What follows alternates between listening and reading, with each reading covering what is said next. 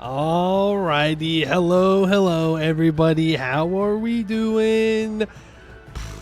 Crazy. We are so back again. 2.0 this time though. I hope that you have all been well. We're doing some Anbennar today. That's right. I've been hibernating. It's during the summertime. The slots are full during hibernating during the winter. Right, the bears, they get to hibernate during the winter time. So I was like, during the summer, I'll hibernate here, and I've been asleep for like a week. True story, real. But we will be getting to it today. Hello, Morton Solace, Supreme Overlord, Tavarna, Vlakod, Funny Scope, Mr. Rutabaga, good to see you. Andy Durr, hello. Had Von Hattington, Emmy Gooman, hello. You're watching for an hour or two, 3 a.m. now. Wow, late night watching. Rakod Stein, hello. Jaus, hello. Modok's hello. Did I miss anybody? Valencia, hello. I think that's it. I think I got everybody. If I missed you, I apologize. Ramatis, I don't think I got you there at the end. Hope you're all doing well. We're going to be playing Beyond Fang today. That is, in fact, who we're going to be playing. A little bit of a less mission tree that we have not played before. And so I figured it'd be a good one.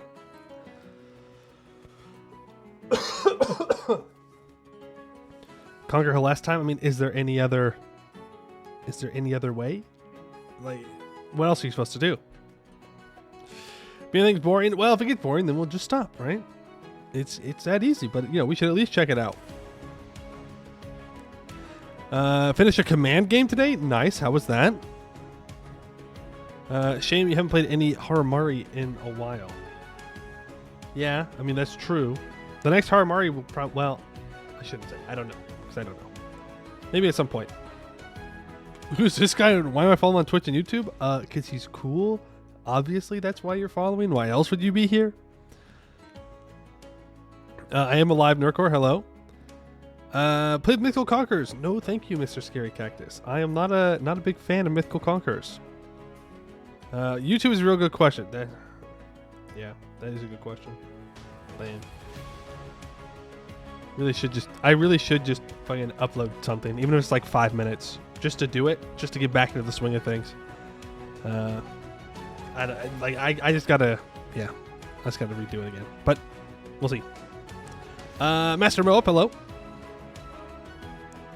Play Mythical Conquerors while not being separated and ocean away from the command. Well, the hope is that we can kill the command early. I don't know how exactly to interact with the Seer Rebellion. Is there like an event that pops up that allows me to intervene in the war? Do I have to ally them to get called into the war? Do I have to give out Condottieri to fight that way? Oh, it's just Condottieri? Oof. Okay.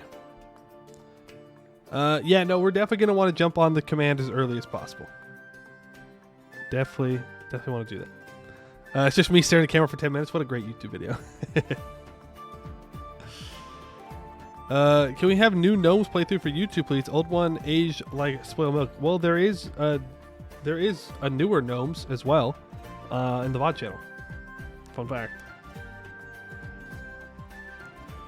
Sea Rebellion is usually for the Shia and Rebel States and Parnavan. You gotta use Condottieri.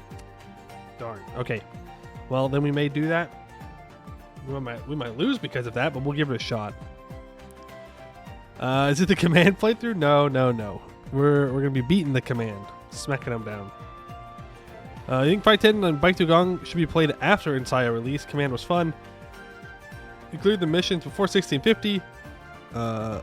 Wu Yunizing is stupid fast after that, but they should let them Wu Yunize the dwarves and centaurs. Interesting. Well, I'm glad you enjoyed it. Ajakuma can help the Seer Revolt as well. Ooh. Do I have plans for the rending? If we get there, sure. Yeah. I mean, we got an idea of what we do. We win, obviously. Get a border with the command and deck them when the rebellion procs. That's a good point. We could do that too. Yeah, I know we have to own all of Hellas, but it wants us to consolidate Yanshen first, doesn't it? Unless you whip out like cat dog. You said the mission tree was good. It was not good. You were crazy when you said that. Actually, nutso. The mission tree went 2 down and it was like conquer Sarhal. Conquer the whole thing. It's not great. What do you mean? This is like, it's like, oh yeah, just conquer it. It's like, oh, okay. You threw hard? No, dog, no. You were straight up wrong about the mission tree. Unless it had some crazy expansion, like in between the missions, it was a bad. It is a placeholder mission tree through and through. I think you are crazy or coping. The initial Beyond Fang Dahui formation requires all of just the Yan subcontinent. Oh, that's it, huh? I just need Yanshen? Oh, that's good. It shouldn't be too bad, though. I mean, it's Yanshen. Once you get the ball rolling, there's no one that can really stop you. So, we'll see. We'll see. But how have you guys been this past... It's been like a week or something? Like a week? Nothing happened this past week, that's for sure. What a boring week this week has been. Do you want to reform? Yeah, I'll be honest with you. I don't like Mandate. I think it's kind of boring. I don't. It's just meh. Sit there, build it up, click button, sit there, build it up, click button, sit there, build it up, click button. American have a moment? Nah, we're fine. We are so chill right now. No problems. First you gotta take all of Sarhal, then you gotta dev every Sarhal province, then you gotta take all Bulwar, and finally probably Hales. Well, you know, Hales is just sitting there. He's just so conquerable. If there's no command. If there's no command. What is Brat? Dog? I don't know. I don't know, man. Alright, look. Some things I pay attention to, some things I don't. I don't know, man. I don't know. I don't know. Okay? I've been focusing more on the like actual political stuff, like analyses and like theorizing and all of what's gonna happen. I don't fucking care about it being Brat Summer or whatever. It's stupid. It's stupid. It's always been stupid. I'm sorry. It's dumb. I don't think it's a great way to run a campaign. But hey, I'm just sitting here. I don't know anything, right? I'm just some dummy. I don't know nothing. You need to use your incredible age to run for president. I would, but I'm not old enough. Ah, yes, me, old enough to run for president. Yes, I can definitely do that. Is it only 2 hours? Well, more of like inter-party stuff, like inside of it. Fallout 4 London released. Oh, it did? I think I saw something about how there was a lot of bugs, but that's all I know. You would vote for me, even though you're not on the same continent? Well, I appreciate that. When I run to be Emperor of the World, at least I know I have your vote, and I appreciate that.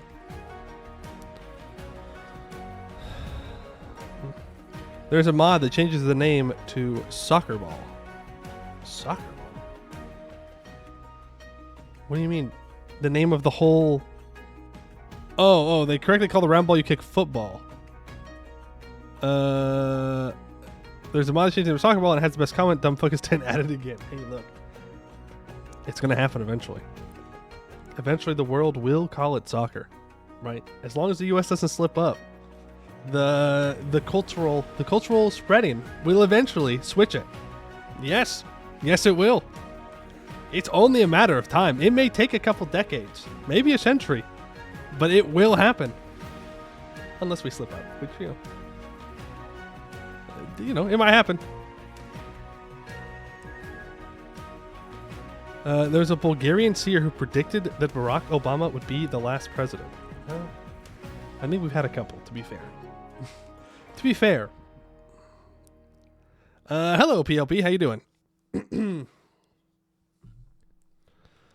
We call it soccer as soon as we adopt imperial system.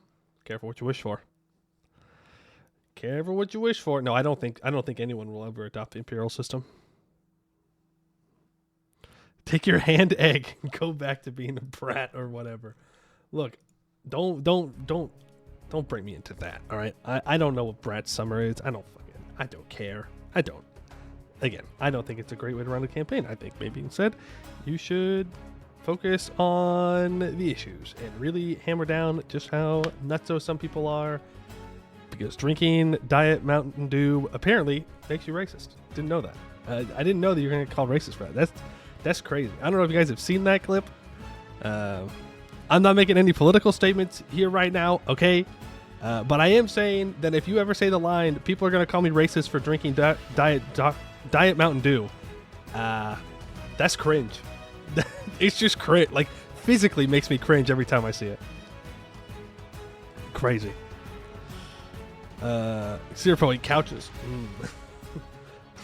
Man, that couch is looking pretty good right now.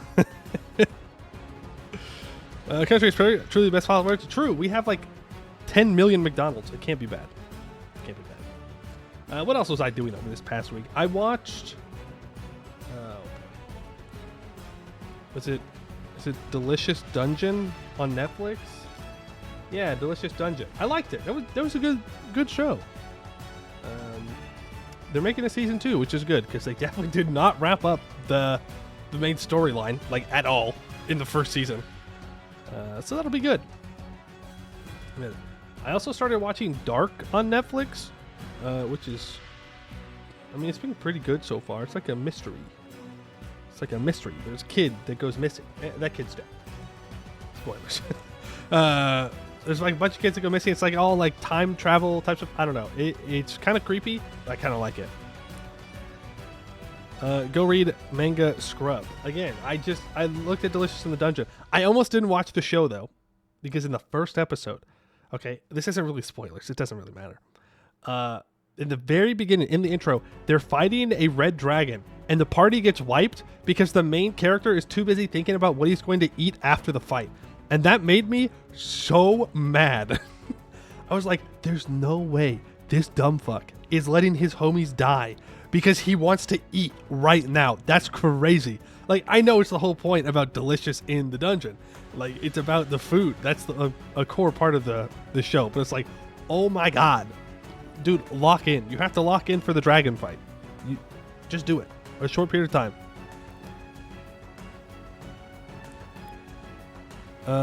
Did you ever see the Delicious Dungeon Pokemon pick? No, I did not.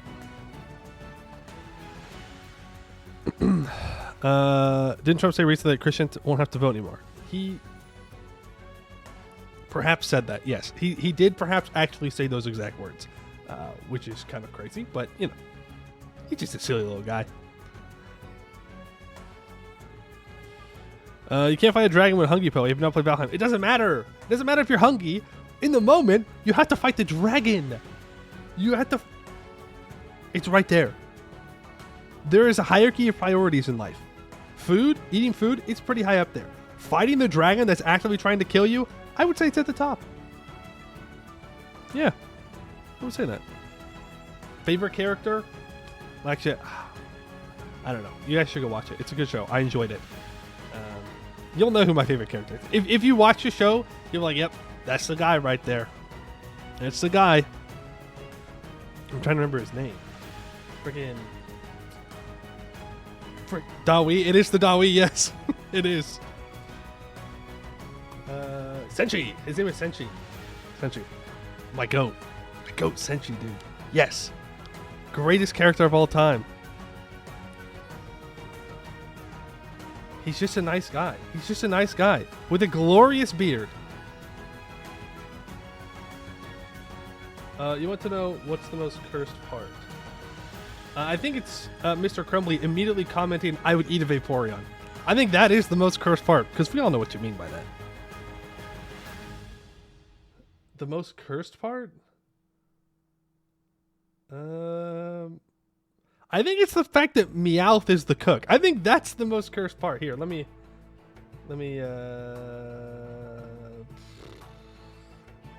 pull this up here. Hold on.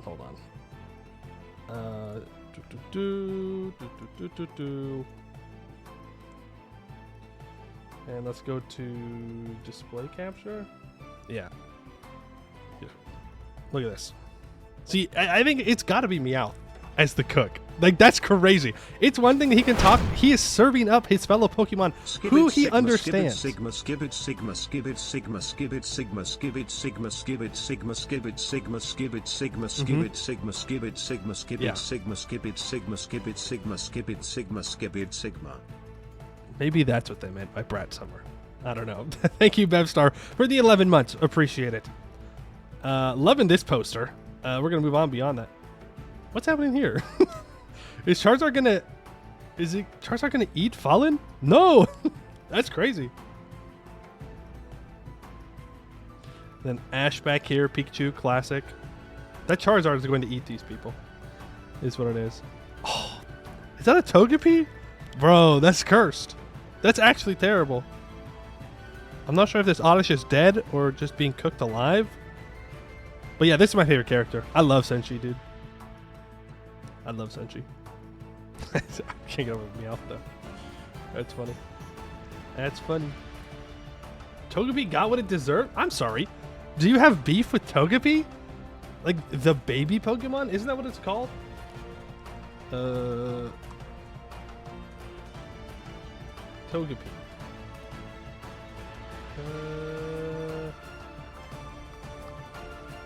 Where do I look and see what it's like? What's known as? It's probably on Cerebi.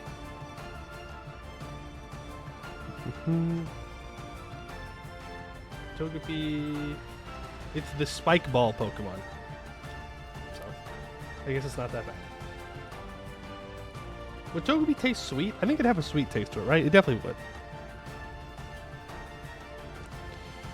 We need to do a Pokemon Smasher pass. I really don't. I don't think we need to sit there watching me go pass, pass, pass, pass, pass. Since I'm not a freak. At least not outwardly, you know? I'm just saying. I'm just saying. You're not you and you're hungry, I guess. Cat eat fish. What's the problem? The problem is Meowth isn't just a cat. He's a Pokemon who can understand other Pokemon.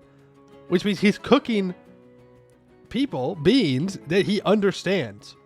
So as they probably beg for their life, he's like, chop, chop, chop. Which is crazy. Eat or not eat? I mean, a lot of Pokemon are just like animals, right? So you can eat most of them. Wonder how Diglets taste? Dirt. Through and through. They just taste like dirt. I can't imagine them tasting like anything else. Do Pokemons eat? And what do they eat? They eat berries. In the anime, they have like Pokemon food, which is, it looks kind of like cat food, but has candy in it. It's like cat food, but complicated. Meowth is part of Team Rocket, who literally steal Pokemon from their homes to enslave them. What's a little cannibalism? I mean, everybody's got their line in the sand, right? I would hope that Meowth's isn't cannibalism. I would hope. Probably other Pokemon / animals. Oh, for sure. Meowth is an undercover Jenny. Wow, that's deep undercover. It's not cannibalism if it isn't a Meowth. That's true. Takes a military and definitely U5. Yeah, I was getting there. And then we talked about politics. And then we talked about eating Pokemon. But again, delicious dungeon. Very good. I liked it. Would recommend. There might be carnivore Pokemon. There are absolutely carnivorous Pokemon. It's just kind of one of those things that they hand wave away. Like, yeah, you know, they eat. What do they eat? Don't worry about it. You can go over them. Okay, anyways. Damn, you guys are fucking crazy. I like the way that combat is looking in EU5. There you go. That's my hot take of the day. It looks good. We still don't, like, we kind of know the connection between resources into units into the combat part of it. I would like to see that all kind of put together in one dev diary. We're going to learn about logistics next week, which is good because I think logistics will really make or break if the military system works well, if it's going to feel very gamey.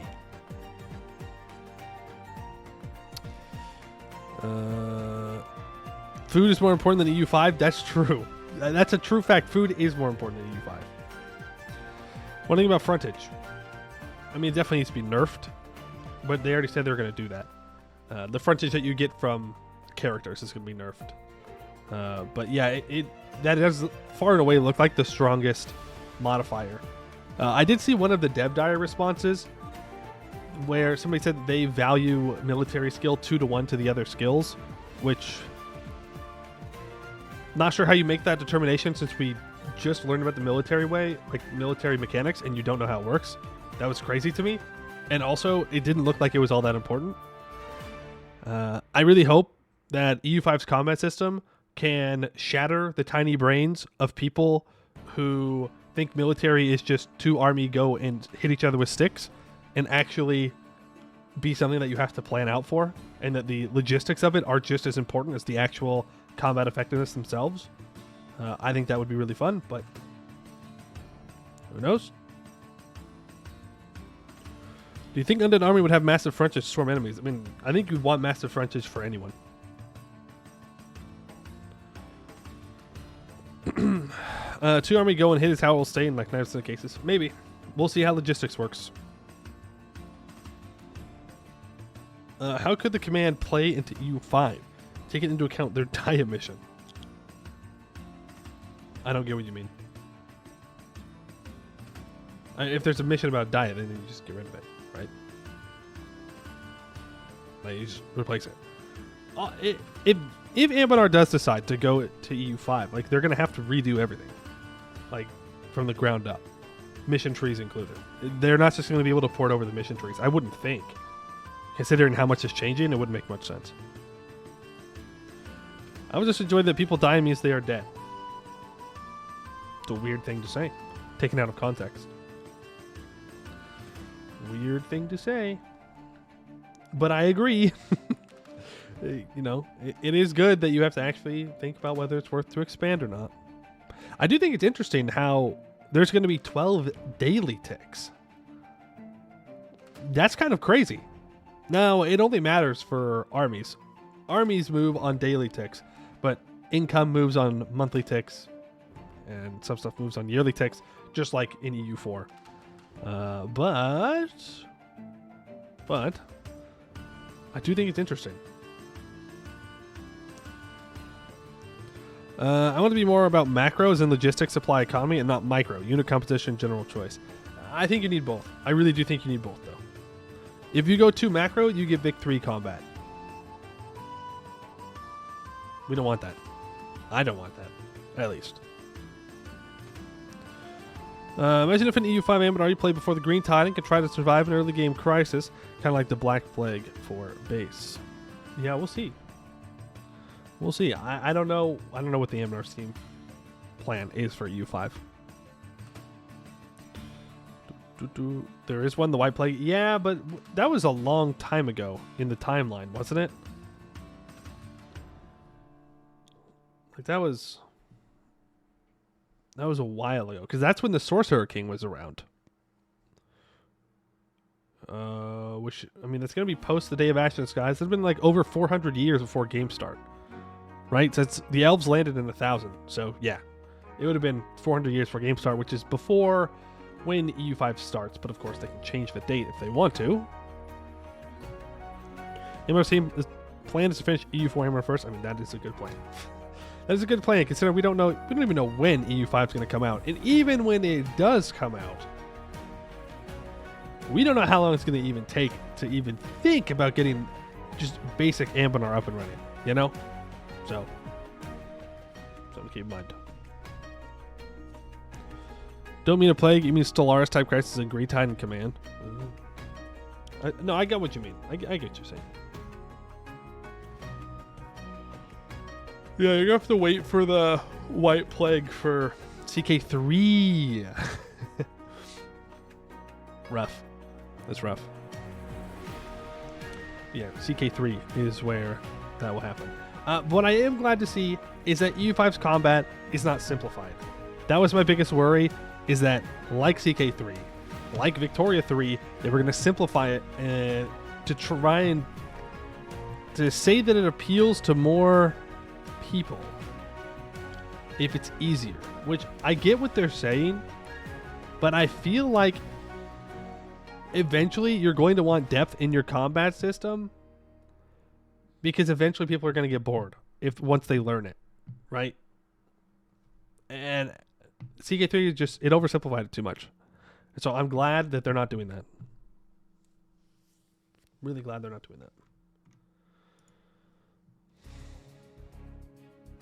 The inn is always in an endgame crisis. Ain't that the truth? Ain't that the truth?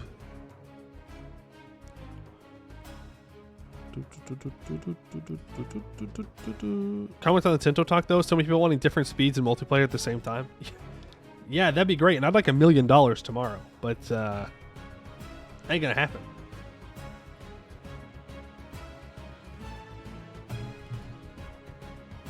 Like, yeah, that'd be great if we could somehow create computers that were able to manipulate time where people can run on different time scales in the game. Yeah, that'd be wonderful. But we're not there, nor even close to that. Nor should we ever, probably. That sounds like a dangerous thing to tap into. We'll see, though. The inn has the pain of dealing with Yin River worship. True. True.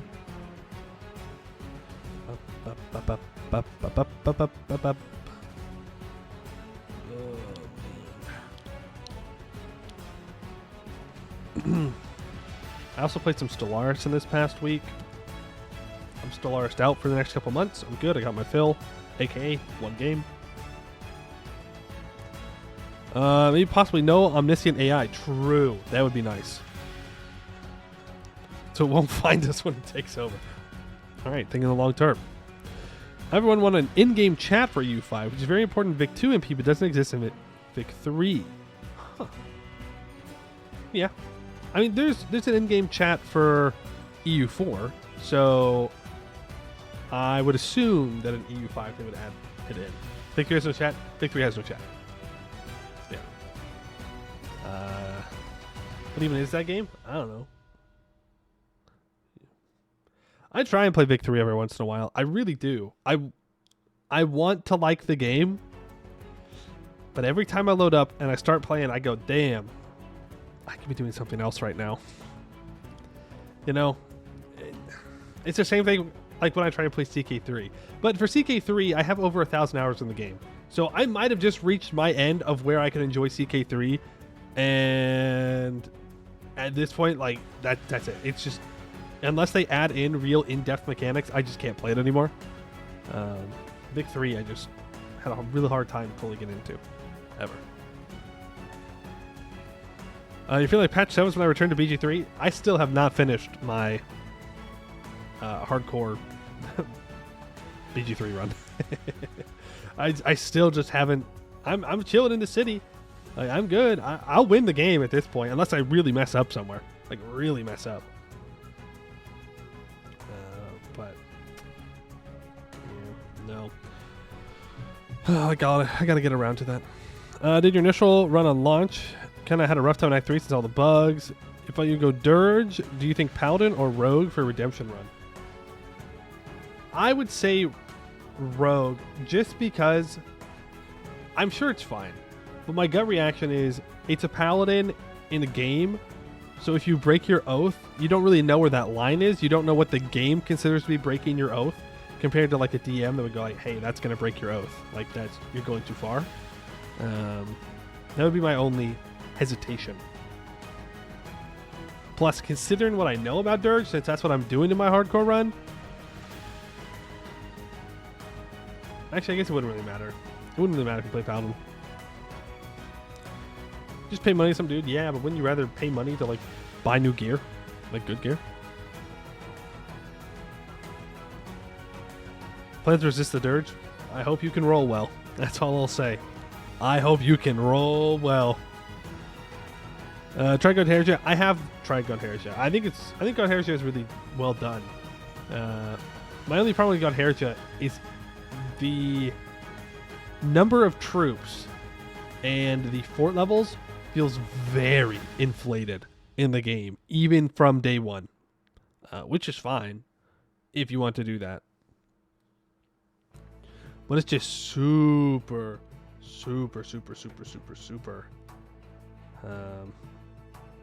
Rough. Like, even from the beginning of the game, like, you find a level 3 fort, that's going to be really low for Gunharsha.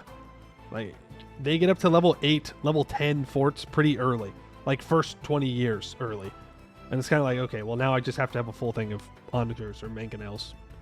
And then you just, like, win? Because since you can siege everything so much faster, they can't really stop you. I don't know. But, I mean, that's just a me thing. You can roll infinite times because you have the ultimate power. Save scum. Oh, so you're a coward, is what you're saying. Fair enough, though. Praying for sieges to be radically different. Yeah, that is one thing that was left off the combat, wasn't it? That was one thing that left off the U5 combat. We know nothing about sieges. I would assume maybe they're going to talk about that with the logistics side of things. They will be next week? Okay. Well, then we'll see. We also, today, we got a picture of the Holy Roman Empire. Let me tell you what. There's a lot of little guys in there. It's got a lot of nations in there. Mm-hmm. It's true. Today, was it yesterday? It was yesterday. Is it Friday? Was it yesterday? It was yesterday. Dude, all days are the same. Okay, you think I'm fucking... You think I know Friday from Saturday and Saturday from Thursday? No. Not a single chance. Who is this man and what has he done with my poi? Hello, Beef Man. Thank you for the 18 months. How's it going? What do you mean what's he done with your poi? I'm right here. Well shaven, baby. I got a baby face. But, still here. Voltaire's Nightmare level and not quite. It's not Voltaire's Nightmare. I don't think so. But let's have over 350 countries. This is true. It's getting there. But yay, that's great. You know? Your city is a country? Congratulations. Huge. Huge. My city does not deserve to be a country. Oh. Okay. Well, I don't know why. I don't know why you'd say that. I think you should be happy that you get representation. Because I'll tell you this, my city sure the hell won't be. There's a chance, a very small chance, depending on how granular they go with Native American tribes, that the place I live will be on the map. But it was a very small tribe. So, like, compared to ones you may know about. So I really don't think it'll be there, but maybe. It's not Voltaire's Nightmare. There's 350 countries. There's got to be more than 350 countries in the Voltaire's Nightmare mod, though, right? I mean, like, I've played it. It's also really easy. Fun fact. Sorry. Voltaire's Nightmare mod be like, oh, you can have 5 troops now. You won the game. Just stay away from Tyrol and Bohemia, and you win the game. Nobody else can possibly contest you. So that's cool. The 70k pop. Nowadays, it's 500k pop. Wow, big growth. Especially considering it's probably going to get rolled by the Black Death. And you're going to lose a lot of pops. I would love to see a map. And I don't know if they'd even be willing to do this. Maybe later on in the development they will be. Where we see a country's population at the start of the game. And then what the population looks like after the Black Death. I kind of want to see what that's going to look like. More just curiosity than anything else. Your city is a barony in CK3. Nice. Nice. I wonder how strong you will be if you conquer all 357 countries in the HRE. I would hope you'd be very strong. I would love to see a map of me right now. Okay. Hold your horses. Your EU5 countries a theocracy? There's a lot of jokes I can make right now. A lot of jokes I can make right now. I'm just saying, it looks like, you know, my nation Stellaris might be a theocracy too. Who knows? I mean, it could happen. Because the bishop owned the place still 200 years ago. Average European problem. Becoming an American problem. But average European historical problem.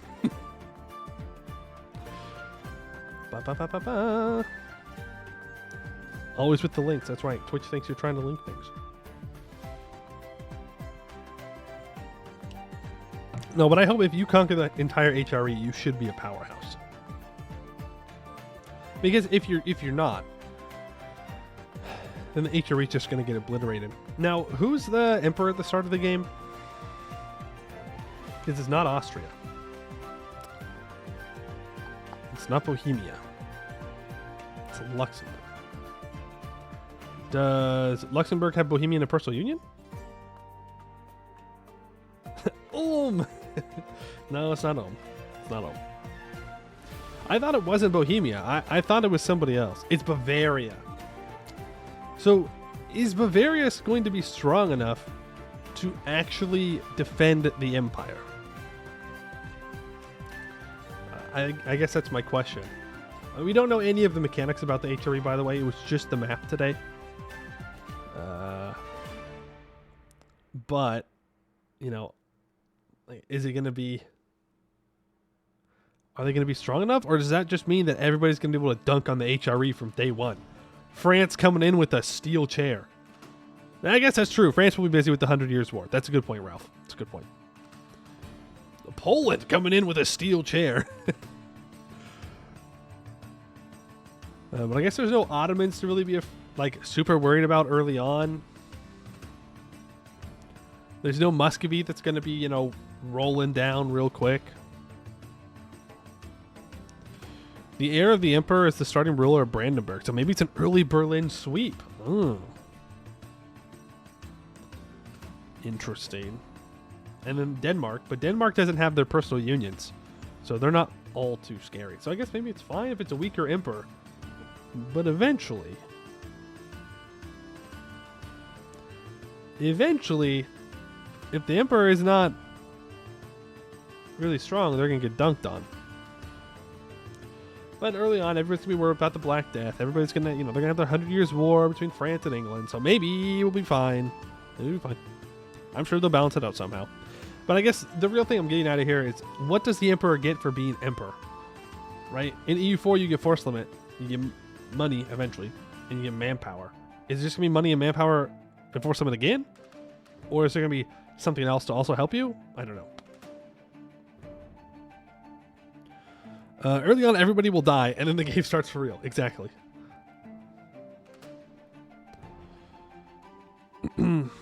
I'm curious how Poland, Lithuania forming the PLC will work. Don't know. It's a good question. 100 years per kick-ass. I do wonder exactly how they're going to do the 100 Years' War.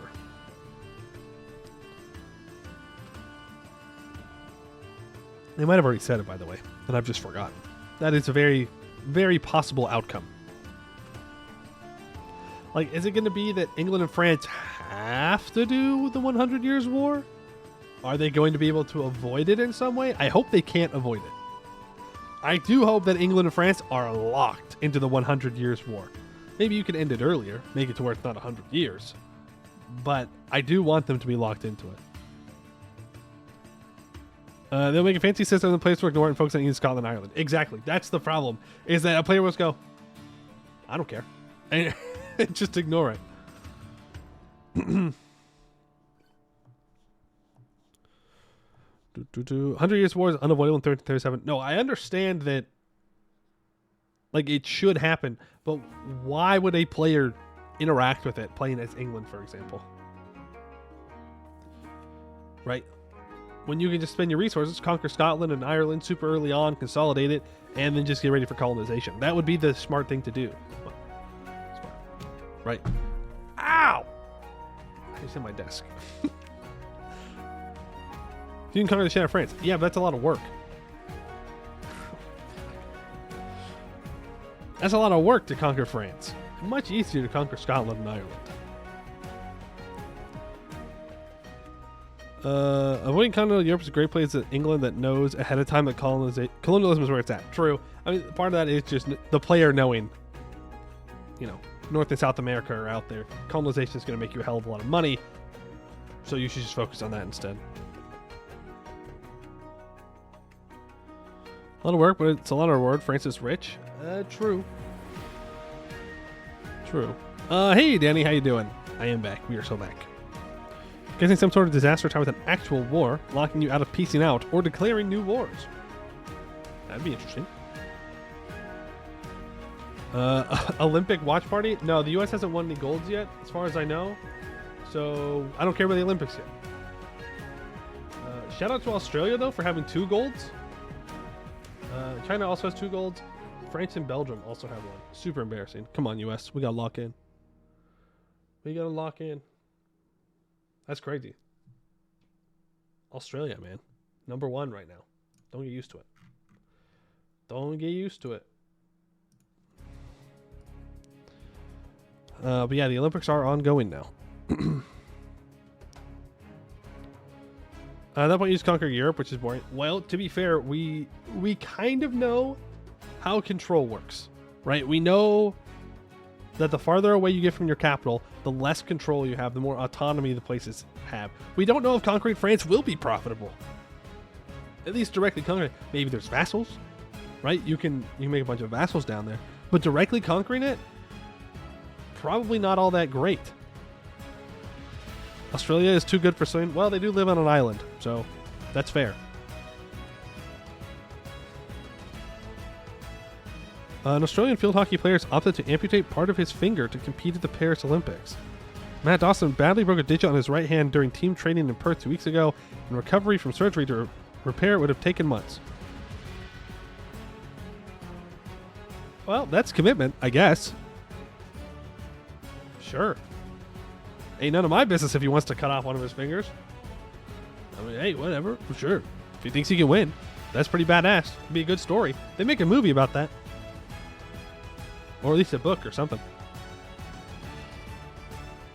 One of the cool notes, so at the start of the game, Sweden has more levees than Poland, even though Poland has much more pop, because 60% of Sweden's pops is on the river next to the capital, while Poland has no roads.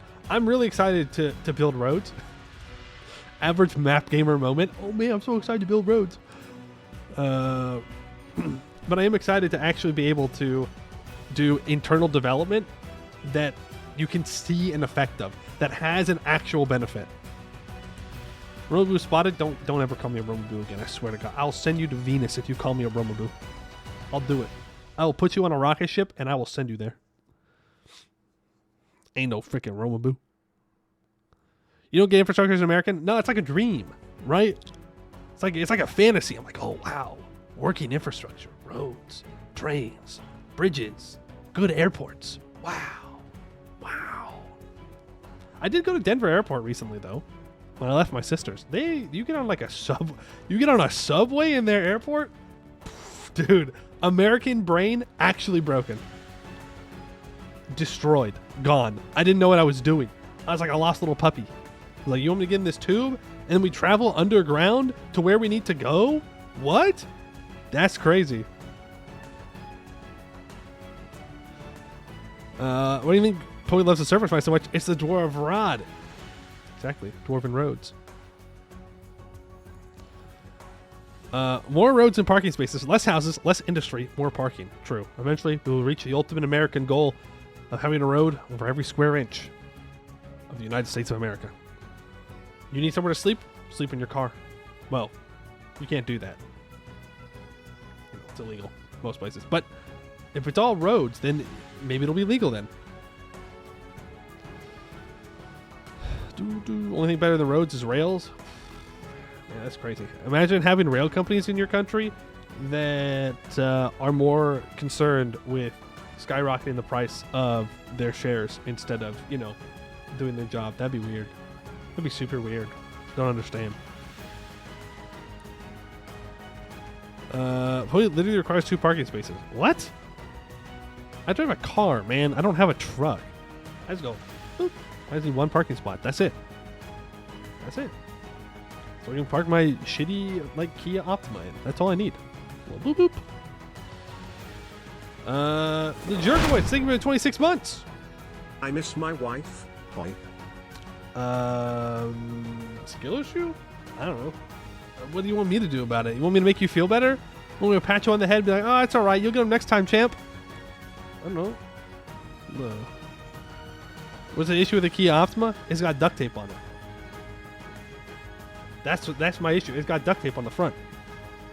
Because back in high school, my sister was driving it and slammed the front of it into a truck. So now it's held together with duct tape. Huge. I think it's the job done. Got to replace it every once in a while, but other than that, I mean, it still runs, and the color matches pretty well. So it's not even, it's that visible. You can definitely tell.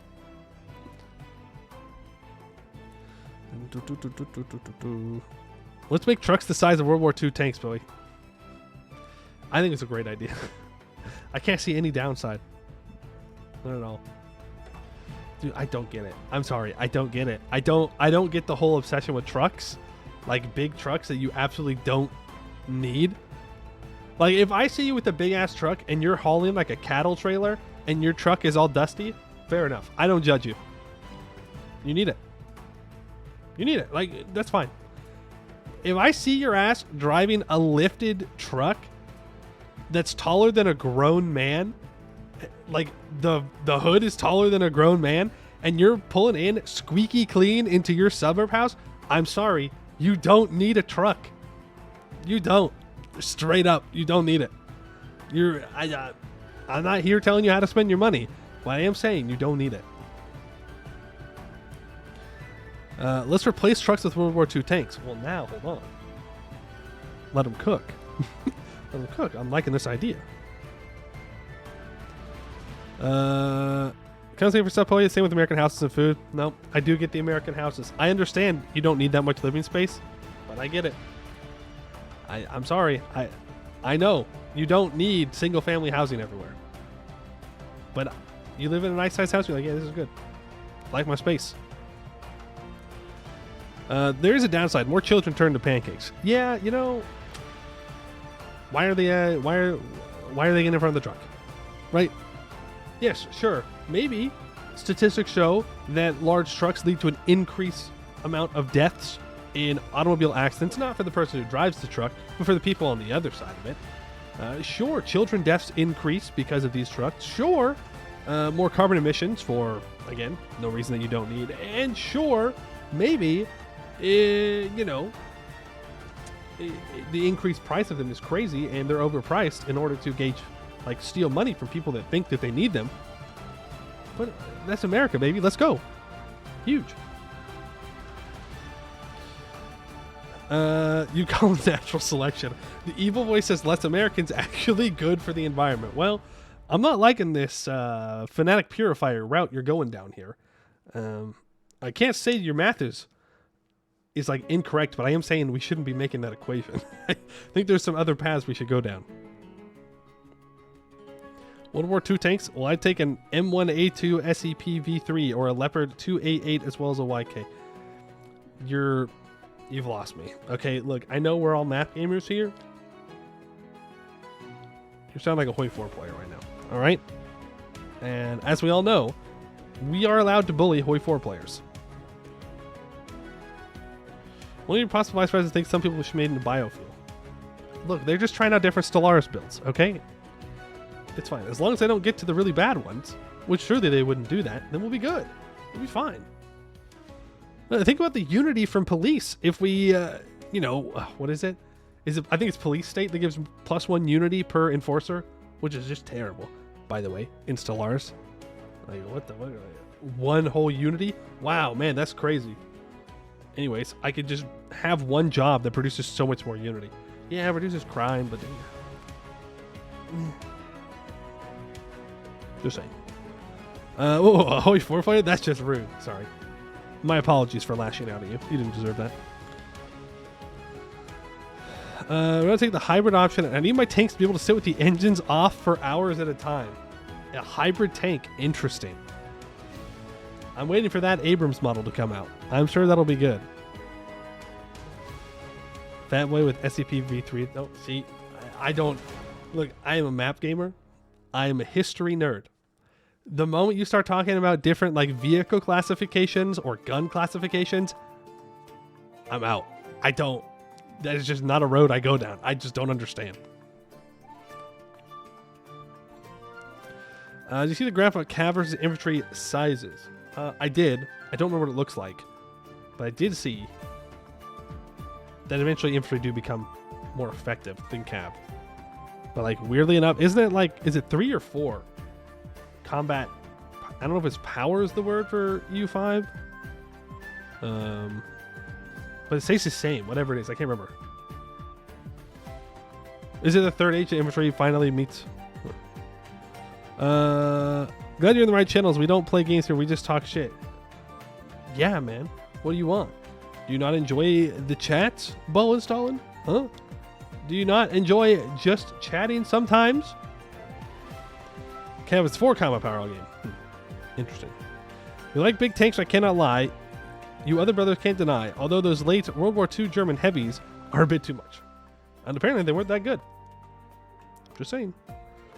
Anybody that comes at me saying things like, oh, well, the Nazis had the better equipment. They lost. Couldn't be that good. I'm just saying.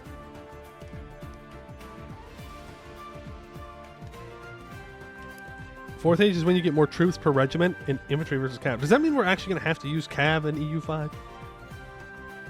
Am I actually going to have to build cavalry? Italy had the best tanks. I can't argue. I don't know. I don't know, and I think that makes me a better person. I don't know anything about any kind of differences between tanks. But I think the Italians, didn't they have small tanks? Wasn't that their thing? They had like little tiny tanks? I don't know. So the Germany map, Lacento talk, and you hate it? Why? Why do you hate it? It's glorious. It's glorious. It's so much more in depth. Wouldn't it be great if the entire world looked like that? No, it wouldn't. But I do like seeing the HRE very broken up. Let's make an army that requires lots of oil, as our country is incredibly rich in lack of oil. Huge. Big brain. Cav should actually be better than they are. In EU4, yeah. But we'll see for EU5. It does look like they're going to be useful. Wonder how long it takes for Paradox to add content to the rest of the world that isn't Europe. I assume we'll get some stuff for... I would assume there's going to be at least some stuff for Japan. The rest of it, though, probably DLCs. For real in-depth mechanics, I would assume it's going to be DLCs. In fact, Japan probably will be, too. But I don't know. I don't know their internal numbers about where people play when they do play outside of Europe. My gut reaction is that people would play in Japan. Weebs. You know how it is. You viewers, some of you viewers know exactly what I mean when I say weebs. But I don't know. EU5 will cost at the 3,000 USD, just like EU4. Yeah. Hey, hey, they need it. Paradox is not doing too hot right now. They made a lot of money last year, but I think now we're up to 3 or 4 releases in a row that have either been disastrous or canceled. Since they canceled Life by You, Life for You, the Sims that got canceled. So they would really like to have they would really like their next game to be very successful. I don't know if that next game is EU5, but I hope that the struggles with the other games do not push them to release EU5 too early. That would be very sad. You're back. I am back, Duker's mom. We are so back. Heard that they should have the same amount of content that releases EU4, though I don't know how true that is. Yeah, I don't know. We'll see. I hope so. That'd be great. I would love to see that be the truth. We'll have to wait and see.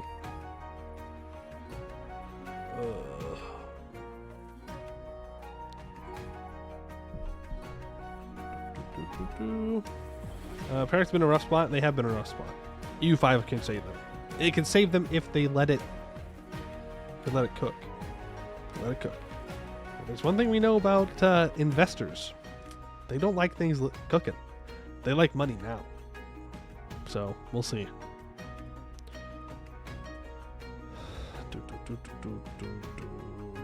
Apparently the table posted on Discord has effectiveness too.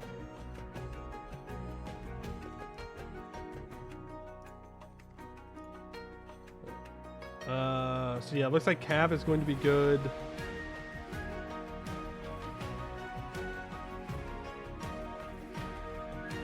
Yeah, and the Reformation Cav's going to fall off. Well, it's going to be even with infantry. Yeah, I don't know. It looks like it looks like Cav is going to be more important, from what I'm understanding. Question is always if it's too expensive. That is the question, isn't it? Is it too expensive? Do you have access to the resources to have good Cav? What we don't really know what the troops themselves look like, though, right? We know that there are horse archers. That's been talked about before, but we don't really know what the individual troops are going to be like. We don't know if it's going to be like an EU4 where everyone has different regional troops. We don't know if it's just going to be general troops that you can build into if you want to.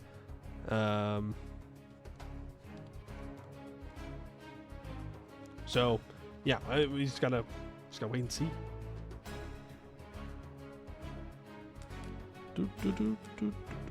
Also, you need horses in your market to even research it. I mean, that does track, though. You do need horses to have cavalry. Well, I'm sure that there will be exceptions for elephant cav for cultures that use it. Are the troops going to be based on cultures? I don't even know. Simply have all the horses so no one else can have them. That is one way to go about it. I will give you that. Camel cab, Ellie cab, seahorse cab, and bear cab. Okay, well, you had me in the first two. I'm interested to know what you mean by seahorse cab. I understand bear cab. I don't think it's going to be in, but I understand what you're saying. When you say seahorse cab, you're talking like seahorse the animal, right? You're not trying to like slip in like a water horse type thing. Also, terrain buddy, I did see that.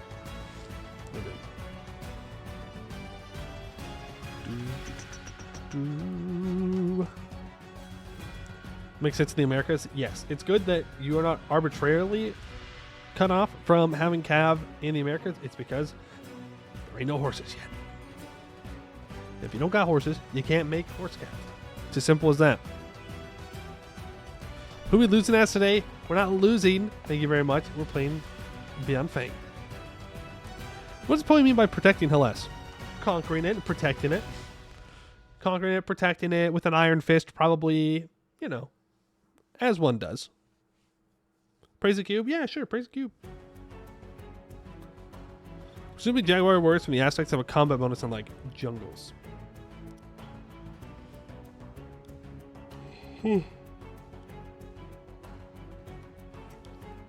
Here's my hot take. I'm not the biggest fan of units having bonuses in certain types of terrain. I get it though. From a gameplay stance. I understand that it would make the game more fun. But like, why not? Okay. Let's say the Aztecs pop off. And they conquer all of North America. Whole damn thing. It's all Aztec. And they recruit a Jaguar warrior. And that manpower comes out of Pennsylvania. Right? State happens to be on my mind recently. Random. Right? Why would those troops get a bonus in jungle combat just because it comes from the nation? Again, I'm not saying it's a bad thing to have it in. It's very, very gamey, which is fine because it's a video game. I just don't like it all too much. It's not like something I have a problem with, but culture troops need to be recruited from that culture. Okay. I mean, if you conquer all of North America, then surely you're going to have some Aztecs in Pennsylvania. Also, I think you're making an assumption that different kinds of troops can be recruited from different cultures. I don't think that's been confirmed. Like, that's more of the Imperator way of doing levies, but I don't think they've confirmed that you get different cultural troops based on cultures within your country to recruit from. How's it going? Hey, Bob, thank you for the 25 months. Appreciate that. How's it going? Pretty good. Makes sense, though. Wings and stars or cav in general will probably struggle a bit in mountains compared to plains. Right, again. I understand that. I just feel like it's very gamey. Again, I don't really care. Like, it's not like something that I'm like, oh man, how dare they do this? It's just, I wouldn't put it in. Project Caesar? Yeah. Have they covered how culture conversion works? No. There is no culture in Pennsylvania? That's not true. They got the Liberty Bell.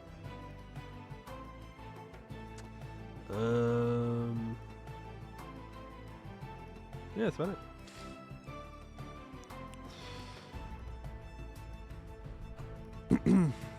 Really depends. Like, was the Pennsylvania taken over a training center in South Carolina and trained by former Jaguar warriors and the doctor of the Aztec military? I don't know. Okay, it doesn't go that deep. Come on. There are Pennsylvanians in Pennsylvania. Whoa, that's crazy. Topical Liberty Bell? Nope, just brought it up randomly. They have coal mining in western half? Yes. There's a lot of mining in western Pennsylvania.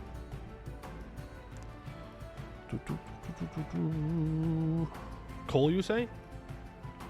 Yes. They do a lot of mining in western Pennsylvania. I believe there's oil as well. No, don't quote me on that, but I'm pretty sure there is. Also Amish. Apparently there's a lot of Amish people in Pennsylvania. I don't know if that's true. I've only been to Pennsylvania once. No, twice. Been to Pennsylvania twice.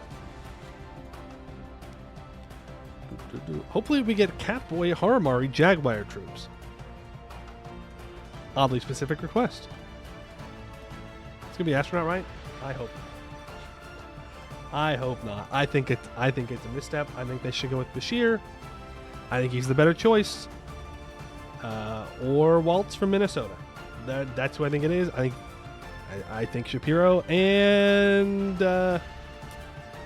what's his face out of Arizona. Kelly. I think those are mistakes. But an astronaut, not gonna win you. Not gonna win the election. Cool. You know what's even cooler about him? He's a twin. And his twin also went to space. That's fucking sick. That's cool. I don't think that makes him a good vice president pick. VP Biden running back. That is the funniest choice they could make. The funniest choice to be like, oh yeah, we're gonna make Biden the vice president. Dude, memes forever. The eternal meme. Ugh. How many death horse with the command today? Hopefully, one. Hopefully just one. We can dot the area out, and we win. But we'll see.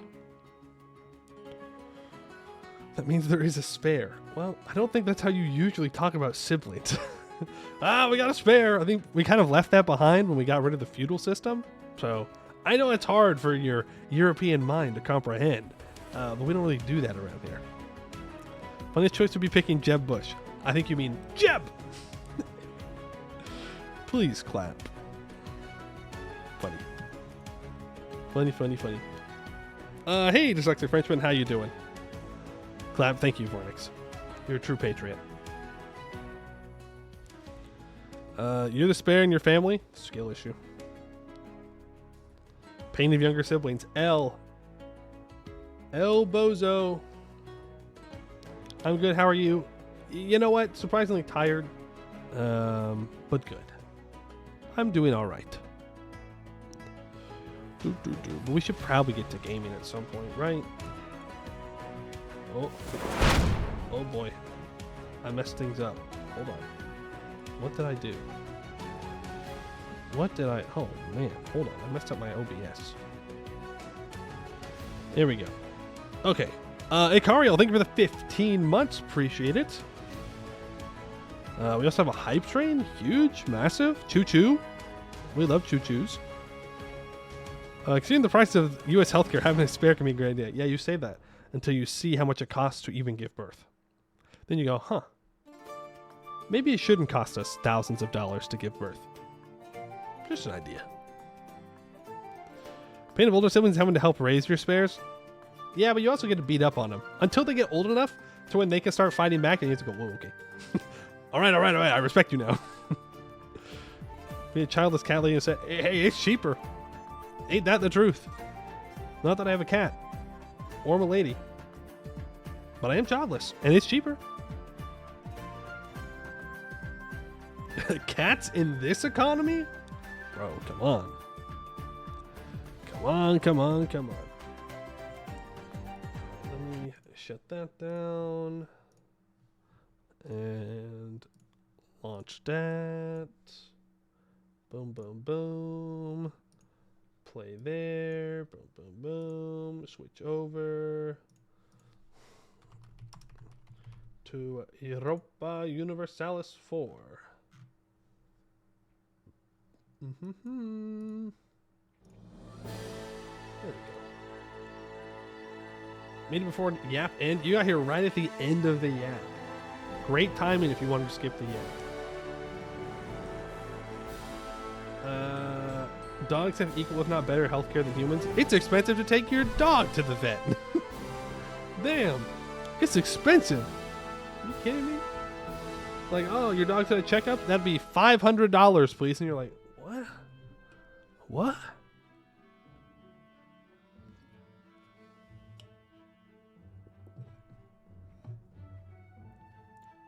You had to pay $8K for your dog's surgery? Oof. Difference, if your dog broke, they don't get denied. True. You just go into debt to a vet. Yay. Woohoo. Another place to go into debt. Don't we all love going into debt? Who doesn't love going into debt, you know? I think it's a great idea. Debt maxing. I had to pay $4K for my dog's series. Didn't have it? Oof. Vet will definitely break your kneecaps for the dog debt. Yes, they will. They will do that. Who was a good boy? Rip. Ow! God! Hit my fucking elbow now. Dude, I am fighting my desk and I'm losing. Oh my god. I slammed it in my desk. Workers about having too much money. True. We're falling apart. Let me tell you what though. I'm gonna take this desk down with me. If I'm going down, I'm not dying alone. The desk is going. I got a game screen. It should be on the right game capture, right? Yeah. Yep, here we go. Too bad the desk isn't made of drywall. Well, I don't think that'd be a very effective desk, but it would make it easier to punch through. Alright, so we are going to be playing as Bian Feng today over here in Hellas. We do start off in a pretty good position. We are one of the strongest tags at start in Hellas, but we do have the command over here that is going to cause lots of issues. I think the plan is going to be to chill out as Bian Feng and then rent Condottieri out to the Seer Rebellion when it fires up. So we want to make sure that we can actually help them out. Though I don't know how long it takes for the Seer Rebellion to actually go. But we'll see. That is the plan, though, is to try and help Seer in the Independence War against the Command. And if we can do that, then the Command will shatter and it will make our run much less painful. Amazon 1446? Okay, gotcha. Tyranny or Benevolence? I don't know. We'll find out. Let's go ahead and get loaded on up here. It is no longer a big rebel stack. No, the nation becomes independent and starts an independence war. Imbues Shiyun to take some free aid for land. Okay. Oh boy. There's a lot of stuff here.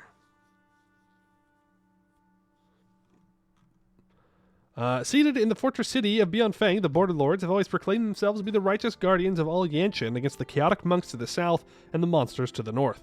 The pampered eunuch rulers of the east have always regarded them as mere authoritarian brigands running the protection racket on the upper Yanhe.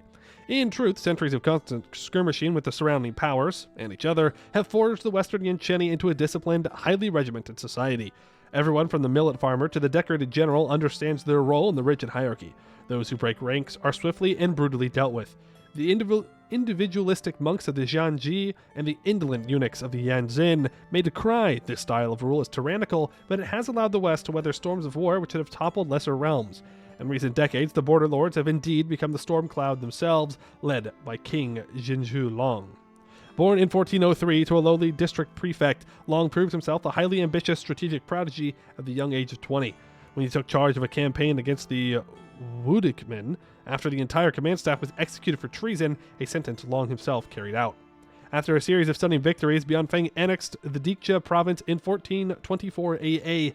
Delighted with his wild success, the Duke promoted Long to Marshal, the youngest ever to hold that office. Long followed his triumph with campaigns against the Vermilion throne of Zhu Jut, taking the provinces of Tunapian and Zhan. Dude, come on. That one's not fair. Zhanjiao. That's my best guess. In 1424, earning the epithet of the White Dragon of the West after he set the Zhujiat force aflame. His star rose even further in 1430 when the childless duke named Long heir as he lay on his deathbed. In his coronation address to the assembled marshals of Bianfeng, he articulated his vision for the realm. To fulfill its role as guardian of Yanshen, Bianfeng must follow the example of Haramar and Jaher and unite Yanshen under one banner, one ruler, one law, one land. To allow Yanshen to be divided and misruled by the eunuchs or outright conquered by the growing terror of the command was unacceptable. No mere duke could accomplish this. With the thunderous applause of the marshals, the Jinzhu Long proclaimed himself king of Bianfeng. He quickly set about this great work with diplomatic guile and strategic brilliance. Later that year, he propped up the Ji dynasty in the Xian Civil War, creating two weak opponents out of one strong one. In 1435 AA, he partitioned the city-state of Chatzin with the eternal court of Jinqi. He allied with Saishang in a joint conquest of Lam 1 in 1438, only to promptly crush their armies and seize both realms for Bianfeng in 1439. Chanting "Storm, storm, storm," the king's forces routed the army after army after army in cascades of crossbow bolts and cannon fire. As 1444 draws to a close, the storm cloud of Bianfeng is poised to roll over the land in all directions. From the Tiger Fort of Hubao to the great temples of Tianlu, all shall know the iron discipline and fearsome thunder of the White Dragon. We are high philosophy, so we're minus 20% stab cost modifier and 10% reform. And yeah. Do we need Great Conquerors? Yeah, we'll just delay them though.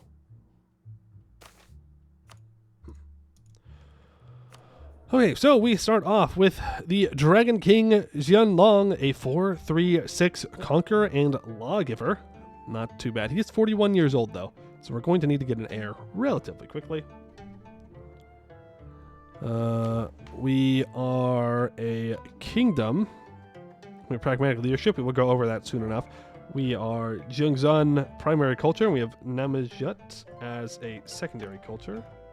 Ooh, we definitely want to conquer this guy then, because that is a lot of culture that we already have. Accepted. We are human admin, so minus 2.5% all power cost, minus 25% culture cost conversion, and human military gets 5% morale of armies and navies. Do we have a unique tier 1 reform? We do not. It's just autocracy. Okay. Jinqi, Anjiang, and Verkal Ozvar have rivaled us. We do make 232. We're tech 3. Ideas, we start off with minus 10% infantry cost and 10% infantry combat ability. Eventually we'll get 5% discipline. We have plus 50% army drill gain, minus 10% core creation cost, 20% caravan power, minus 25% cost reducing war exhaustion, minus 20% harsh treatment cost, minus 10% general cost, minus 5% miltech cost, minus 1% prestige decay, plus 10 max absolutism, and, as I said, 5% discipline. We do have missions. We have a bunch of decisions in Imperial Yanshen. If we are admin tech 7, and we have 50 provinces in the Yanshen super region, then we have to own Tianlu as well. Then we can form Dahui, which is pretty nice. Though we will be known as Zhaoming instead of Dahui. There's the Golden Highway stuff, and we have the current tyrant level. We're currently seen as pragmatic rulers. So this is our different tyrant level. I'm not sure how it goes up or down. Right now we're in the center, which gives minus 10% advisor cost, minus 0.05 monthly autonomy, and plus 1 yearly absolutism. If we go full ruthless tyranny, we get plus 2 national unrest, 5% discipline, and minus 10% province war score cost. If we go benevolent rule, we get minus 1 national unrest, plus 0.05 monthly autonomy, and minus 5 years of separatism. I don't really want benevolent rule.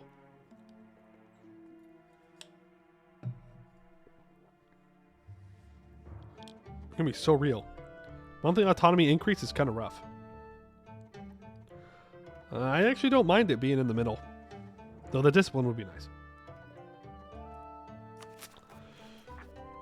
Nothing crazy here.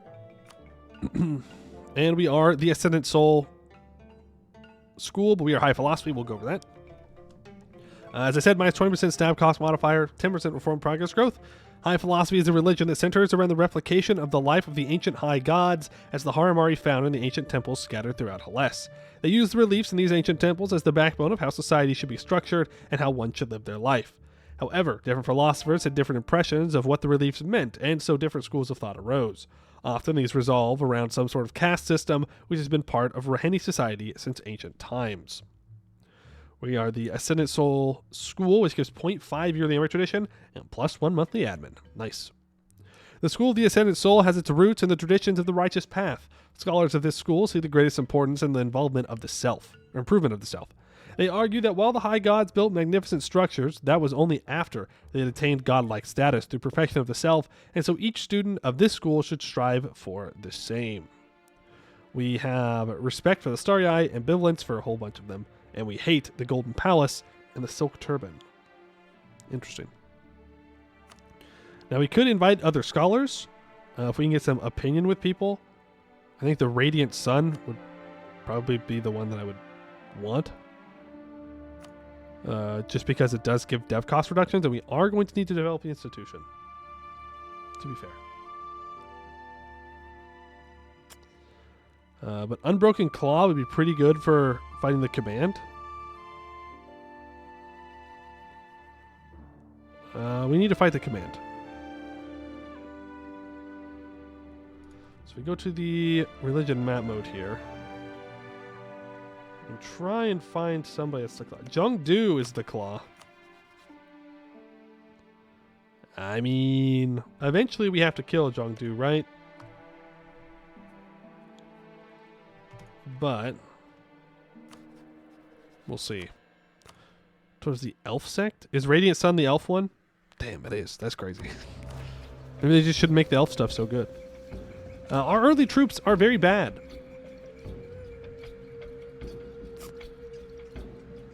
They're super bad. They're super bad. All our troops are bad. The infantry's bad. The cavalry's bad. Everything's bad.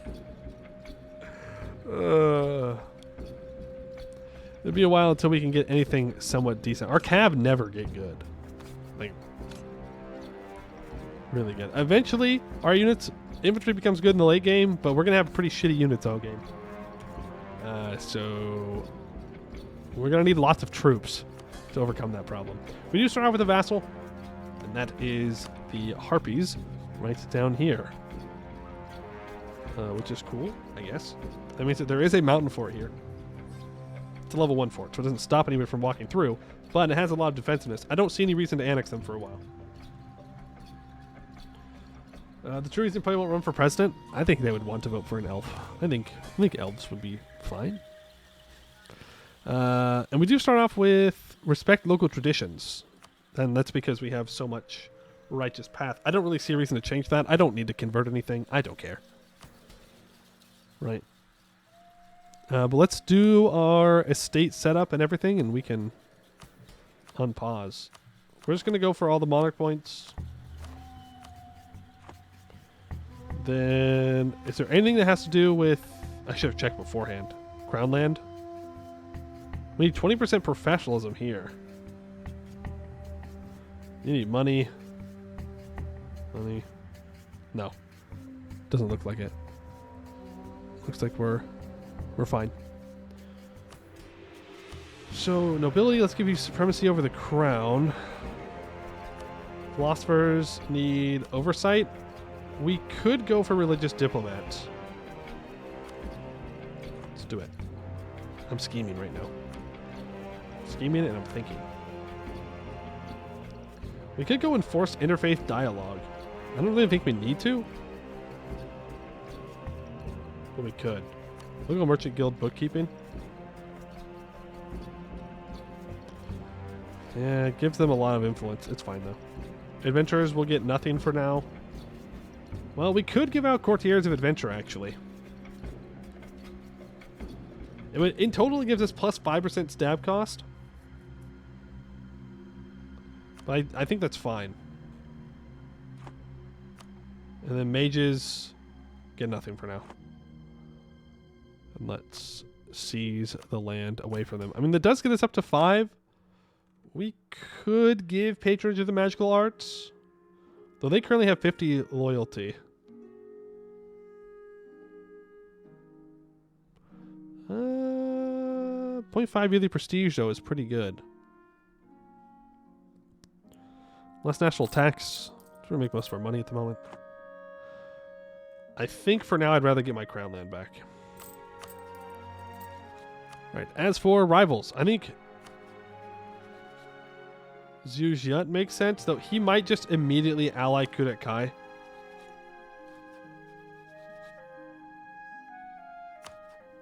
That's the problem.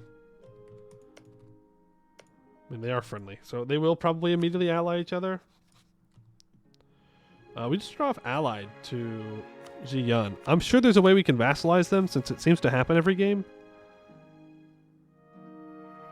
Will they just accept vassalization? No. We can get trust with them.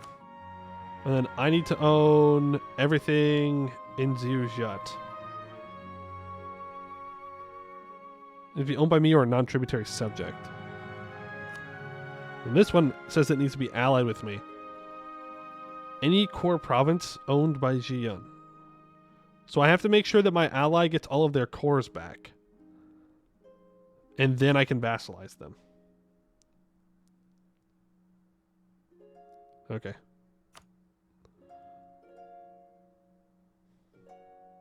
Sure.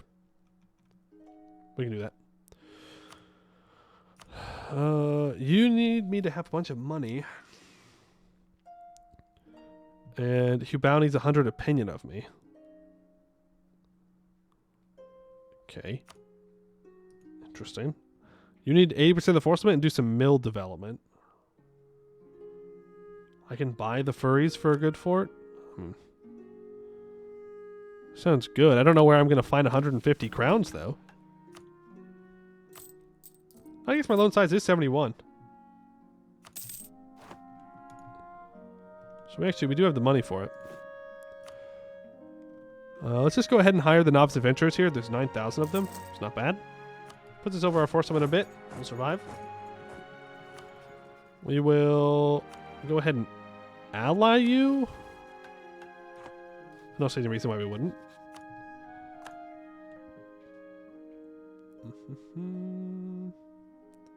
Should have sold Crown Land. I don't have 10%. If you're saying I should have sold Crown Land instead of taking the Monarch points, I don't think it's worth it. It starts Tianlu decking 510, you vassalize them, feeding Xinyu Tianlu proper for 0 AE, then clicking the button. That's a lot of thinking though.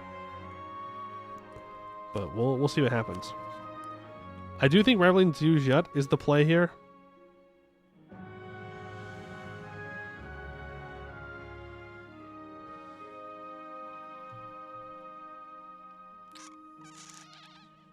We could rival Jinki.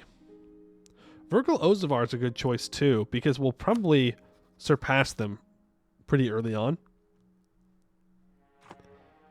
So that kind of feels free. And then...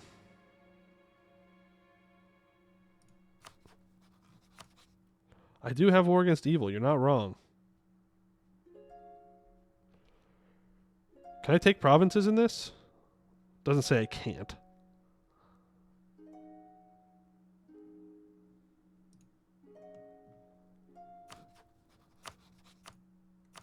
Let's go Jinki. It's level 1 fort. They do have a level 2 hills fort here, and they do have a vassal. We can go for that. Really, I would love to be friendly with Newton Sarai. They're gonna rival me though early on, so it's not gonna work.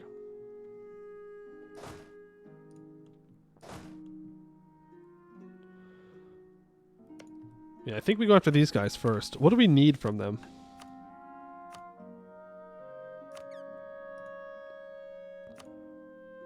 I mean, it would give us permanent claims if I do some development. I don't think it's worth spending the mill points, though. Do we want Mirage to collapse or become strong? I'd like them to remain strong enough to contest Buvari, but weak enough to where we can beat them. That's my hope. Oh, speaking of Raj. My hope is to ally them. That's why I took religious diplomats.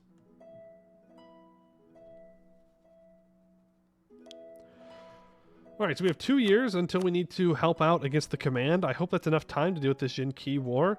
If Zhu Jut does not ally Kudet Kai in a month, we're going to go after Zhu Jut instead.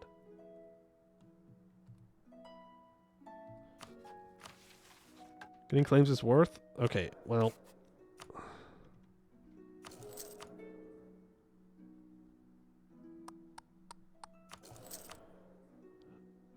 let's do that. Okay. We're all good and happy with that one. And then 6 owned provinces have 4 mildev.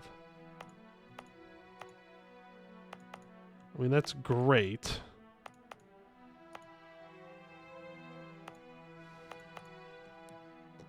There's nowhere super cheap to do. I mean, Lam 1 can be developed, right?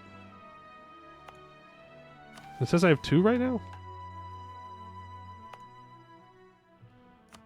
Okay, well, let's encourage development.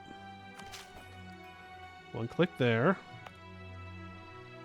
It's 41. Where else is there going to be 3 mildev? Nowhere. It's just 2 now. The tyrants of the Yan. Our way of rule is strange to most Yan. The monks to our west, the decadent eunuchs down the river, the benevolent kings to the southeast. They all call us one thing: tyrants. Our administration is efficient, our armies unmatched, and dissent is not tolerated.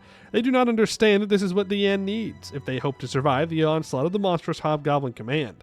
Yanshen needs an iron fist, unification, and firm rule. However, alien our rule may be to the locals, we must ensure their loyalty one way or another. An iron fist Yanshen shall have, but shall it wear a silken glove, or will it crush all dissent ruthlessly underneath? Tyrants we may be, but only time will tell how the people will perceive our rule. Our actions and decisions will reflect on our own monarch's reign. It is perceived by our subjects. This may have consequences in the future.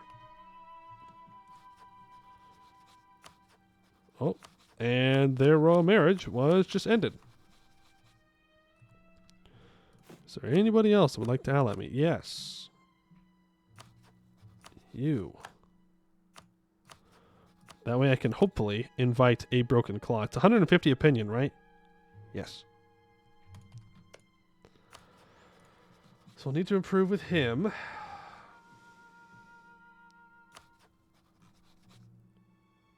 I doubt he's going to come onto our side, but we'll see. We'll see.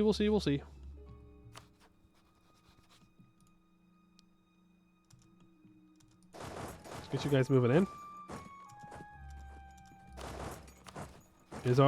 We do not have a general. Let me get one from the nobility here.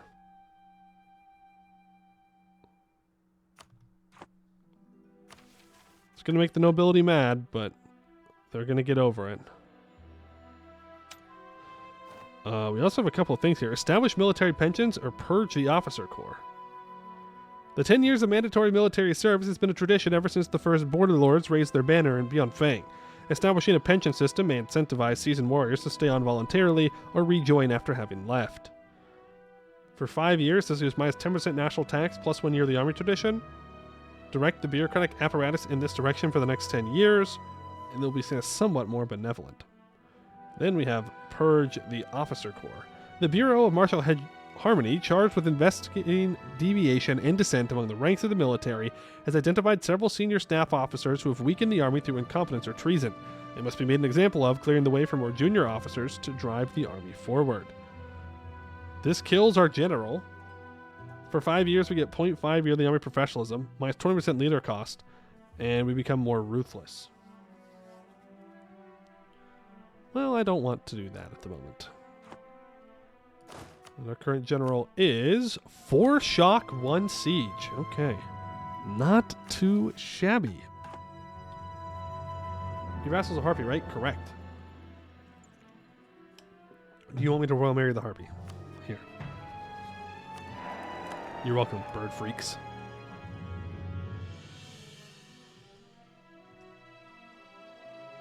Okay, so Zhuzhat allies Jiang Lucy. My throat is super dry today. I'm improving. No, I'm not improving with these guys. Was it 100 opinion?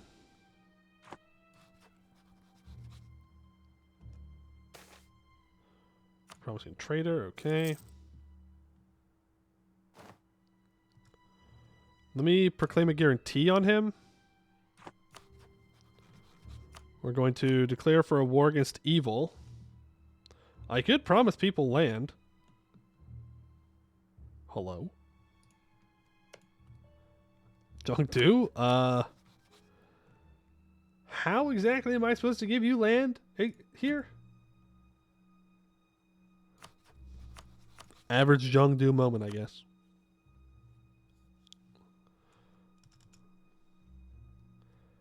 Need a solid forward line against the command if rebellion fails. I suggest vaulting some hills from the Shia. Yeah. Don't worry, we will.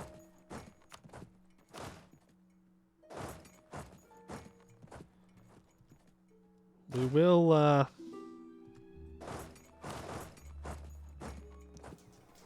okay. Yeah, how'd that go, dumbass? Alright, yeah, sure, man. I love throwing. Yo, chat tells me I throw all the time. Not like that, though. That was crazy.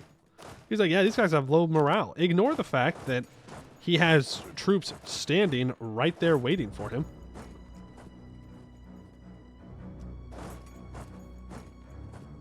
Like, yeah, you have 3,000 troops. This is true. I have no general. This is also true.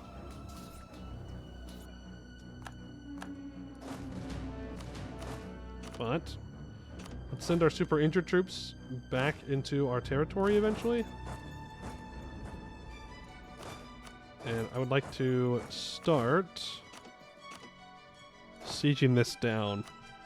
I'm going to say that you are allowed to attach. It gives us at least somewhat of a general on this siege. Kudakai accepts an offer from Zhuzhat. Alright, I don't care. I need to improve with the cats. Make sure that gets up to 90. And you are not willing to ally me. Pretty much at all. Can't really move these 2,000 troops anywhere. So I'll move them back down here where they're safer. The risks of trade. No.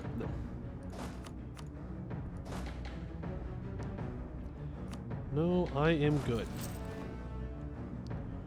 Let troops recover, and we have Prathim and the Gods Wall. The strife of the past centuries have unfortunately blocked access to one of the greatest wonders of the high philosophy tradition, the Gods Wall. While most can no longer get there safely, there are, luckily for them, innumerable hand-painted replicas within several different Brahmkalas. The massive structure spans the gap between Maravad and the Ascension Plateau and contains innumerable examples of architecture from the high gods and ancient human civilizations. It is widely understood that the bulk of this work was done by the high god of artists Patham, thanks to a set of 3 carved slabs resting at the bottom right-hand side of the monument. The first granite slab shows the cliffside as it once was, a beautiful wooden landscape defined by sheer rocky outcroppings. In the second, Patham is shown at several different locations, carving away stone and clearing foliage, working upon the cliff face as though it was a block of marble. Finally, the third carving shows the God's Wall when Patham finished the project. Statues carved from the earth line the cliffside as steep steps twist and turn between their forms. Below the image of the structure, seemingly within the earth itself, lies the High God herself in a meditative stance surrounded by lotus flowers. Interestingly, through a quick comparison, one can see that much has been added to the structure since the High God finished her project. New temples and footpaths dot the landscape, lotus gardens now adorn the various terraces, and statues in several different styles grace the cliff's peak. To meditate on the God's Wall is a truly impossible task, and many have devoted their life to the attempt. However, the construction of the monument is a different, much more tractable matter to ponder. What does Jinzhu make of Patham's masterpiece? Only the mighty can build such a structure. I should display my strength. The slabs at the bottom are a reminder, be proud of how far you've come. Or the God's Wall is, as a whole, more akin to a journey than a monument. We can do this because we have the Ascendant Soul. And I get 25 of each monarch point, which I will do. Okay, that's now up to 4 military development. I have to wait a year to turn that off. Let's go ahead and encourage development here. Get that up to 4. I'll have to keep developing as time goes on. Does this tag require human mill? I don't know. Classic. Classic Nugent Sarai. I need Cao Ying for a mission. So if we can get through this quickly, I'd really appreciate it.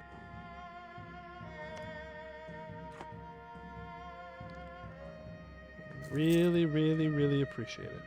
I still haven't really married them. I don't know why they haven't sent me a request. Maybe they're nervous. Okay, we're getting close to the Seer Rebellion. There's the Siege of Yanshen.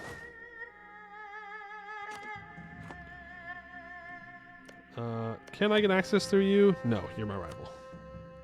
Yes. I can. Apparently. Need military power of 100 for this. Why don't you move down here? We're gonna go grab Cao Ying. Make sure that these guys can't get to it. I can't let them escape either. I don't want them going behind me and sieging a bunch of stuff down. Don't know where they're retreating to, but for now, this will do. We have a 1 siege general. Oh, no, we don't. I thought this one had a 1 siege. It does not. So general round, you walk down. Seer is going to show up here in a month. I need to royal marry you. It's 150 opinion, and we can complete Court of the Eunuch King. Xi'an is a strange kingdom. Nephew succeeds uncle. Their power is rooted in impotence, and their king lacks more than one kind of scepter. Yet they may prove to be a valuable ally against the savage tea drinkers and press-ganging whalers to the south, as we guard Yanshen against demons and hobgoblins to the north. We are rightly backed by the reigning Xi dynasty against the rebellious eunuchs in the Xi'an civil war. To continue cultivating our alliances with Xi'an, we should send emissaries to establish a permanent embassy in the court of the Eunuch King. Add 15 trust towards Xi'an, or Xi'an, however you say it. They gain 15 us, and we gain a bunch of permanent claims on Zhujian. And we have a fortress with a state. Military scholars say that supreme excellence consists of breaking the enemy's resistance without fighting. As mighty as their army is, rushing headlong to a full frontal assault of Hubao, or the Tiger Fort, as the Haramari that compose the fortress's defenders call it, would be suicide. And therefore, we must capture the fort through other means. We will sever their supply lines, raid nearby farming settlements, and lay waste to their fortifications with siege weaponry. We must break their will, all without having to shed a drop of blood, and leave them no choice but to surrender to the might of the Beyond Fang. Overture of the Tiger Fort happens in one day. In the throne room of Beyond Fang, Dragon King Jinzhu Long pushes two objects towards the marshal, kowtowing before him. Jianlin Shi. The first is an ornately carved sandalwood chest with fine gold inlay depicting a mighty Haramari warrior vanquishing a horned ogre. In the box is a scroll composed in Jian's elegant calligraphy, a letter extolling the virtues of Baka, Governor General of Hubao, fellow guardian of the borders of Yanshen. It notes his clear martial prowess, having been chosen by his fellow soldiers to lead them, and his deft skill as an administrator and protector of the hillfolk clustered around the fort. It subtly weaves in Hubao's history of conditional obedience to the Phoenix Empire and its successors, submitting to a greater power while retaining some autonomy. It makes clear that Jinzhu is similarly courting the Tiger Fort to be an honored subject of Beyond Fang. The second object is a simple iron dao, the symbol of authority for a marshal leading the armies of Beyond Fang and administering the territories they conquer. Such a force had already been mustered, ready to march to the borders at Jinbao. Marshal Shi finds the kowtow and looks up to his sovereign, waiting for him to choose. Silver or iron? Silver. Right? Definitely silver. 100% silver. I don't want to subjugate them through war. The whole point is that I subjugate them with money. That's the whole deal. That's the dealio. Submission of the fortress. As Marshal Jianlin Shi finishes the kowtow, he pushes the ornate sandalwood box toward Dragon King Jinzhu Long with a look of triumph. Inside is the scroll addressed to him from Baka of the Withering Wind, written in sharp, claw-like characters. As in the Dragon King's letter, the commander of the Tiger Fort, the Governor General of Hubao, heaps praise and accolades upon his counterpart, fellow shield of Yanshen against the monsters and barbarians to the north, whose warriors are as strong and swift as the mighty Yan He. With gratuitous humility, Governor General Baka laments that Hubao cannot reach its full defensive potential, lacking the coin to feed its soldiers, purchase weapons, and make repairs to the fortress. It poses the question of whether a generous benefactor could restore Hubao to its reputation as an impregnable fortress. Seeing through the flattery and pleasant falsehoods, Dragon King Jinzhu understands perfectly what is required for Hubao's conditional obedience. Dispatching a courtier to make arrangements with the treasury for the bribe, Jinzhu turns his attention to Jianlin Shi. The marshal has proven himself as a shrewd diplomat. Perhaps he would be more useful sipping tea with foreign dignitaries than spilling blood on the battlefield. At times, a pound of silver costs less than a single drop of blood. Gain 10 prestige. When you make Hubao a march, we lose 150 crowns. We gain a 25% cheaper Diplo advisor, which I will gladly hire. I can get rid of my access through you, and I can go to the nobility and say, hey, here's your strong duchies. Stop being mad at me now. Thank you very much. Good. So now Hubao is a march. We don't need to improve with them anymore. I would like to improve with Zhongdu. Is it actually a higher fort level? No, it's just a level 3 fort. But it's Haramari. It's a Haramari fort that I don't have to go siege down. So, he's good. He's good. As long as their dumbasses don't delete the fort. That's the hope. That they don't delete the fort. Please don't delete the fort. Please. Please.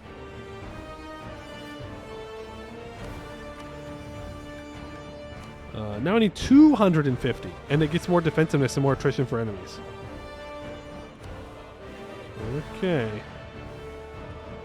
I need to develop one more province.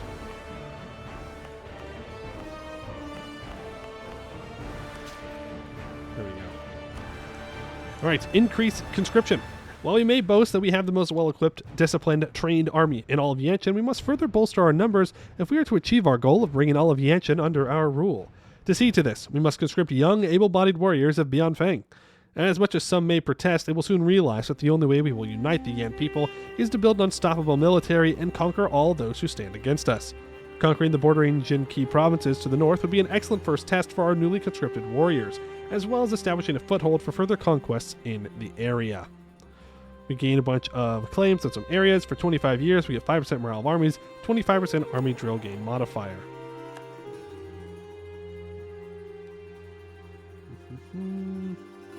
Yes, it is 0.3 Republican tradition.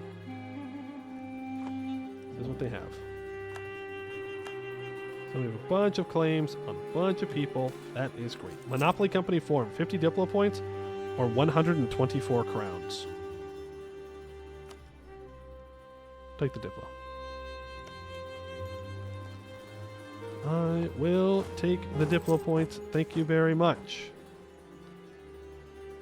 I love Harmar events. Love the Harmar events. Well, that is the end of our war here. If we check the next mission, we need to own Cao Ying. So we technically don't need to take Mgolu. I don't know why I wouldn't though. Oh, I could be super cheeky and take this. I don't think we need to though.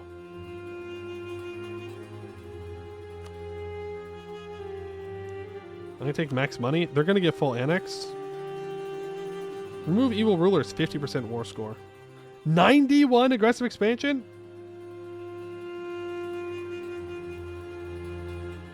Huh.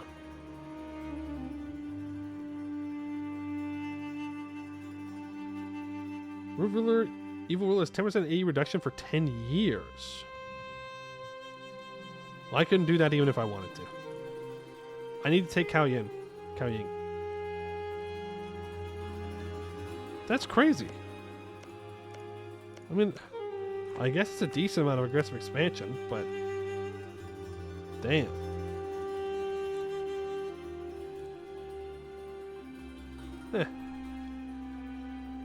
I don't really care.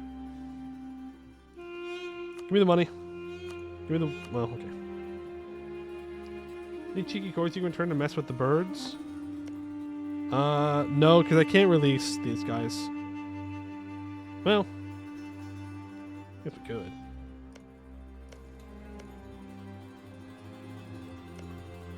No. Yeah, it's nothing. Oh. Beyond Fang will grow larger. Now, we have to decide, do I actually want to core all this up? Specifically, Mgolu. I kind of do because it gives me an anti-monstrous conquest on Ashtakuma. We just don't have the admin to core all this up.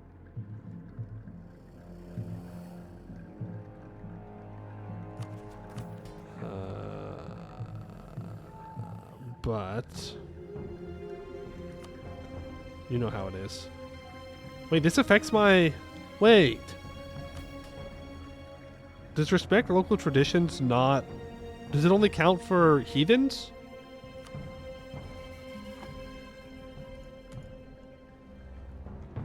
I mean, they kind of care.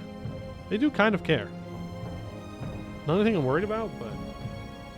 You respect righteous and mystic. Bro, how does that... Oh, that's really bad, actually. That is super bad. Like, that tanks our religious unity. Oh, well.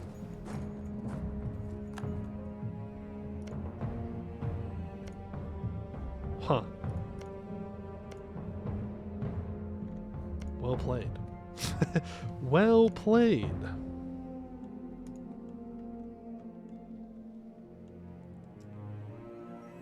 So now do we just prepare for the command war?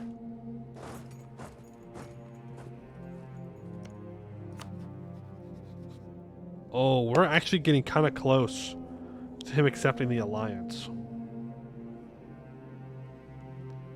Who did yellow guy ally? Is in Liu Yip? It's just 510.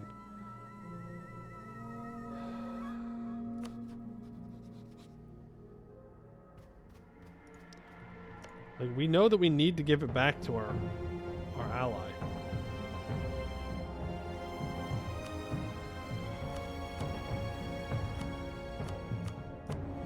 Yeah, we can start building a spy network.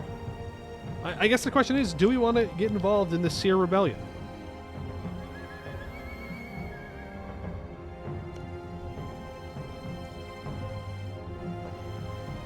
Yeah, I think we can feed Ziyang land, their cores. We can give them their cores back, and then we can vassalize Phi 10. We can try and rely on some vassals here. Do you want to have a command your last game? No. Will I have 2 vassals?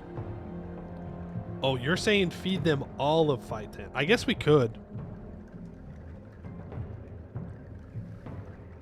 That's a good point. Didn't think about that one. Oh, mission? I have 250 monies.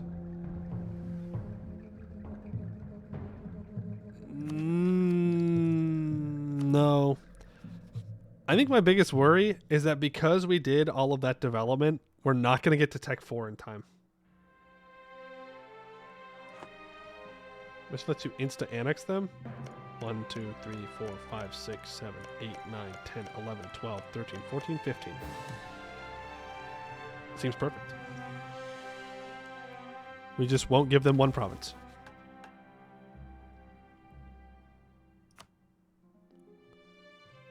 Owns less than 15 cities. 5, 6, 7, 8, 9, 10, 11, 12, 13, 14, 15.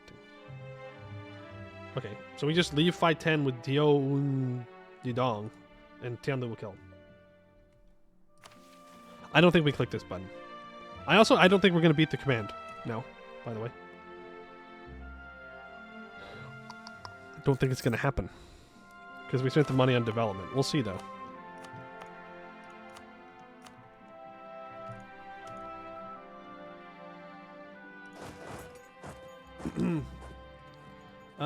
Hey, boss. Did I see that you were on run 7 of this nation?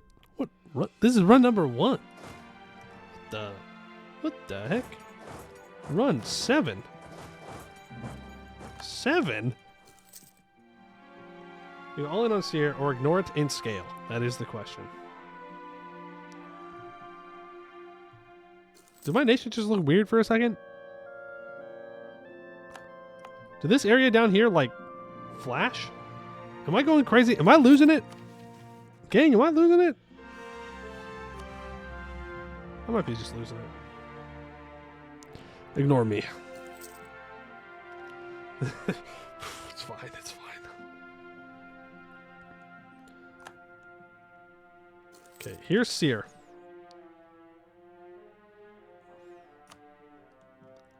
So here's the Seer Rebellion. Command has 60,000 troops. Seer has 16. How do I help? Do I just rent out Condottieri? I could ally them. Ah, they're attacking, though.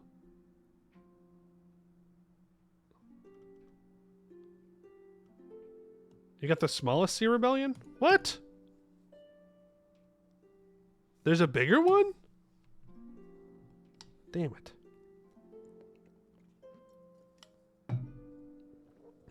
Do we restart for a better Seer Rebellion, or do we just send it?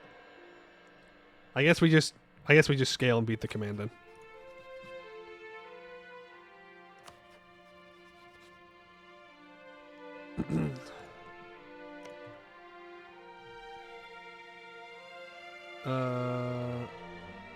Biggest rebellion is 3 ruined kingdoms. All of Xi and like 5. All of them can join? Bro. I did get fucked over. Alright, well. We're scaling then. Looks like we are just going to have to beat the command down bit by bit. Could reload to 1445. Would it help? Or is it locked in? Like, can you save scum the size of the rebellion?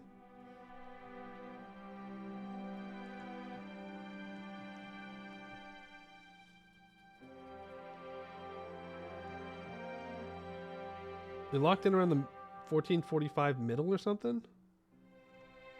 Do we want to try it? I kind of want to see a big rebellion. Let's go back to 1445. Why not?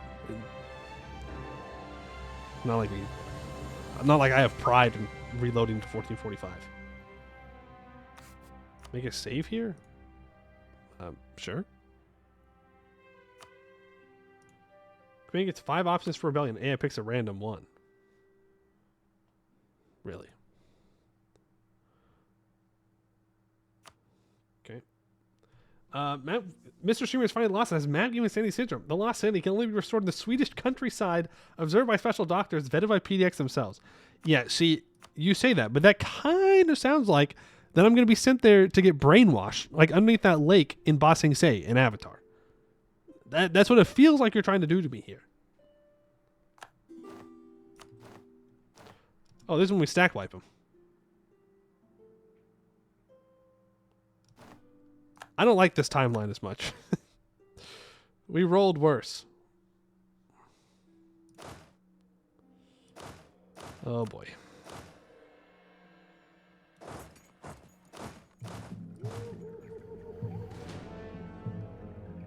Okay. Well, it is what it is. This war is going to be a hell of a lot more difficult now.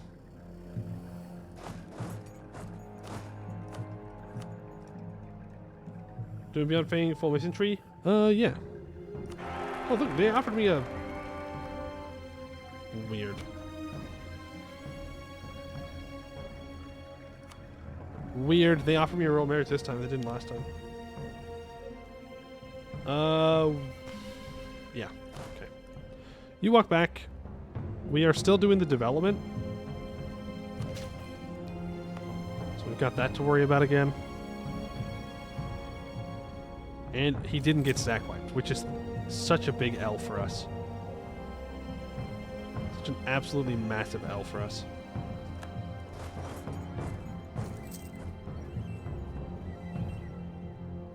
Maybe him up to 100 opinion.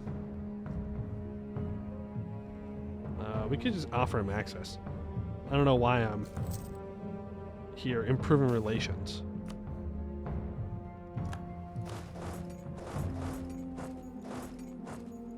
My biggest fear is that I walk away and then he attacks me, but we'll see. There you go. He's at 100. No need of 100 military power, so we'll wait for that. I mean, yeah, he's occupying things, but whatever.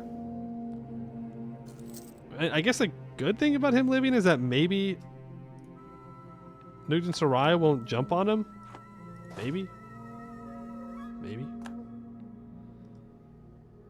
I don't like how confidently he's moving. It makes me nervous. There is a fortress with a state. Offer silver. Court of the Eunuch King. That works. We know that we need to build a spy network on this guy now. And I need to improve with Zhengdu. That's something else that I would like to do in this timeline. So I can get the shock damage. We did 1444. We went back to 1445. We want to get a different command rebellion. We want to get a bigger one. So we'll see how that goes. Okay, he is immediately moving towards these 4K. There we go. We got the siege of Xinjiang. That's good. We can just get this siege. We can go on our merry way. No problem. We don't need to state statutory rights. Vassals deal with that. Very good. Yeah, we want big Seer Rebellion. Big Seer Rebellion. It's 42. It's 78% war score. Send 2 of you up to Jashik. 2 of you to Cayenne. The rest of you can move up. And we can get these other 3 provinces occupied. And hopefully that will be enough to convince him to peace out. I do want the same peace deal, despite the fact that I could full annex him now. If I full annex him, I get his vassal, though. Do I really want this vassal? No, I don't. I really don't, do I?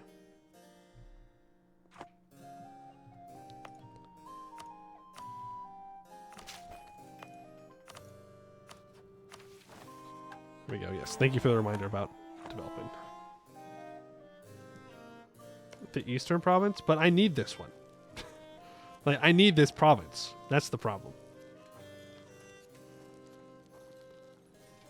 And Nugent Sarai will probably jump on him. You need when you eat the cities, which will take a while. I mean, that's true.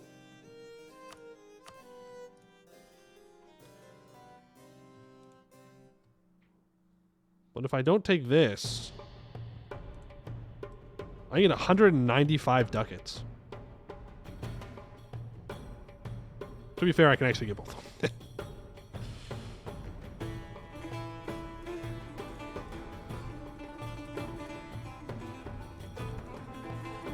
think I'd rather get this. I don't know if I can get to 100% war score. I don't know if they're going to let me pull that off.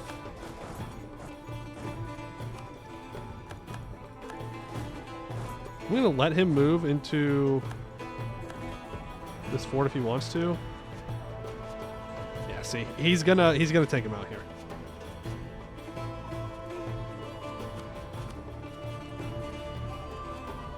I think it's better. We can do this right now. I think it's worth it. Let's wait a month tick. We can get the spy network done.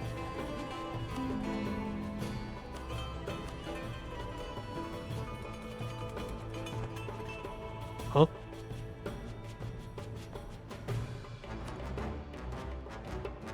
What the frickety frack? I think I need to find Lou. Yep, I do. I promise you, I do.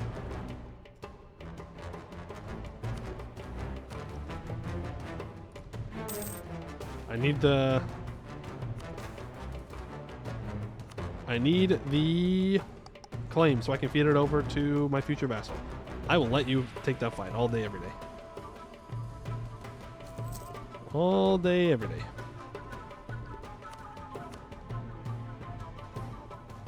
Back. Peace out. Thank you very, very, very much. Okay. You all need to move back together. Let's get the mercs ready to go. Get back to building the spy network. The plan is for Luyip, we want to build the spy network, get the claim, and then feed all the land over to Zia. That is the goal. We have 6 months until we have the Seer Rebellion. Let's hope it's a big one. Big Seer Rebellion time, I believe. For our decade fight 10, Luyip will join. Oh shit, no, you're so right. You're so right. I already have a CB on Fight 10. I didn't even think about that.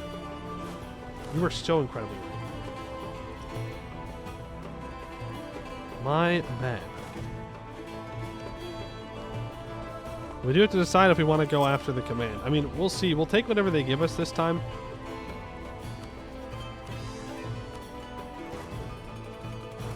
Let's move our troops closer. But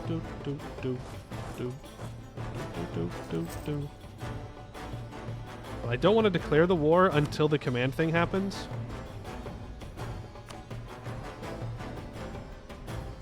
Because I want to be able to rent out Condottieri if we need to. That's pretty good. That's pretty fucking good. That'll do. 1, 2, 3. I guess only the Oni don't join this time. They win this big one 70% of the time.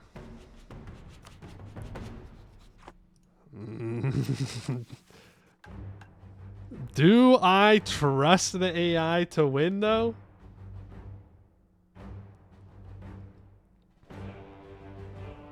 Oh, you're saying that the command wins 70% of the time?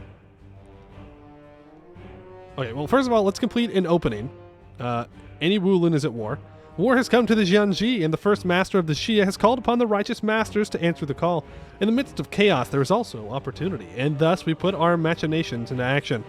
Already our agents embedded deep within eastern Jiangji begin to scout the lands and sow discontent. We must throw the eastern fringes of the Xia into disarray and attempt to sever lines of communication between the eastern monks and the heart of the Xia, so that when it comes time for our forces to march, we march against a divided, ill-prepared foe.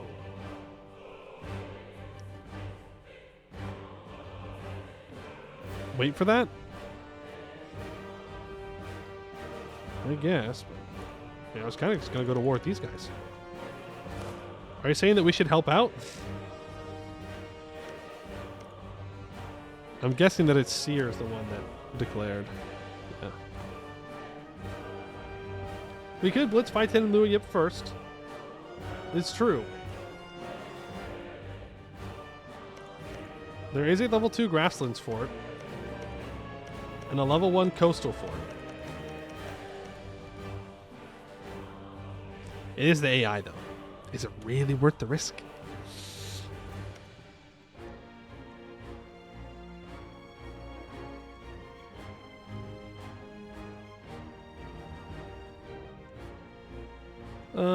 The safe thing is to just help Seer. That is the safe play.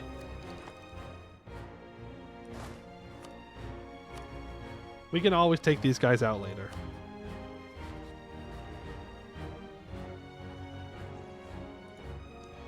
My biggest concern is that Tianlu will take out Phi 10 while I'm busy. How fast can we actually beat these guys is the thing. Not super fast. Unless I can get access through you, which I can. Oh boy.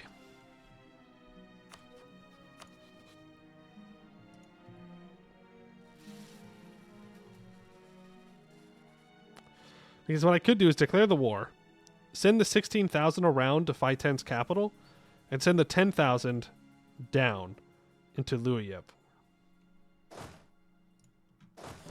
Yeah, the more I say this, the dumber it sounds. I'm just gonna go help Seer. Hey, Seer, you want Kanatieri? They'll even pay me. Do I want to do it for free though? I might want to do it for free. I don't want to bankrupt them. You know? Not that I think this will bankrupt them, but... How much am I losing right now? 3 ducats a month? Here, you help pay off my current loss of income and I'll help you out.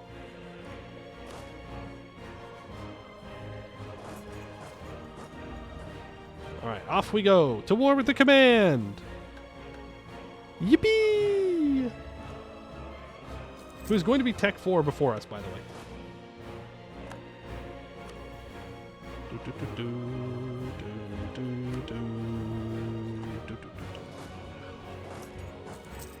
What is the current war goal?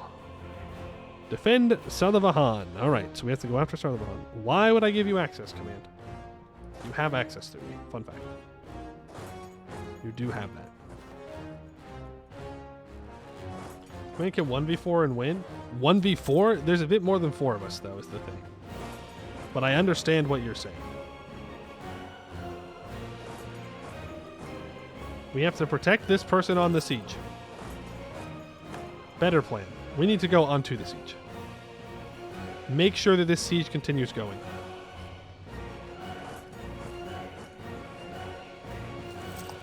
Hey, please, just... Oh my god. I should have saved. I should have saved. I should have saved. Oh, I should have saved. Oh no. You stupid, stupid AI, dude. Oh, man. I forgot how brain dead the AI is. Oh boy, oh boy, oh boy, oh boy, oh boy. Nope, Raj is not interested in an alliance. What about Buvari? They're close. The AI just didn't fucking throw. Oh, come on. Please, bro. Please. Please. Just stop trying to be a hero. Yes. Yes. Let the command go south. Let them siege down the little Shias. It's fine. We can help them. Just focus on the sieges up here. Stick together. Then we go south. We relieve their lands. Bada bing. Bada boom. Problem solved. It's really not that difficult. Sure, a lot of people will die in the occupied territories, but like, you know, it just makes it easier for me to conquer them. Flying gongs. What the heck are these things? Who sent them, and when will they leave? These are the questions puzzling the people of Hunjiang, yet no answers have surfaced. In Hunjiang, a once quiet and peaceful community has been disturbed by sightings of what seem to be flying gongs. The locals find themselves increasingly agitated as these gongs hover over their villages, and speculations abound about visitors from other realms. While the notion of extra-Hellenial beings might appear absurd and somewhat foolish, the conviction remains strong among many in Hunjiang that an otherworldly visitation is on the horizon. In response, they have begun constructing sky shrines, hoping to appease the supposed outsiders with offerings of jewelry, gemstones, and other opulent items. Nevertheless, we suspect that these sightings and visits are nothing more than deceptive spirits toying with the locals. One approach could involve assisting the residents in increasing their offerings with the hope of placating the spirits and persuading them to depart. Alternatively, some may consider attempting to shoot down these flying gongs from the sky. Spend the admin points. Command wins, they siege down all non-vassal capitals. Vassal capitals in this war, 100% siege. Instant siege, by the way? Shit, okay. Really?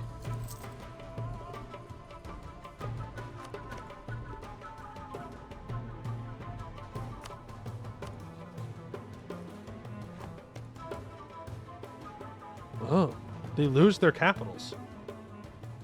Oh, I see what people are saying when they're talking about the command getting, like, there's weird defensive stuff going on. Gotcha. Okay.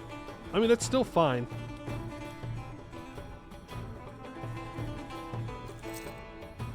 Still fine.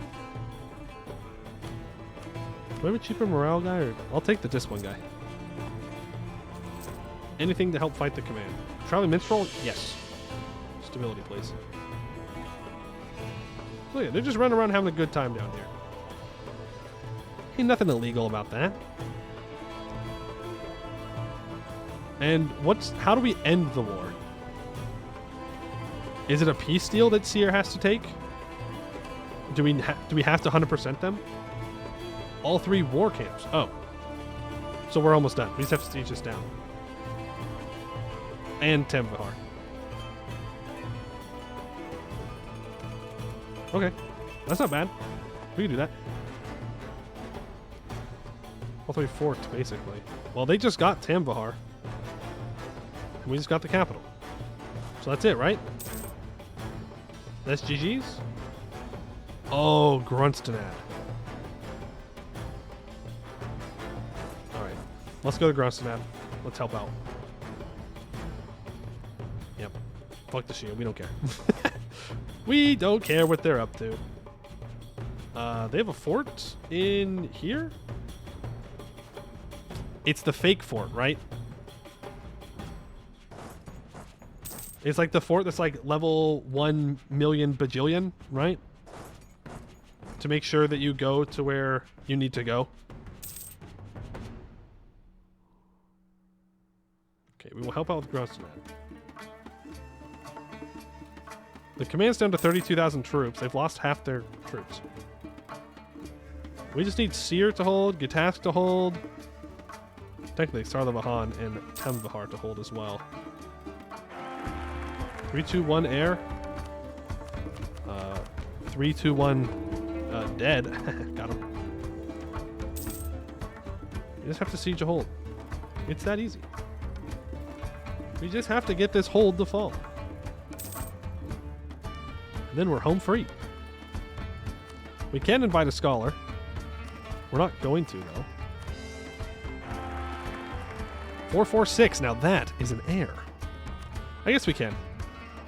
Unbroken Claw. The School of the Unbroken Claw sees the many spread structures of the high gods, and it has resonated that they must have overpowered the creatures of the primordial darkness to build their ancient temples. So in order to be like the high gods, one must also be able to stand strong and banish the creatures that oppose your will and prosperity. Well, I mean, now that we're here, we don't really need this, so I'd rather have the development one. But we'll do it. 446, more like a hunting accent. You hold your tongue. You... Fuck!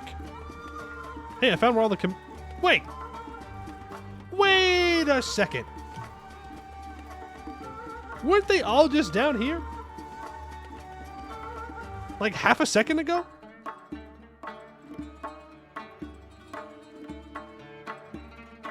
What the frickety frack? What the fuck? What the fuck? I don't know about that one, dog. That's crazy.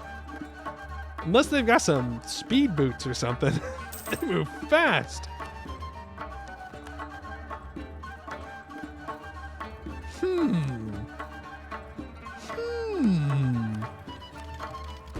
We still get to Tech 4 before they do. Okay, but everybody's coming up. Here, allow attach. Everybody attach to me. Attach to the Poe-Mu army. Come on. We're working together, gang. Everybody onto Grossenat. Everybody onto Grossenat. Let's go. Well, I'm definitely going to rival the command. Hey. Where are all the homies?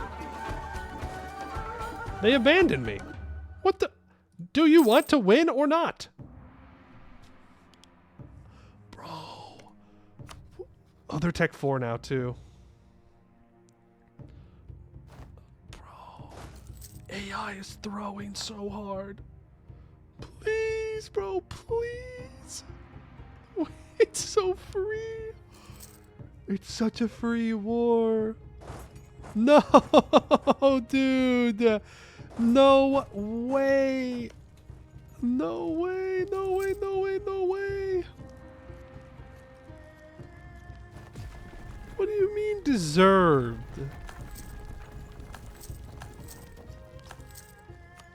What do you mean deserved? They actually threw. This is crazy. They're down to 16,000 troops. This is their army.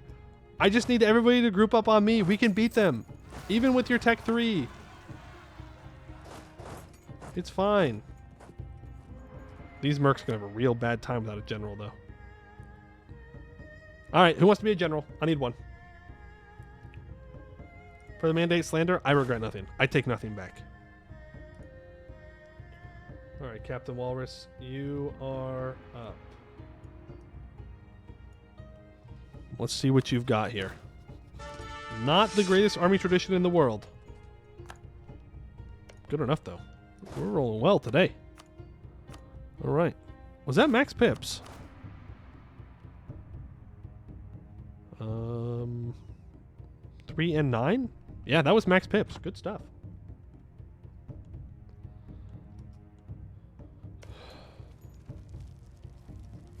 Are they assaulting? No. They also have too many cav. Look, if you all just group up with me, please, then we can win. Just follow me in. Please just follow me in. Please. Please, please, please. Just follow me in and we'll win.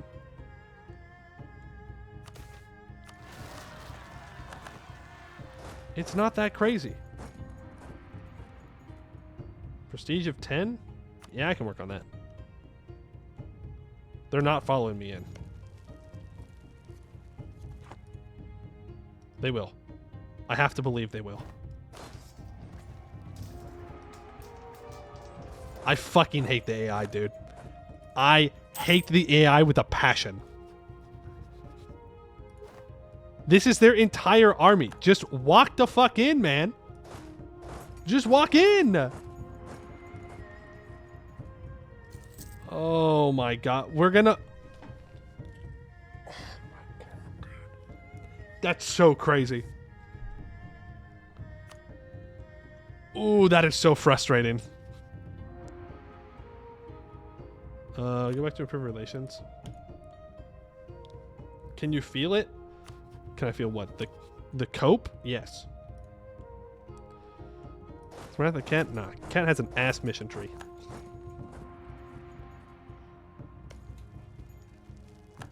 They immediately got 340 guys in here? Damn. They must have gotten a Montek. Gonna move here. Stop running, dude! What is wrong with all of you? What is wrong with you? Just fucking fight, for God's sakes! Do you want to lose? I don't understand. I don't get it. What the fuck? What the fuck? I don't understand, bro.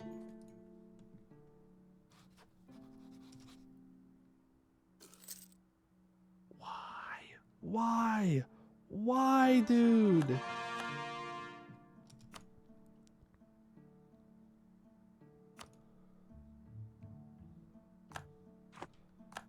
I don't get it. And does his tech head the commanders doesn't want to engage? I know. I know the command's ahead on tech. Look, now they're back up to 31,000. They're actually going to lose this. The AI is actually going to throw this war, which is insane to me.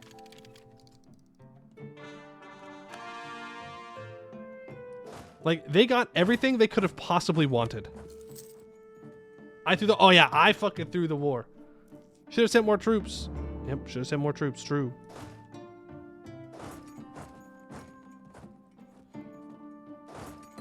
Ugh. Crazy. Crazy, dude. What absolutely ass AI. Yeah, good job, guys. Great fucking job just sitting up there doing nothing. Very big brain of you.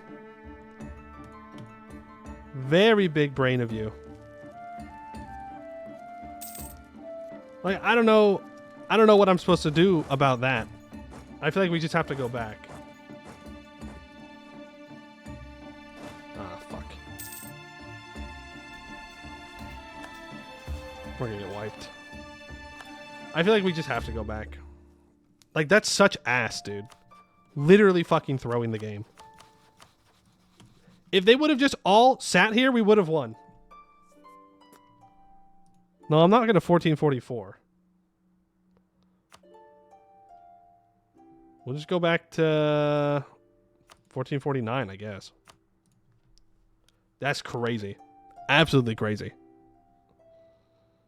And you're telling me this is one of the biggest rebellions? No wonder why the command never dies. Dude.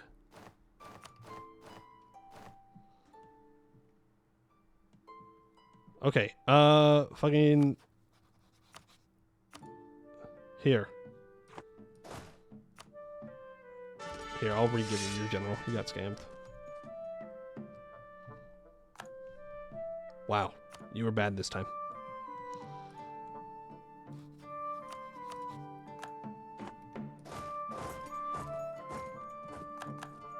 Okay, he has 12.5k troops here. If you would just stop being little cowards, then we may actually have a freaking chance, man.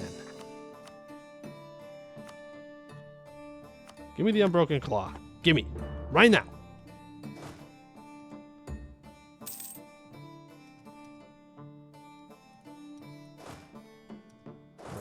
They're all just abandoning ship. Like, I have to go with them. Shout out to Gatask, though, for actually trying to win the war. Okay. Alright. That was a throw on my part. Not going to happen again, though. Let me tell you what. 413, that's unfortunate.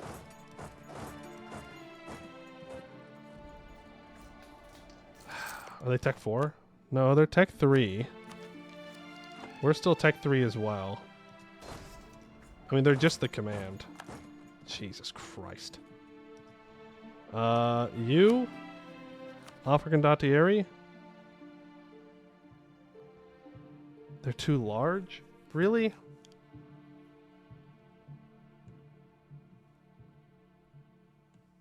They siege down Tambihar or Grosna if you did their rebellions can't win. No, no, no, no, no. We're fine. It's that the AI just won't go to Grosnad. They won't group up and just fight. Do you get war exhaustion from Kandatieri? I don't know. Good question. Don't know. I mean, you use a 5v1? Bro, they did not lose this time. I need to stop renting out. Well, actually, if I full consolidate these troops, then I go to, I don't know, Gatask.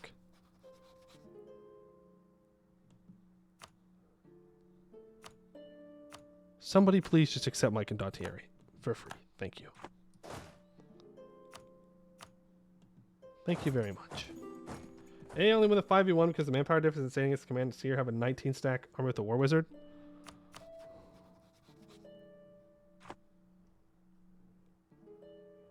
Where's that War Wizard? Because, I ain't seeing it.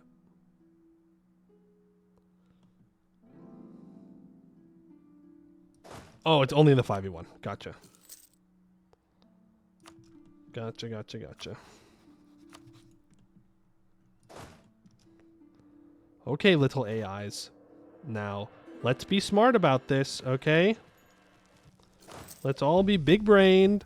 Let's group up. Let's be friendly. And let's go siege down Grostonad before the command gets Tech 4 and you're all completely useless. Yay! Yippee! Follow the Poe stack now. He knows what he's doing. Come on, little AIs. Come on. Follow the Poe stack. Follow the Poe stack, AIs. I fucking hate the AI, dude. Command manpower, 34,000. AIs? Are we gonna stop them from getting their capital back, or just gonna? I mean, shit, they are going to Grostonad now.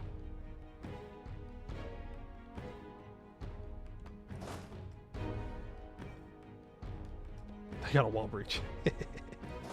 Okay, we have to go in. Let's go. Corruption of the Raj. We're going to rival the command, and we're going to rival Azjakuma. This is good. He is also Tech 4. Alright, well, our troops are going to have to do the heavy lifting. Let's go! Sure, they only lost like 3,000 troops, but we did beat them. Okay, now you all follow me to Grostonad. We don't fight anymore. Okay? No more fighting. Just Grostonad. Follow me. Just follow me. Please. Fuck this. Don't pay attention to this. Oh my god, dude. They're so fucking dumb. They're so dumb. They're so dumb. They're so dumb. They're so dumb. Fuck, I'm going up. Well, the problem is now the command has a bunch of troops up in here.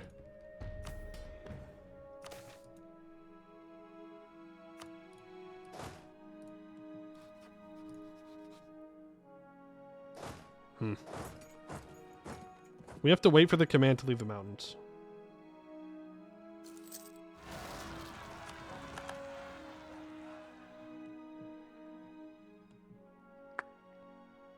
Shit. I mean, there's not much I can do about that at the moment, to be honest.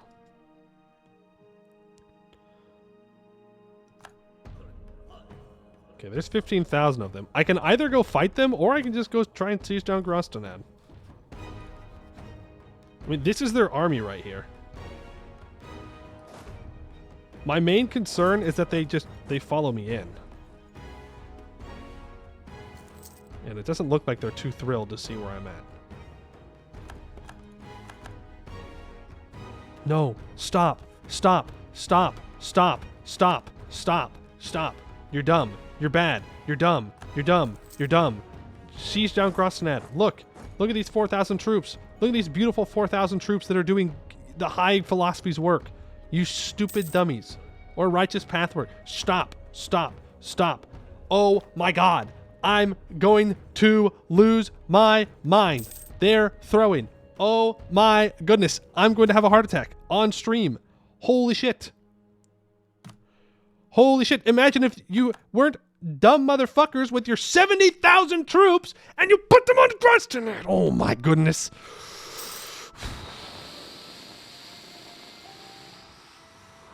We're good. We're so fine though. We're so fine. We're so back.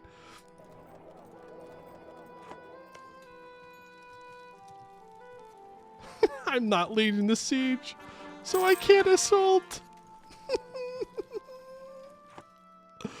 Bro, please. Please. I am trying desperately to end the command right now, and you are just making me struggle. That's 2 wall breaches. That's 2 wall breaches. Please give me the 7%. I beg of you. Please, bro. Please. I'm not going to take Diplotech. Please, please, please, please. Please. It's 14%. I only see half the command's army. 14. No. 21. Come on. Come on. We're so close. Just leave us alone until I get this. 42. They're at minus 42 on Temvahar. Please. Okay, well, we can see their army. This is their entire army out here.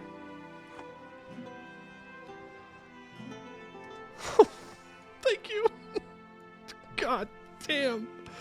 Okay, the trisection of the Chimera. The ruined kingdoms reclaim their lost territory. The Great Command will split up into its constituent parts, and goblins will reclaim the caves. Which command we play as is determined by our ruler's dynasty. The Wolf Command beats a hasty but organized retreat from Sarlavahan and Kradhungur, transferring development as they go. Current ruler will die.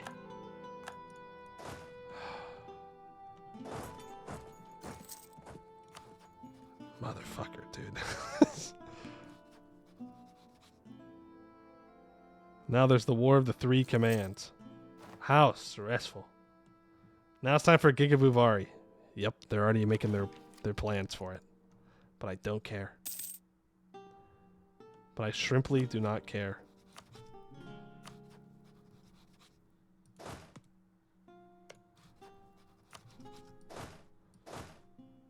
You guys move back. We've got some other wars to do. I should have clicked this before we ended the war.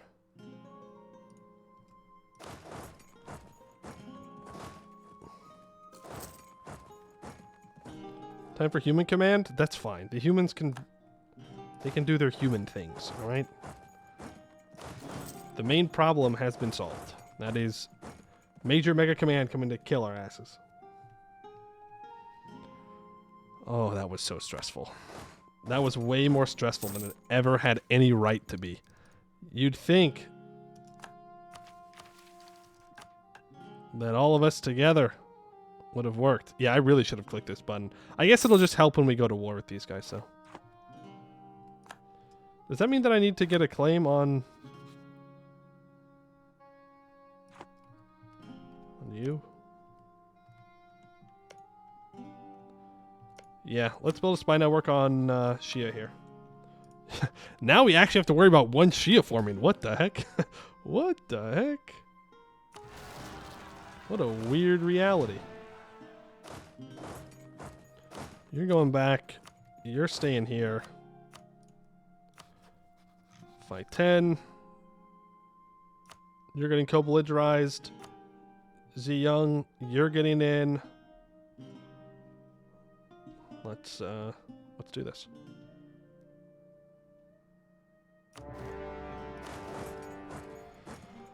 Okay, from one war to the next. Move forward. Let's get this stacked wipe. We're Tech 4. It's grasslands. They're dead.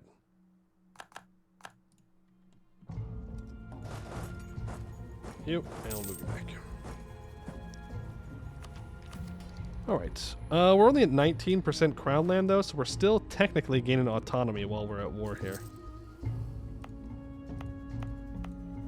Looks like we're doing alright, actually, in most spots.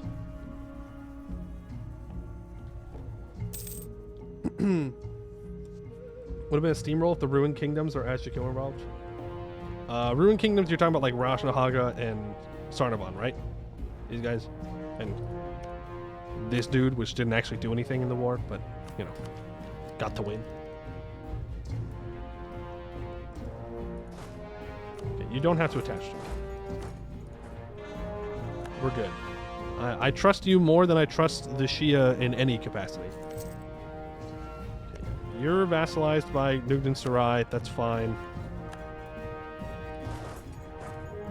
All good there. Let me get access through you, please.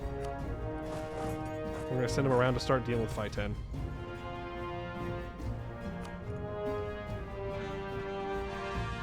Wolf winning is pretty bad since they're Tech 5. What? What the f... They're zooming. Yeah, they're not winning. They are not that guy. They are, simply put, not that guy.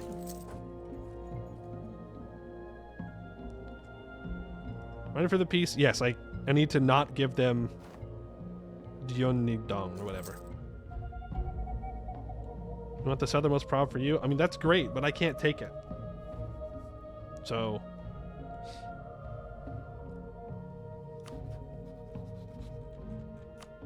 rip, you know? Well, I need Xi'an to not have all these provinces. I need them to have less than 15 provinces. Right? It is less than 15, not 15 or less. Yeah, own less than 15.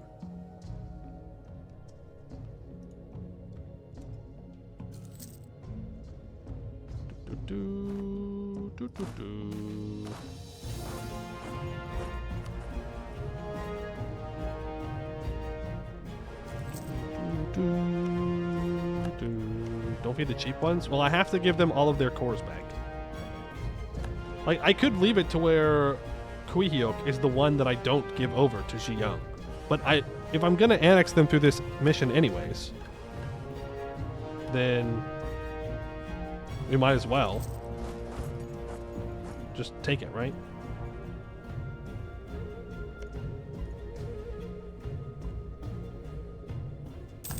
Can't probably count. I did. 1, 2, 3, 4, 5, 6, 7, 8, 9, 10, 11, 12, 13, 14, 15. There's 15. It needs less than 15. Yo, hello, Ellie. Is that John Hales? It is. It's John Hales without your demon child, okay? Don't get notified. Yeah, that's what I was saying. That's what I'm doing. That's the plan. That's been the plan. At least that's been my plan. People might have their own plans for what I should do, but that's what I've been wanting to do. The command bros, don't worry. They put up a fight. They put up a fight. The demon child is in the hills. That's right. They're coming out of the serpent spine. Struggles and rage. So much rage. I think I had every right to be raged at that war. Okay, I don't think I was being dramatic there. I think that was worthy of being upset about. The Blue Man. While it is not uncommon for spirits to engage with local populations throughout Hellas, the appearance of the Blue Man in Hunshui stands as a rare and unique occurrence. The spirit has chosen the town square as its abode and willingly engages in conversations with the townspeople, generously dispensing advice and wisdom to all who seek it. The blue man presents an imposing figure towering over 3 meters in height, adorned with nothing more than a simple waist sash. Its distinctive features include glowing blue skin and a semi-transparent body, earning it the local moniker, the Blue Man. Among the local peasants, the blue man is revered and cherished for its insight, believed to bestow divine protection and bring good fortune. However, the noble class holds a contrasting view, voicing concerns that the longer the spirit remains in the village, the greater the risk of it undermining the authority of their rule. In Hunshui, the blue man, luckily not a group of them. Yeah, true. Prosperity growth, attrition for enemies. I just don't want to lose admin points. I'm a simple guy. So this is going to go over to Shi Young.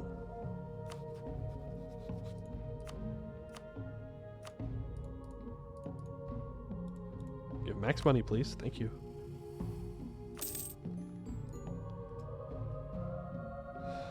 We can get access through you.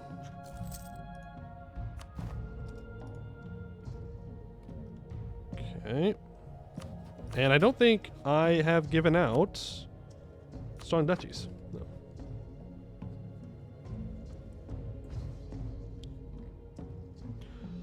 No. We can almost take Miltech, which is very nice. You need to be ready to deal with some rebels, so let's get you moving there. We just wait for all this to go away. The blue man goes for the local moniker, the Blue Man. Look, yeah, it's fine. It's fine. It gets the message across. Do you understand what it's saying? Yes, you do. Transfer all of these over to Shiyun.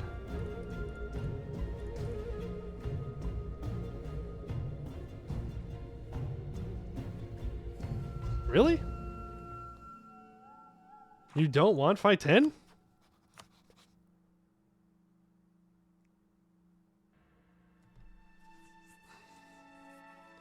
Like, I guess it's fine. He doesn't have to have it.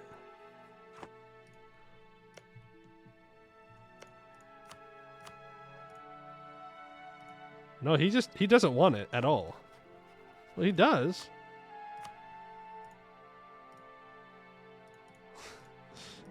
You son of a bitch. I can't feed him Phi 10 and Kuhiyok at the same time. I don't care. Honestly, this is fine. Is it preferable? No, it's not preferable. Not one single bit, actually. But I can take max money. I can take war reps.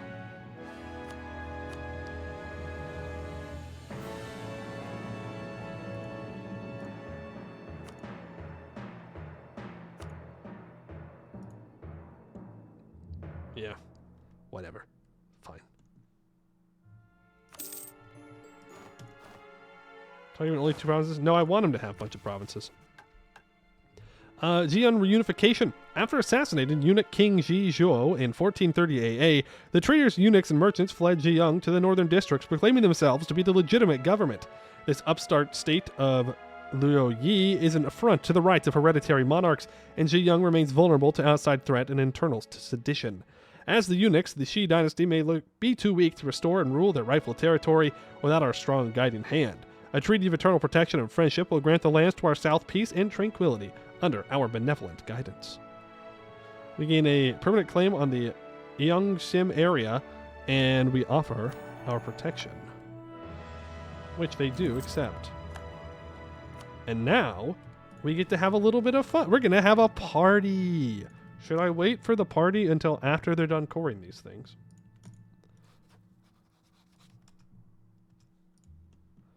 How does the eunuch dynasty work? From what I saw, it goes from like uncle to nephew.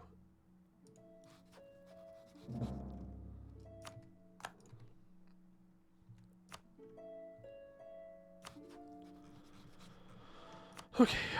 Yeah, Anjing will be kind of a pain in the ass to deal with. There's a lot of guys. But eunuchs don't have nephews. That's not how eunuchs work. That's not how... They can have nephews. Ooh, we have lots more options now. More army tradition. Professionalism. Conscript labor. Corvée labor. Sponsor harvest festivals for a hell of a lot of money. And 1 stability for global prosperity growth. I'm kind of tempted by Purge the Officer Corps. It gets rid of our good leader, though. But we do need professionalism. We need like 20 professionalism.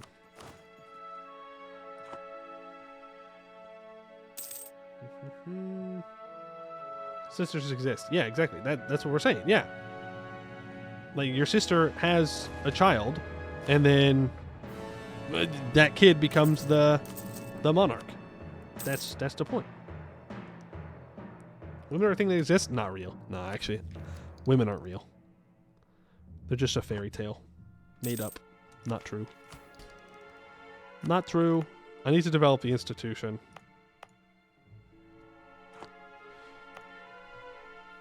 This seems pretty good, except it's left-hand path.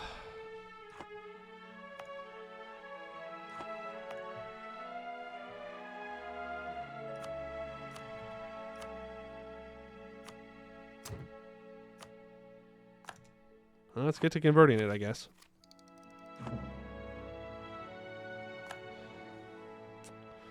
I suppose we can get to converting it. We'll pay off some of our debts. And drill our regular troops, which honestly I probably should have built more cav, considering how bad our troops are, but c'est la vie.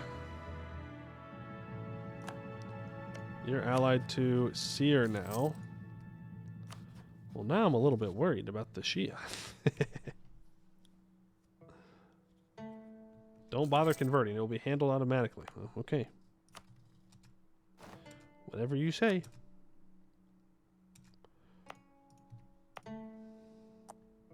The problem is developing it now is going to give me nothing. Well, now I have to wait a year.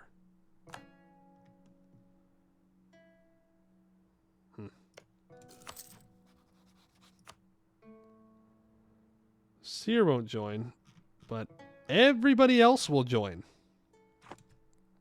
Alright, we just need Shia to kill themselves off a little bit more. Capital needs to be 45 dev? For what? I'm not saying you're wrong. I don't doubt it. But at what point does it need to be 45 development? Okay, yeah, way down here. An imperial capital. Yeah. I mean, we still have colonialism we'll have to develop.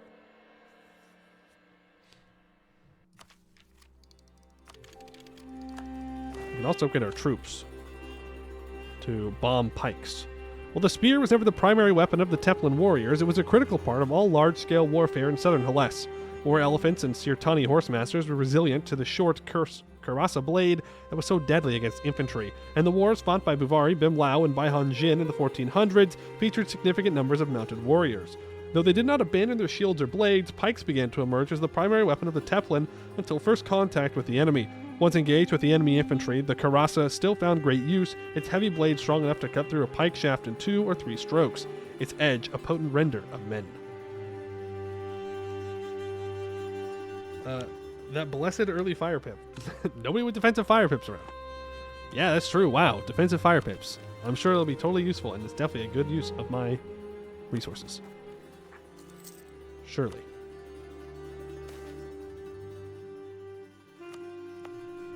I guess we need to state this up. At least half state it.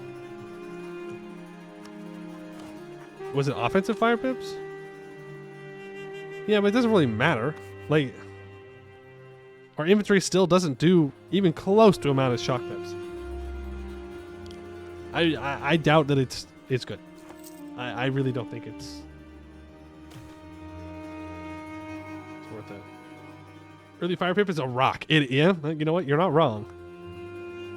It is kind of just a rock. Yeah, sure. Beyond Fang can have plus 30 minimum local autonomy. Yeah, I'm good with that idea.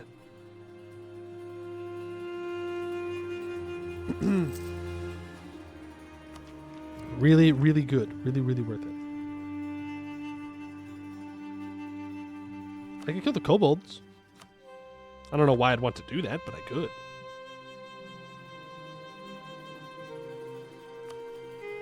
I could ally Jiaxiang. Would not be a terrible ally, to be honest with you. Let's do that. If anything, it just prevents Nugden Sarai from expanding at all. Kudet Kai, also not a terrible alliance option. Let's ally them. If only so that way I can try and prevent this from becoming a problem. Why kill gold bulls when you can have them as a pet instead? Well, you know. Land. It's a level 3 mountain fort, though. I'm not too excited to go siege down at the moment.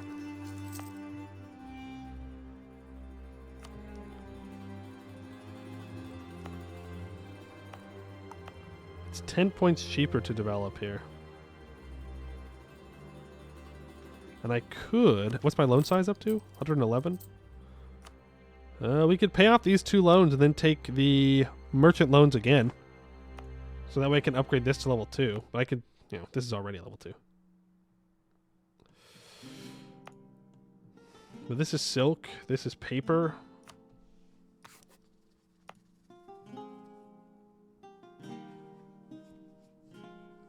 I do think we want to develop this. No, I don't actually. I don't.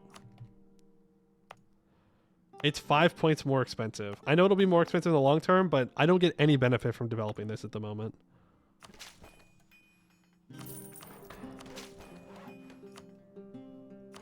That, expand development again.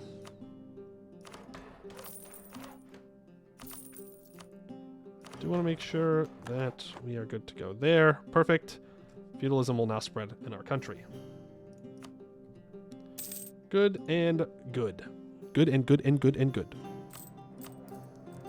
We will want to switch off of our military focus in 10 years, for sure. We're developing. Aggressive expansion is fine enough. We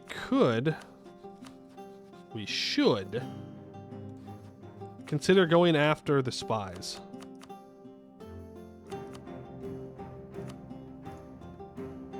We're Tech 5.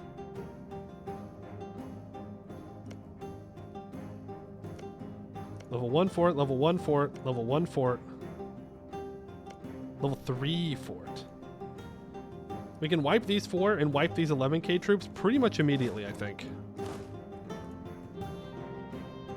Zhongdu would be a good distraction for them. Let's ask you to prepare for war. We did support this here rebellion, yes. Command is dead. Well, the Boer command is still around. They somehow have 33,000 troops. Okay. Wait, I thought they lost Gronston. I guess the Gabos just became independent. I feel like the command's just going to expand again. Am I crazy? I feel like they're just going to move again. So much dev, though? Eh.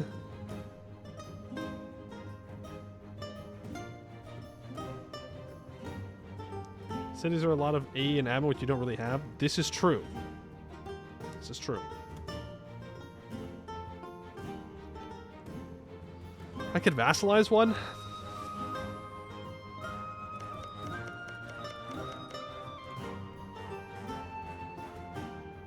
Like Anjiang. I could annex them and then release them as a vassal.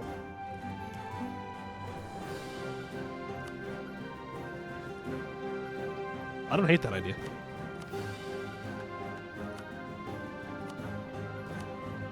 It's saying it needs to be owned by me or one of my non-tributary subjects. So a vassal would absolutely work. You have 3 vassals already? This one's going to get annexed, right? Through a mission? We can start working on annexing the Harpies. We could do it right now. Like, if we get their relations up. Like, they're all super loyal. I'm not worried about loyalty. Once you get those 4 provinces, you get an event moving left hand. Okay, well then that's what we're gonna do. We're gonna get them. can't believe you didn't want fight 10. You freaking coward. Oh. Tian Lu taking the L.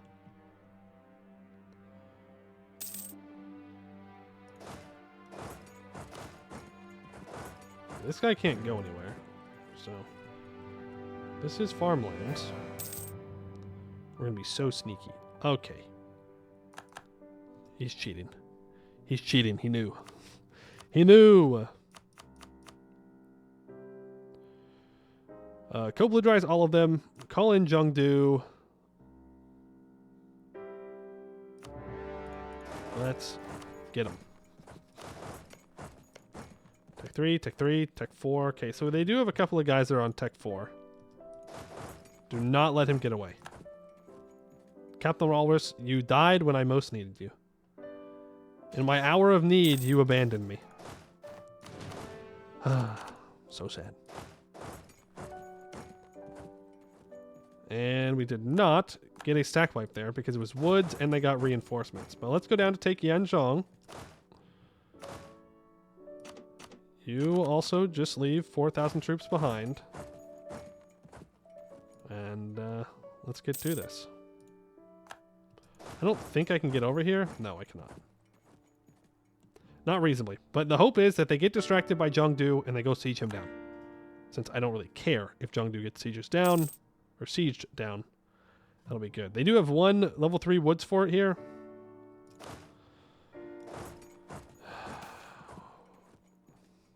The jackals. They came in the night, sudden, furious, and terrible. Twisted creatures that bounded on all fours with the faces of men in pain and ecstasy. Their baying echoed through the burning towns as they tore fleeing civilians limb from limb, watering the fields with blood. They have left several towns in ruin and many homeless and poverty-stricken. Then, just as quickly as they arrived, they vanished into the night. We do not know why these beasts have chosen to attack us, or if they will return. Freaking jackals, man. I will never like that event. I will always hate the jackal event. After when it was added and you got it all the time. All the time. Over and over and over again.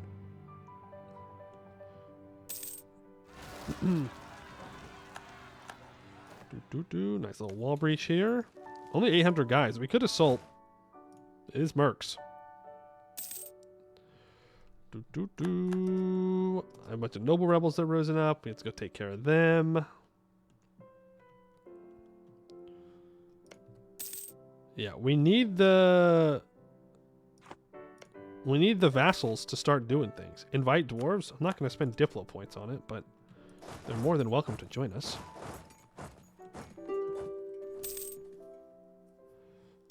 Zhengdu is a nice vassal to have. It is a nice vassal to have. If we can convince them to become our vassal, that'd be great.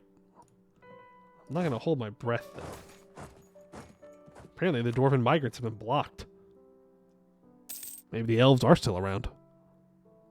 There we go. We can pay off another loan. Apparently, we're making money now.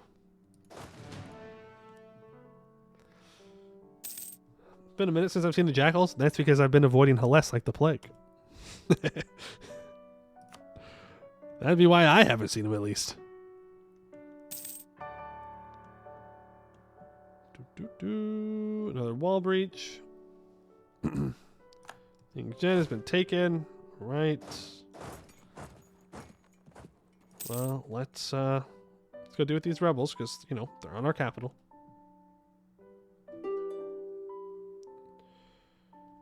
How is wholesome Ascaray? Well, Hidarion's chilling. That's all he's doing. He is just chilling. He's not feeling like he wants to do anything. Apparently. All right. London's great. Let's get you in here. Okay, well, seems that in this timeline our generals are bad, actually. Unfortunate for us.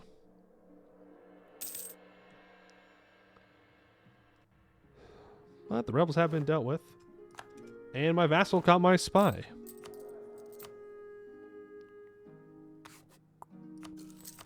Cheaper Diplo rep guy. Oh, they get a 3 shock general, though. Rude. Very, very rude. Traveling Minstrel is absolutely allowed to stay here. Desires of the Flesh. Well, Bungus isn't here, but they're the Bungus equivalent.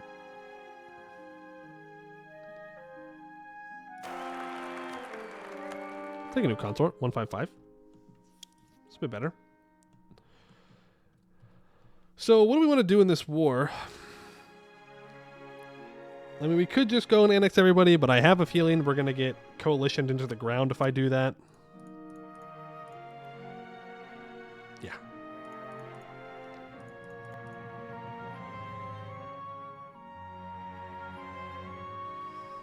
That's fine.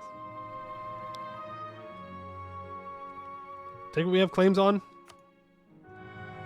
You know, we could just vassalize him, actually. He's going to be loyal. He's going to be loyal. So let's separate piece these guys out for money, trade power, war reps. Give up your claims to farm prestige.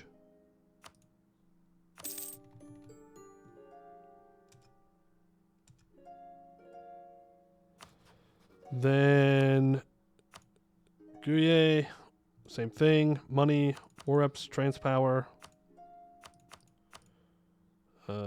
Thank you. You can get gone. And then Yanshen, same thing. Trade power, war reps, money. Give up claims. I don't really care on who. Luden Sarai, give me your money. Thank you.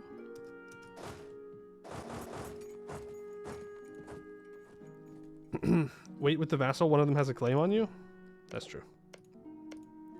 Technically, they both do. So you can give me your province and your money. Give up your core on me. If you'd be so kind. And you can give up your claims on me. I can't make him give up his claim on me. Damn. Well, it'll go away, so it doesn't matter. Can I? Am I just being dumb? You are going to become my vassal. I want your money. I can't stop any of this. I would have to give up money to get rid of the claim. It's 5 ducats. Yeah, sure, why not?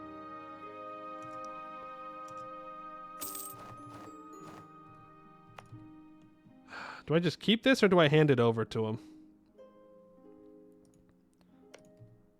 I can just keep it.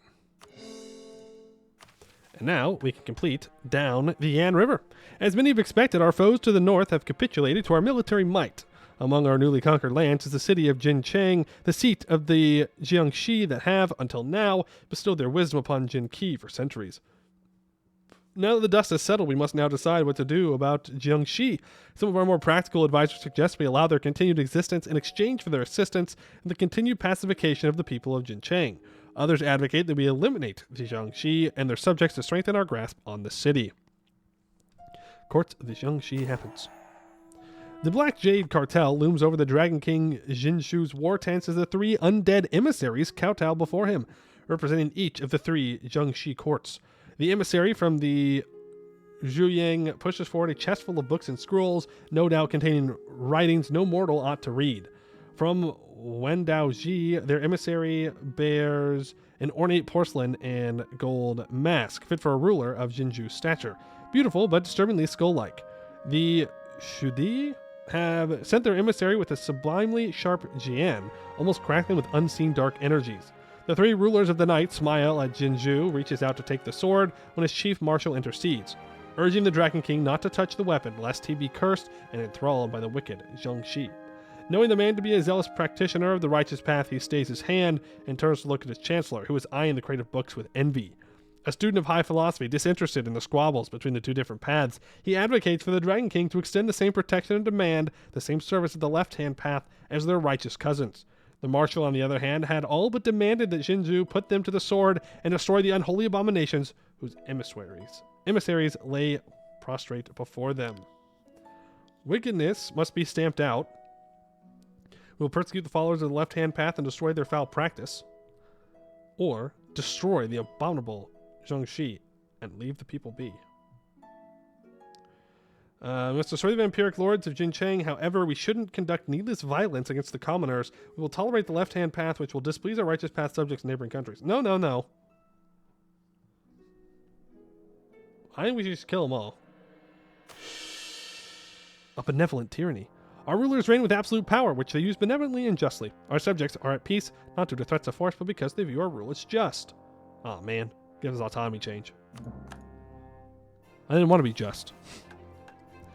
We can also complete the Frontier Fortress. With the so-called Tiger Fort firmly under our control and its previous defenders sufficiently pacified, we must begin to fortify our position, lest we lose our newfound gains to the hobgoblins of the command or the barbarous Oni to the north. Many of the fort's previous defenders have begrudgingly, yet wisely, kneel and bow before our king and vow to earn their place in Bianfeng. Despite their oaths of loyalty, we will entrust one of our finest marshals to oversee the building of fortifications and ensure that the Tiger Fort remains solely under our control. Till the end of the game, we get +1 attrition for enemies and 15% local defensiveness. Sure, that works. Now we have a bunch more claims, including on Kohai. We're getting a bit high on the old aggressive expansion, though, to be fair. Ooh. We could do a quick show strength on Ashtakuma. Or we can grab the gold mine. Current song is House of Habsburg. Cringe.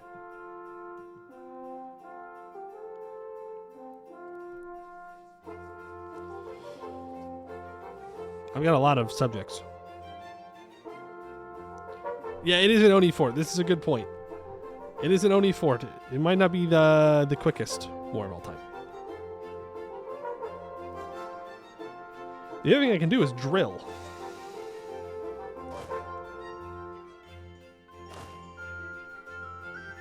I can drill and I can try and convert my army away from using the mercs. But we could send the 16k onto this siege. I really need to be out with Zhongdu. Not at this point. He's not going to accept vassalization.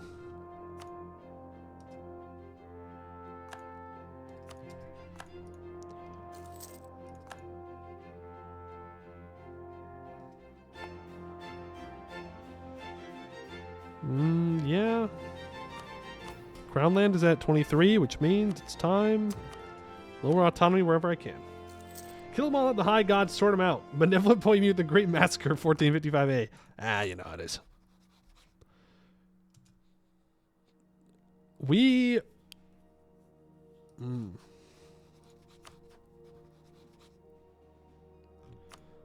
That's going to be a tricky one. Because we need to go to war with Kohai to break Zhu Zhet's alliance with Zheng Lucy. For sure. We definitely don't want to have to deal with that. Things said the War Crimes Tribunal. Ah, you know how it is. You understand. You get it. Come on. Come on.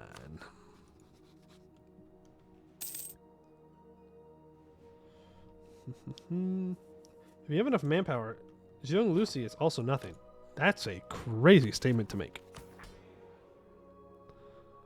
I don't know if you're just on that copium or if you just have lots of faith in me. I'm going to assume it's that you have lots of faith in me, and I appreciate that.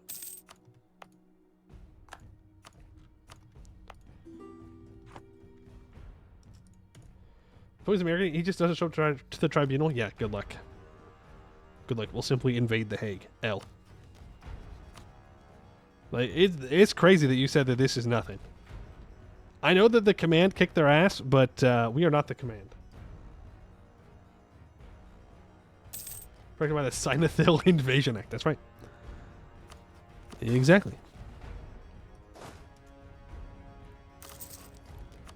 I'm going to build more cav.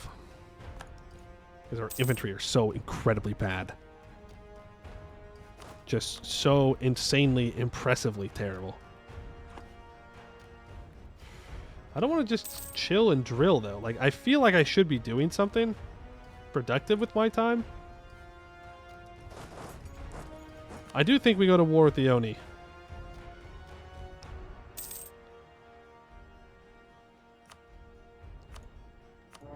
We're going to do anti-monstrous, because we're not going to get a show strength off. Like, I know how this is going to go. We're not going to get a show strength. But I do think that we can take the gold mine and do a humiliate. Do the mission vassalize, you bow. Done.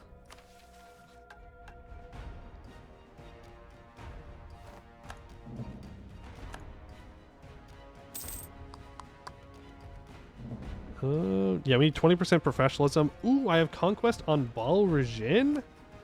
Also, not a bad war option. I can try and break Dahui away from Kohai. I do have Jitsiang as well. They only have 9,000 troops at the moment.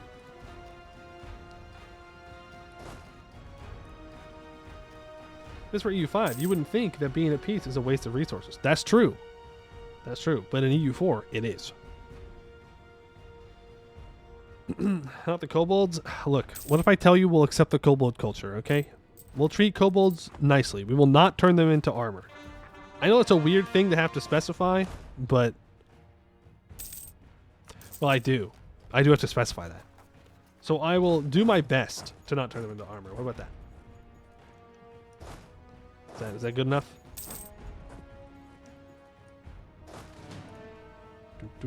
Mouse people die means they are dead. Yes, that is quite the downside to going to war. Fun fact. One of the good reasons to not go to war, actually. One of them. People don't die. It's not good when your own people die. Do yourself a favor. Don't integrate the birds until you form Dahui. So you're saying I should not be improving relations with them specifically so I can annex them. Is that what you're saying right now? Is that what you're telling me?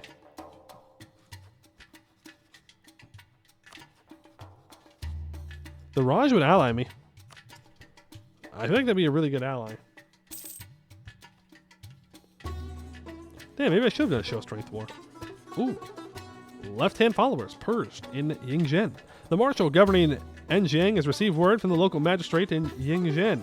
An underground coven of left-hand path practitioners has been plotting in secret to overthrow the government using their dark and devious arts. The marshal quickly dispatches 2 battalions under the command of a trusted deputy, versed in the ways of both the righteous and left-hand paths. Marching through the province, the soldiers search each hut, farmhouse, and manor for shrines to dark spirits, writings of the Oni, and other trappings of the left-hand path. The people of Yingzhen quickly learn that the deputy's purse strings are open to reliable informants. Neighbors, friends, even brothers all fetch a tidy sum. Those who resist are purified with fire and water, burnt at the stake, or weighted down and thrown into the river. Those who confess and repent are spared. However, to ensure their sincerity, they are resettled across Beyondfang to perform 10 years of manual labor. Their land, property, wives, and children are all seized and redistributed to loyal citizens? Now hold on, nobody told me about this part. Soon the deputy returns to the marshal's headquarters, leaving Yingzhen far less gloomy. And far less populated. Beyondfang's happy subjects, Freudian slip, quickly trickle into, God damn it, dude, trickle into the province, working the earth, raising new buildings, and training to fight the dragon throne. If your left hand tries to strangle you, do not hesitate to cut it off. Good riddance. That's crazy. I don't want a kid. Like, the government just shows up and like, this is your child now. You're like, what? This is your child. Where'd they come from? North. You're like, oh, okay. Sure, man. Tier 2 Noble Privilege. I feel like Magical Elite is always the best choice, but I kind of want Noble Officer Corps for the yearly armor tradition. Lambert, thank you for the raid. Welcome in, Raiders. Got a raid and want to have a good one? Well, thank you for the raid, Lambert. Hope you have a good one. Welcome in. We are playing as Beyondfang here in Anbennar. I'm getting an... Twitch is telling me about my own chat rules. Thank you, Twitch. I do know them. Thank you. But yeah, we're playing Beyond Fang. We have helped destroy the command by supporting the Seer Rebellion, and we are expanding at quite a good pace. Ziyang is our vassal, as is Hubao, Simifiri, and Anjing. We are doing pretty well. We do have the Renaissance spreading in our country. I should probably think about embracing that sometime soon. And yeah, the answer is Magical Elite. The answer is always taking Magical Elite. There's never a time you don't take Magical Elite. It's not true, but for the most part. Beyond Fang is fast, so people forget that till they get jump scared with these events. No, I understood that. I just, I guess I just didn't understand the extent of it. Didn't know they were going to, gift you children. Not exactly the happiest gift. I mean, I guess it is if you're trying to have kids. But if you're just some random-ass farmer somewhere, chilling, tending to your millet or your rice, and the government's like, here's a child and a wife. You're like, huh? Okay, I guess. What are you going to say? No? They're just going to kill you. We are indeed the bad guys. We help defeat the command. We can't be the bad guys. It's not possible. You're speaking against your government right now. I'd be careful. Be real careful. Well, I don't really want to go take their capital, if I'm going to be completely honest with you.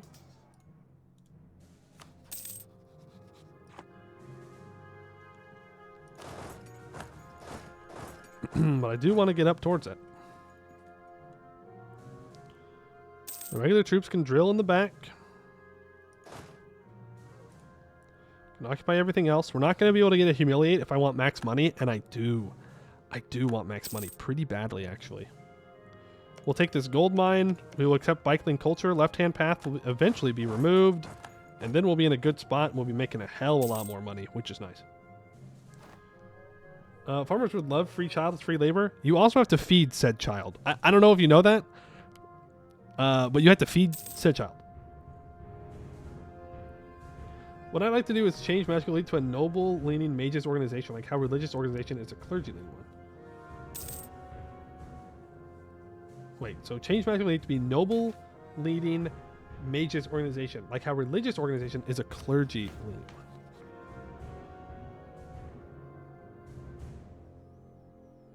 We're talking about for this one? But then how else are you supposed to get mage loyalty? Oh, the privilege. Gotcha. I see. I understand that. I think it'd be good. There's a reason farmers have so many kids. Well, yeah, they didn't have goon caves back then. That's not the reason, nor I don't know why you said that out loud. I guess I'm the one that said it out loud, to be fair. But I don't know why you did that. They had lots of kids because, these dumbass kids keep dying on the farm. Being kind of selfish when you think about it. Like, they're out here dying so they don't have to work anymore? Damn, nobody wants to work anymore.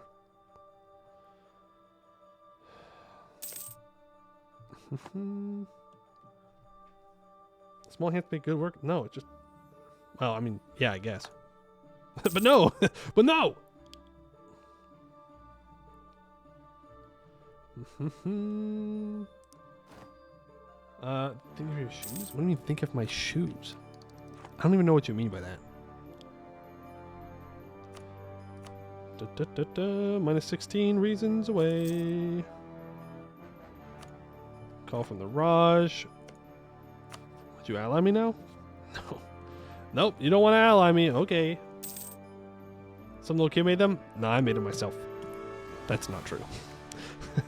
That's not true, but it sounded good when I said it, so I'm gonna say it. I could take a little bit less money and get a humiliate. Yeah, I'm gonna do that. And we can bring you guys on home. Who's disloyal? Oh. Well, they'll be loyal again. Oh, am I debt free now? Yippee! No more debt. Do you have allies? Yeah. Will they defend you? Yeah. Okay. America is also rolling back laws banning child labor. Look, the kids, they want to go work in...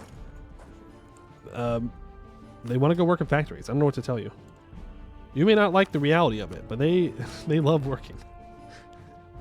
They are able to think through the effects of them having to work. They understand. They know what they're doing. All right? We pay them like $5 an hour. That's pretty good.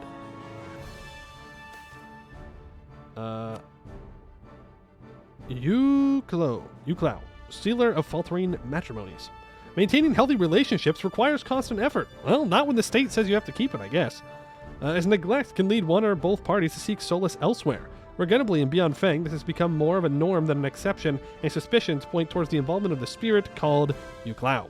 Though formless, Yuclau is known to wield influence over people's relationships and behaviors, both in positive and negative ways. Unfortunately, it appears that Beyond Feng's experienced the negative consequences, with people now engaging in adultery almost openly. This epidemic of infidelity is wreaking havoc on the province, tearing apart the social fabric and undermining its core values and norms. The widespread indulgence in adultery is profoundly damaging to the community, leading to fractured relationships, broken trust, and emotional turmoil. The province is facing a crisis as the bonds that once held people together are being strained, and the repercussions are far-reaching. Okay. Well, it'll might give more kids for the military, so I guess that's okay. Going to bed now. Good night. Good night. Thanks for hanging out. Appreciate it. Get some good rest. Better rest than I'm getting. Damn. One day I'm going to learn that I can just go to sleep, right? Just a little honk shoeing. Like, oh yeah, now would be a great time to actually go to bed instead of staying up late watching YouTube or something. One day. Honey, I'm sorry. It was the spirit that made me unfaithful. Uh-huh. Uh-huh. Yeah, it's a very convenient excuse, no doubt.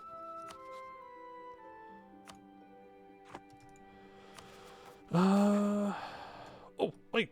You. Jiang, now. Left-hand followers are purged in Imolgu. Hold up. Hold.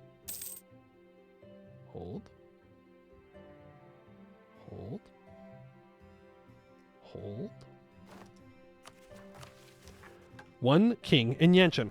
An envoy from the eunuch king has arrived with an ornate invitation to his nephew's rite of purification. While watching a young boy be ritually castrated may turn the stomachs of the virile men of Beyond Feng, we will nevertheless attend as his magnanimous protector and benefactor. Perhaps we should direct our officials in Ziyang to source the finest foods and drink from the city's merchants for the celebratory banquet. And as the road between Beyond Feng and Ziyang may be unsafe, we should be sure to bring a retinue of hardened warriors. I mean, it's one thing to do it. It's another thing to watch it. I don't know. It feels kind of weird. The celebration. Flutes and gongs, the smell of roasting meats and sweet wine, and the kaleidoscope flurry dancers and acrobats fill the palace's great halls as the eunuch lords of Ziyang feast beside intact lords of Beyond Feng. At the high table sits Dragon King Jinzhu Long of Beyond Feng, eternal friend and protector of the scepterless kingdom. The ostensible honoree of the lavish banquet, eunuch King Feng Shi's nephew, lies unconscious in the royal chambers, attended to by the court physicians and herbalists uncertain to survive this morning's rite of purification. But the house of Shi always has more nephews to choose from. Feng himself laughs and drinks deeply from a silver goblet of rice wine. The drink and merriment has put out of mind the growing fear that one day, Beyond Feng's relentless march to unify Yanshen would turn south and arrive at his gates. The plan had required subterfuge, not the brute strength of Beyond Feng's armies. A bag of silver in the right hands or a knife to the right throat. The vengeful heir of a banished merchant house financed the venture. A disgraced alchemist exiled from the House of Fire and Water supplied the poison and the antidote for Jinzhu and his retinue. The Beyond Feng garrison commanders embedded in Jiyun's towns would deploy at sundown, arrest and execute the local eunuch lords, and proclaim the new ruler of these lands, just as the main course is served in the palace. Feng relishes the broiled dire python brought from the remote Lupolin rainforest for this auspicious occasion. A moment later, with a rasping cough, blood spurts from his mouth, soon echoed by the gathered eunuch lords and members of the Shi family. The eunuch king's sworn protectors, the Summer Guard, are cut down as Shinju's heavily armed retinue breaks through the Great Hall's doors. As Fang crawls towards his throne, choking on his own blood, Shinju takes up his great chui and swings the mighty mace down on his head. A scepter for a king. Lose 1 stability, lose 200 Diplo power. Till 1485, we get -1 Diplo reputation, minus 10% improved relations. We inherit Ziyang and will be sent, or we will be seen as somewhat more ruthless. We are now back to being a pragmatic approach. Alright, well, let's make sure that this is all stated up now. Even this. We're now way over our force limit, I would assume, but let's wait for the month tick to see what happens. We got a solid 2 boats, ladies and gentlemen.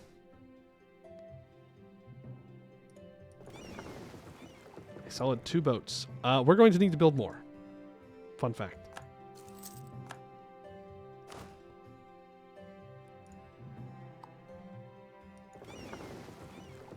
Yeah, we're definitely going to need more. So that way we can cross onto this island. Because if we can't cross onto this island, this war's going to be a pain in the ass. I have more boat? Oh, I do. I have 1 more boat. We have 3 boats. I have 3 boats, ladies and gentlemen. We are so back.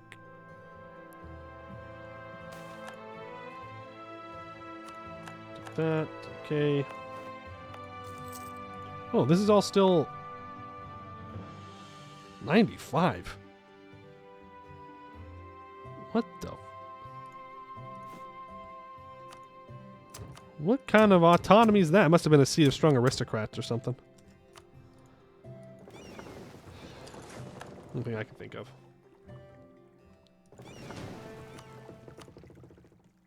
We don't really need to protect trade anywhere. Doesn't really benefit us at all. We are 3 over our force limit. I don't want these cap. That's too many. But we can decide where we want to go next and what we want to do. I still have not embraced the institution, by the way. I probably want to go indebted to the merchants for it. I could wait 4 years and sell seas for it as well. Fortified temple provinces? Eh. Like, this is death. We can manage this. Call in Jitsiang and break Zhu Zhet's alliance with Zheng Lucy, who is getting larger, by the way. I think we're going to have a Shia form. But there's less and less of them every day. Beat up Oni? I already did.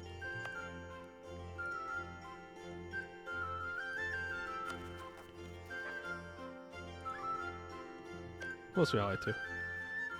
Pinghoi? Nagon? Okay, well. Kohai is the only one I can get access to.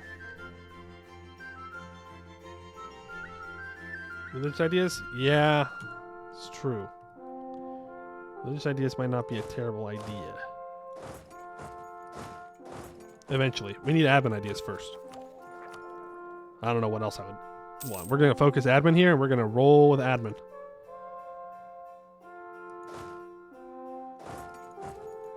So I think this war, we need to focus on Kohai first.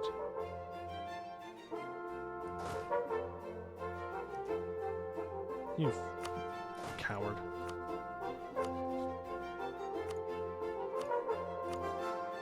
I could Kobalize Lin Yin Quan. Though I don't need to annex him yet. Are you still a powerful mage? No.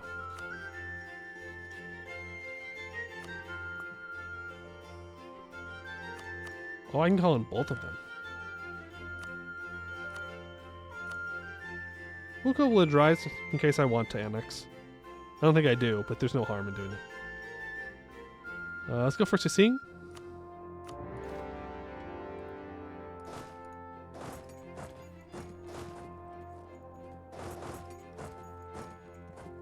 And this is not mothballed anymore. Oh, and the treasure fleet visits. Continuing on its decennial journey across the eastern seas of Hellas, the treasure fleet makes its stop here at the port of Kuihyok. Our goods will be sold, their goods will be bought, and the local economy flourishes for a precious few weeks before the fleet departs again. Well, get these 28,000 troops out of there. They're not in a safe spot.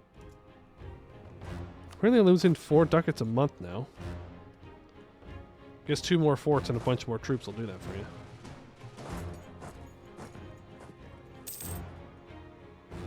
But hey, we can get more money through war, right? That works.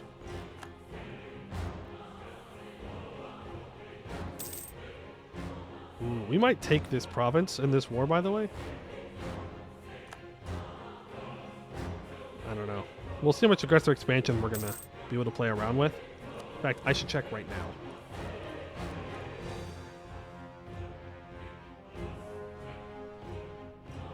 None of that matters.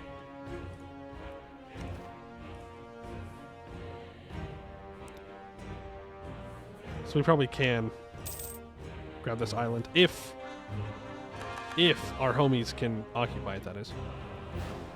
Apparently they might not be able to. Go over, make sure you keep looting.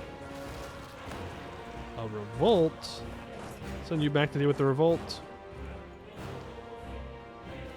I would like to break Len Shenhui's alliances.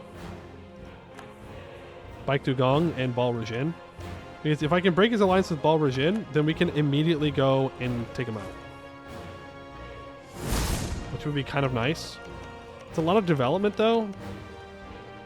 I guess my biggest concern is that Nugent Sarai might jump on him, but I'm not too scared of Nugent Sarai anymore. They weren't able to take out Jietziang or move down into Yanshen, so they're kind of weak. Xenomon, thank you for the follow. Appreciate it.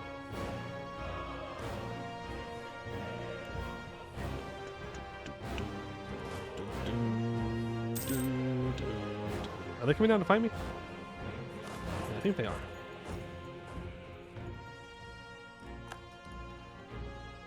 I do, in fact, think that is their plan. Truce with these 2 guys are up, but they're vassals, so it does not matter. Well, we could state that in full. Don't need to. Okay, none of this really needs to be stated in full. Even the gold mine. Yeah, we're not going to make any money off that gold mine until it gets converted.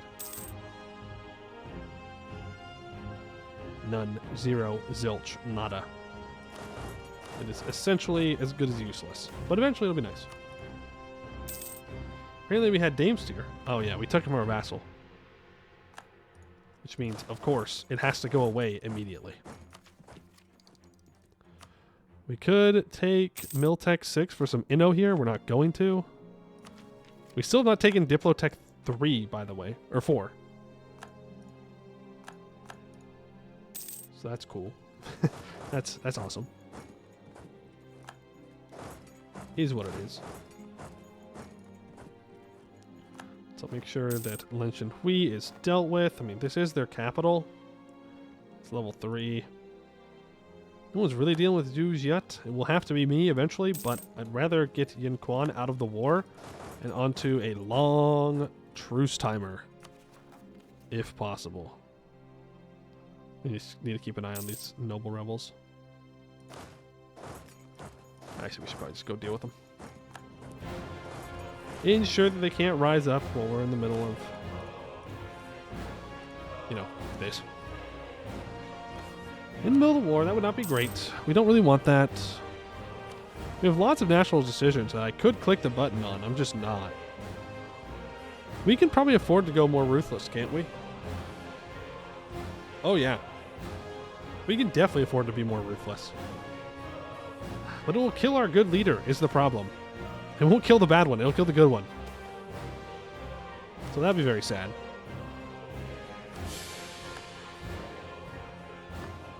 It's 54, though.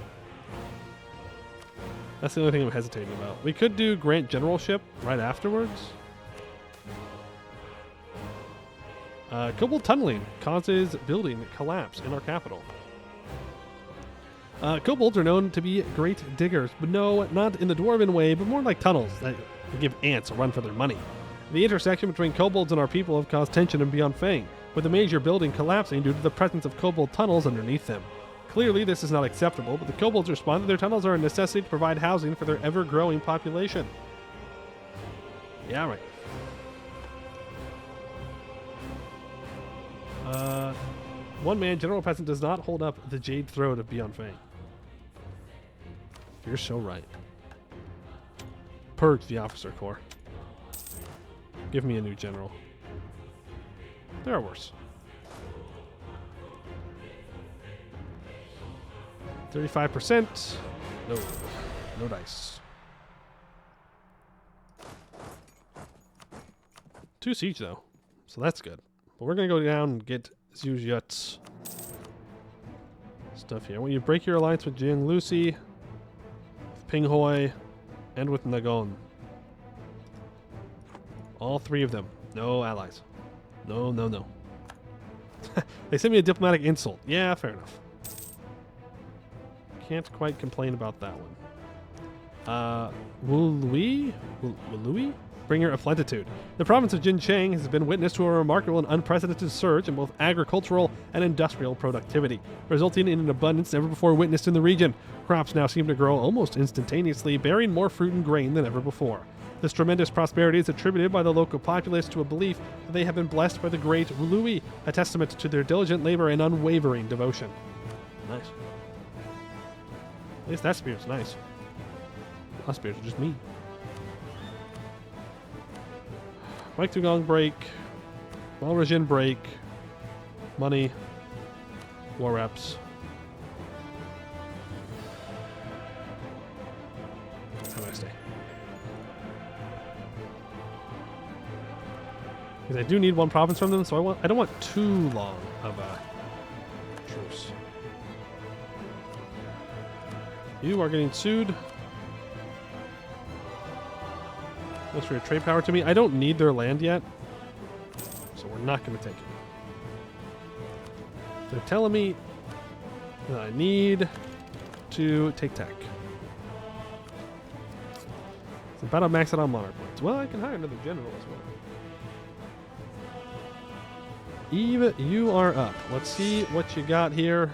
Bada bing, bada boom. Not bad. Also, I do want to check. So that decision dropped us towards tyranny by 2. Back towards the middle. So, something to keep in mind. So by 1, it was by 2. Baik Dugong has successfully taken Tianlu, by the way. Good for them, I guess. I can sell titles, but I can't seize. So I don't really want to do that. But I also don't want to pay 30% more for my mill tech. I guess there's no other option. Let's do a little bit of development. That's left-hand path, really? Okay. Fair enough, I guess.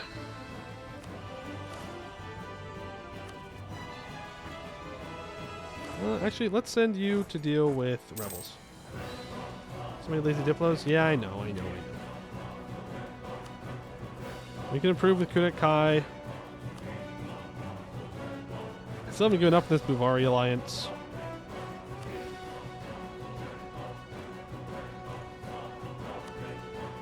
See, I don't really care about anybody else. That's the thing. Like, I don't really need to. I guess I can improve with you. Like, Yanshen's done. They're already dead. They just don't know it yet. Or maybe they do. Vassals? I've maxed out relations with this one. This one's almost completely maxed out as well. I guess I can improve with you. But for the most part, they all like me. As much as they need to like me. When can I annex this one? That's not where I need to go. 66. So I probably should improve with this guy more. Would be good for me. And once we get his capital, he should peace out. I can hold 1298. Okay, rains bring fertility. That is good. That is very, very good. We have money. I should spend money. Before I spend the money, missions. Damn. Yeah, that's dealing with Shia. The entire side is dealing with Shia. This is dealing with Sujat. This is dealing with everything in the north. Okay. I just wanted to check if I needed money specifically for anything. Seems the answer is no, so I will just use it to increase our economy. Build temples, which we do need in some buildings, or in some provinces, so.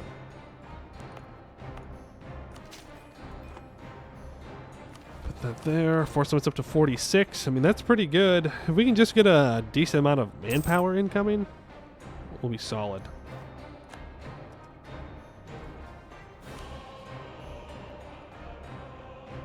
Yeah, because I can't annex them. It's 5 aggressive expansion to take this province. I can't really deal with the rebels, though. I think we'll be fine. I do want his ships to sink, though.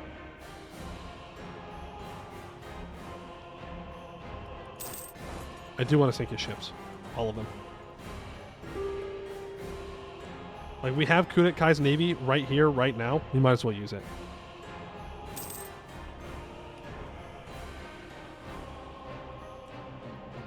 Am I echoey? Test, test, 1, 2, 3. Hey, Brian. I don't think I'm echoey.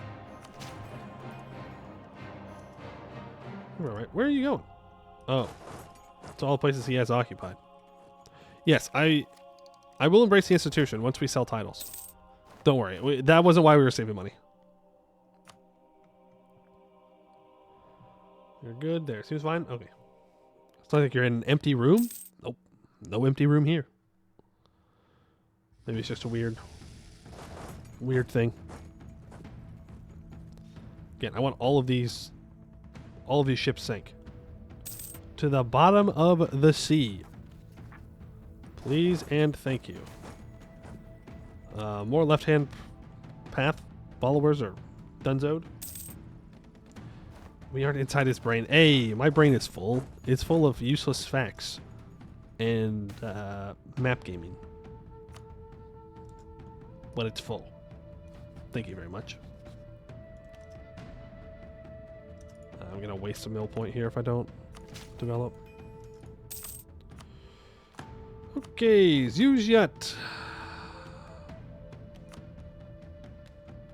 Jing Lucy, Ping Hoi, don't take money. I need a short truce. Short truce is good.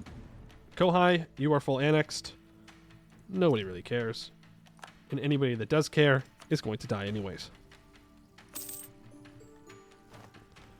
So I suppose that's a positive. For me. For me specifically. Not for them. Alright, you move north. I can seize in 5 months.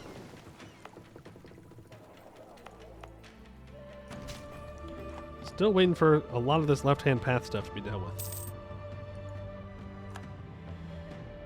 Just saying want soldiers, I'm going to say no. Let's improve relations to them, or with them, to make sure they don't break their alliance with me. Not starting with his psychic powers? No. Nope. Psychic powers are on cooldown. Sorry. Oh, he's still transferring power to me. L. Look at that.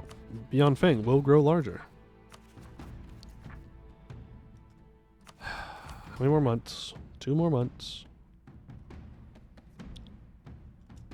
I believe in 2 more months I can switch my focus as well. Are we going to max out here? No.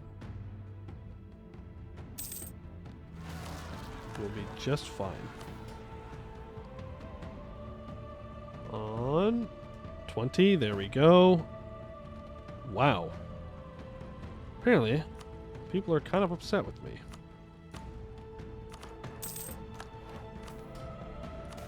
Okay, summon the diet.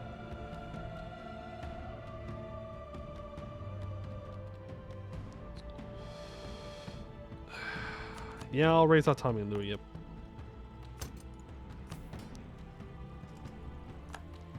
Then I will sell, and I will seize. And we will embrace the institution immediately, and we will take Miltech 6. We will upgrade our archer cavalry into Bianfeng armored cavalry. The Yanshen border lords of Bianfeng were infamous for their heavy cavalry armored in lamellar and scale plate, and in time the usage of these warriors brought Bianfeng to dominance in western Yanshen, with many other countries looking to mimic such tactics in hopes of great fortune in their own lands. Let's see, those are much better. Much, much better than our infantry. Like night and day.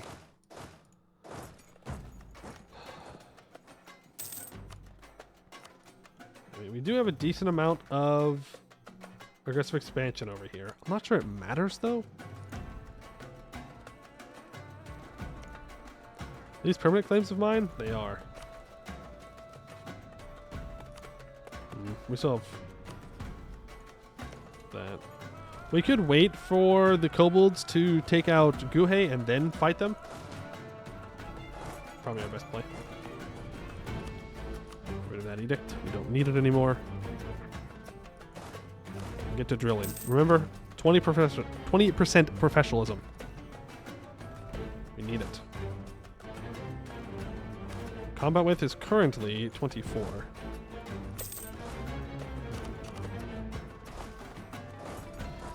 You're gonna move over here. Supreme Overlord, you are gonna become a vassal. Not a vassal, a general. Ooh, nice. And we're gonna start slowly but surely building out a new stack. Right there. Yeah, sure, I'll sell that to you. We will improve relations with this vassal. In fact, I will also Anjiang Scootage you. That way I can annex him in 66 when it is his time to go away. Bianfeng. Yep, we start building up our marketplaces. Streamer vassalizing his chat members? What can I say? It's good. It's got good benefits. Such as... Hold on. I'm really having to think hard here about just, choosing from all the options I get from vassalizing you. You get to hang out in my country. You're welcome. I know. I am benevolent. We yell that out during war, only if you do bad things. If you are successful, then I will not yell at you. It's that simple. Oh, full state up. Now, Bike Lane is a pretty big culture group, right? Yes, it is. We could consider accepting them, though it isn't our culture group. And I don't know how far away we are from... We're not far away. I do need to own Tianlu, though. We can form Dahui. Oh, hello, Zhangji. Zhangdu and Bike Dugong. You want to become my vassal? No. Does anybody want to become my vassal? No. Chat is the Empire Poison Emperor mods or electors. I would never make my mods electors. Thank you very much. I'm smarter than that. I know how that would go down. It would not end well for me. I mean, we could break Bike Dugong's alliances if we went to war with them right now.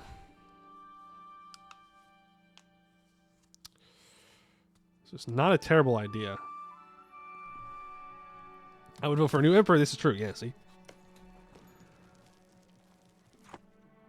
Let's get ready to deal with the kobolds.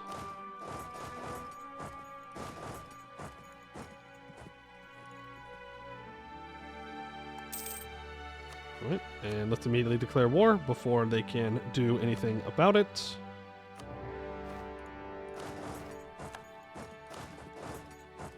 That'll be wonderful. Get absolutely got, kobolds. I'm so sorry. It's nothing personal. It's just business. Going there. Can you please give me access? Surprisingly says no. Hates me. Weird. Weird. Right, improve Ma Huang. And now I will actually improve with my vassal. We will take admin tech. I can switch over to admin focus. And our first idea group has to be admin. It just kind of is what it is. I would love it to be something else, but... Oh, we're max relations with these guys. Uh-oh. Well, we'll see how that goes. We could stick to just taking what we have claims on. Jin Quan, Jung Lucy, Baik Tu Gong.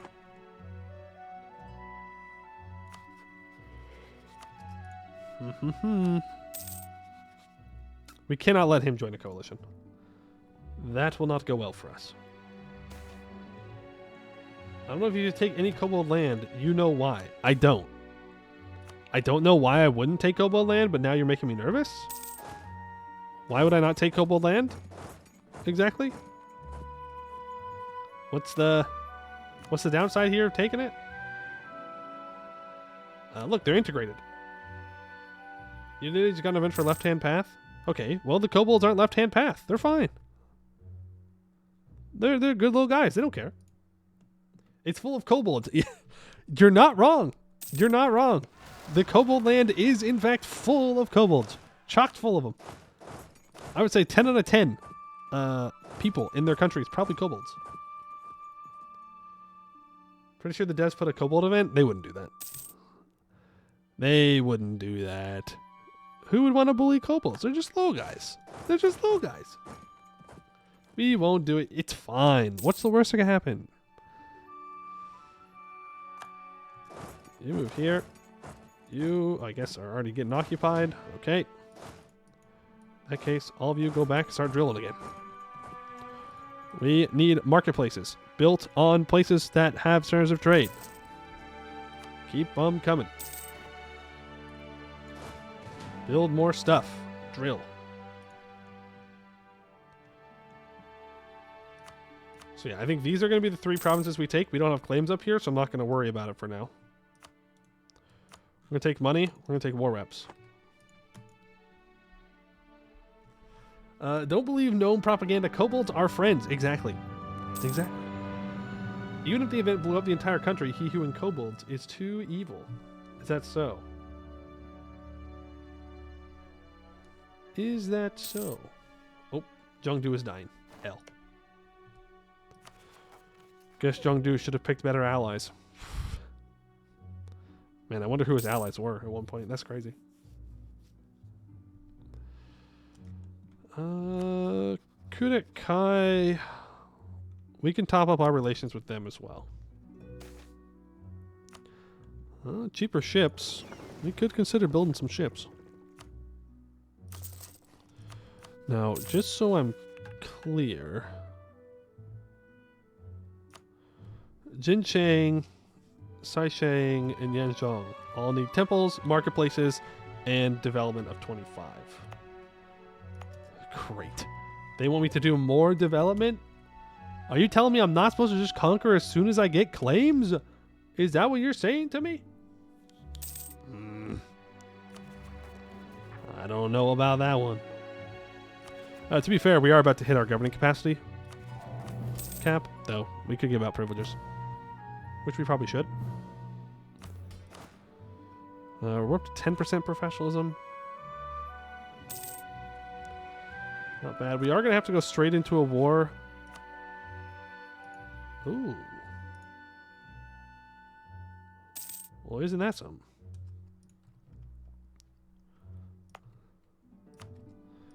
We could go to war with Zhongji.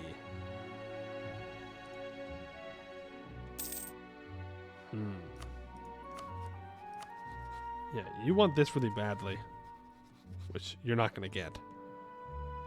But most importantly, he doesn't want Phi 10's land.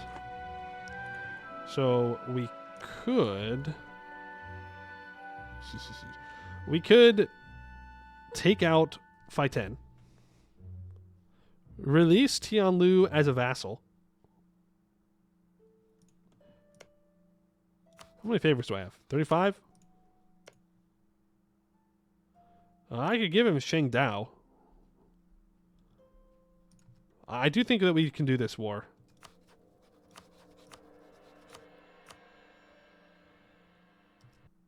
Yeah, we can. Let's do that. Stop drilling. Walk over here. Yes, I do need direct ownership of Tianlu. I do. But I mean, I was thinking that we could release Tianlu. It would make it much cheaper admin-wise to do so, which is my main concern.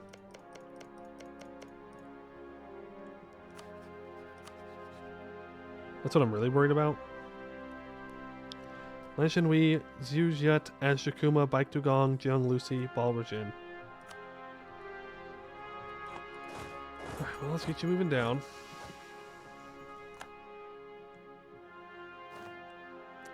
Is it the right culture, though? Yeah.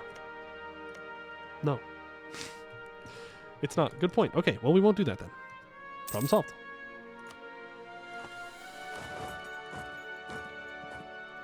Do.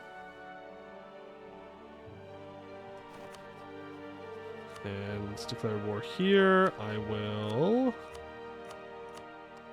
close all these up. Let's make sure I have two diplomats ready to rock and roll. Well, we know that we need development in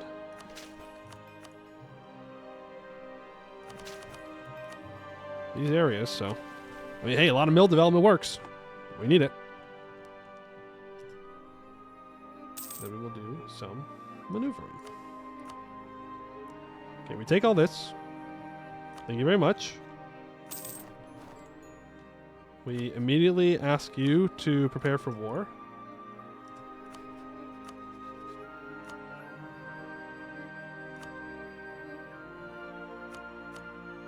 Is it time? Is it time? Do we just do it? Do we just kill everybody?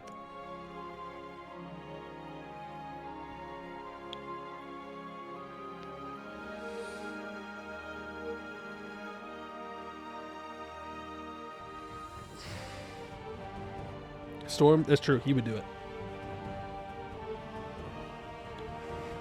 Murder is good. Can I quote you on that? I quote you on the murder is good thing. Yes? Oh, okay. Wait, core cost for admin? Yeah, I mean, we'd be waiting a while. But we could wait. We probably should wait.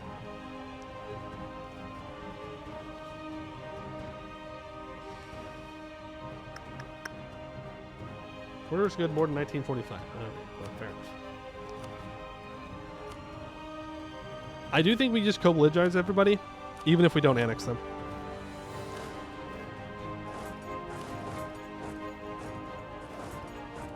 Because I don't want them to form coalitions. So that will work. There, and here, here. Go to here. Make sure everything is under threat, under secure, siege. Make sure we're being left alone. You, I need to influence. And then I need to... Oh, I need to send them money so I can annex them.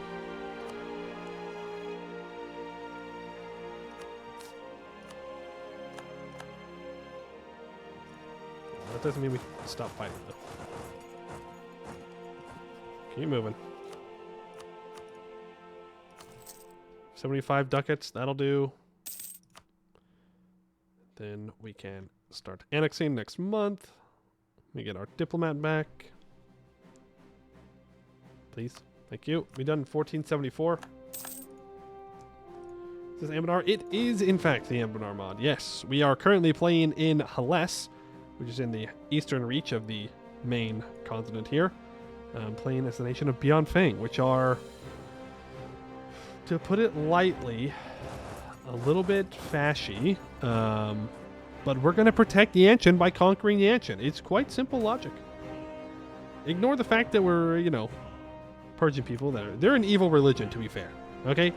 To be completely fair, they are actually evil. No joke. Actually evil. Okay, you become righteous path. That's good.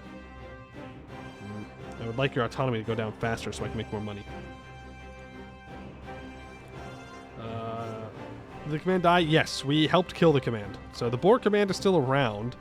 They are still kind of scary, I won't lie.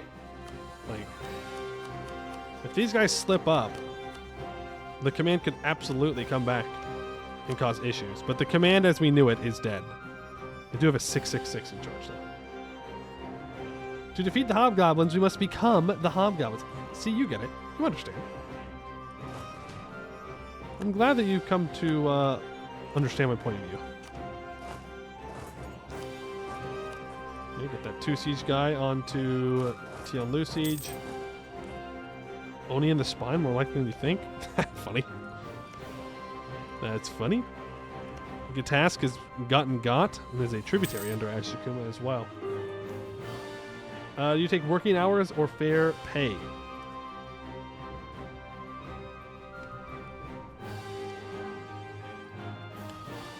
I think it's the top option. Right?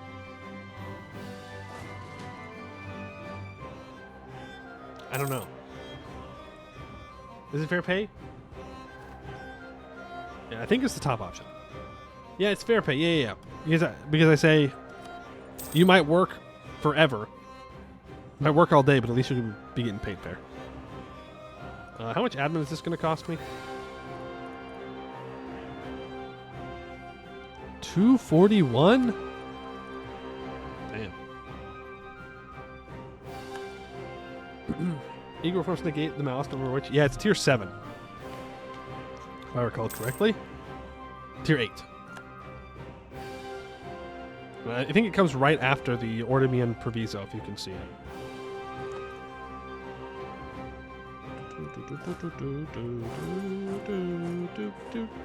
Is this their whole army? Yep.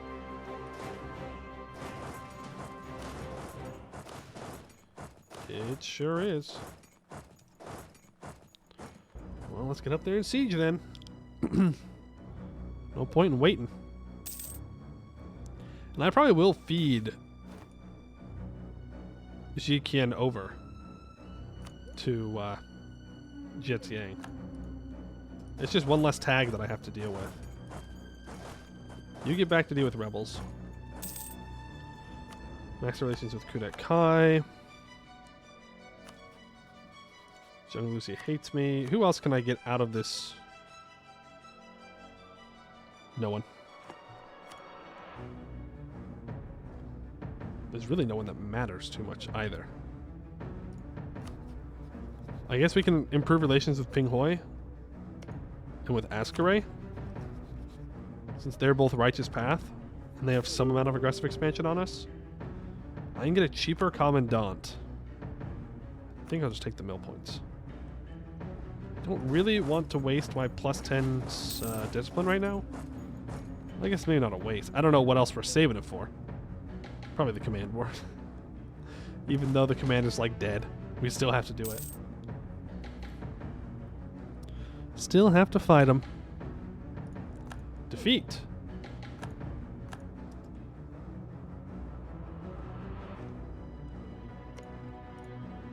Okay. Sure, man. I mean, you were set. I guess maybe they lost their capital. Yeah, they did lose their capital. Okay, whatever. Doesn't bother me. We've lost the Unbroken Claw Scholar. And we can currently invite Starry Eye for minus 10% idea cost and advisor cost. Let's do that. Philosophers adhering to the idea of the Starry Eye believe that the high gods found enlightenment and ascended to the stars. They believe that all should be ever searching for enlightenment and often arrange large gatherings with those from all castes, where they gaze at the stars and converse about potential ways to become enlightened and educate each other about their findings.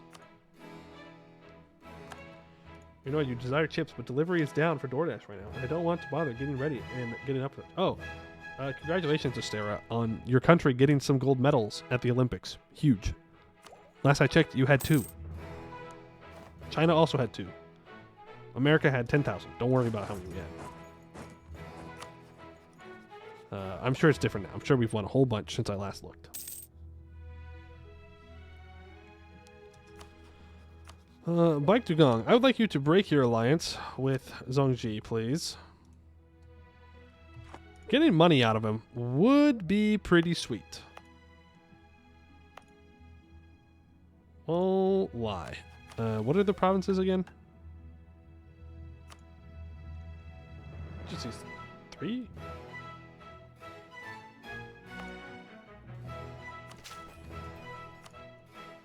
Okay.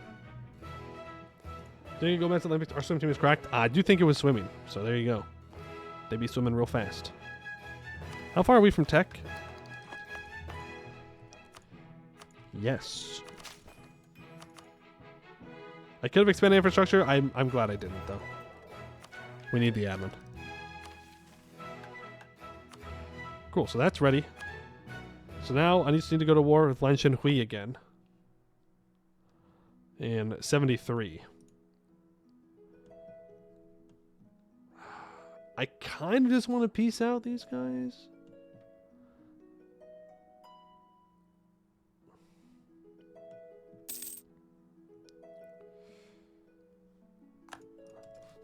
You want to give me money now? Yeah, I would like their money. I like their war reps as well. And here, folks, you see the Poemu greeting, of course. He simply cannot help himself but greed. Yes. A greedy little guy.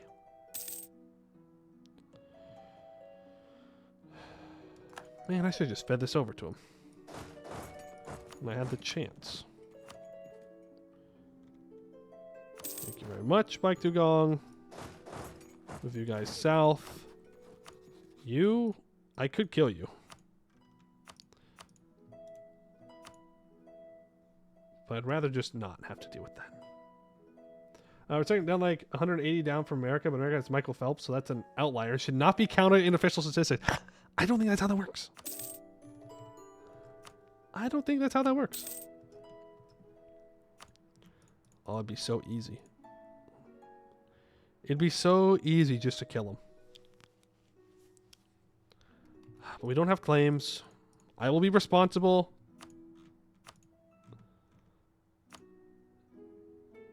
I will be a responsible conqueror, all right? And we won't do it yet. Yet. You, on the other hand, will get got. Yanshen Hui is about to attack Zhongxi. Well, shoot. That's fine, actually. I don't care. I don't know why. I don't know why I thought that was my problem for a second.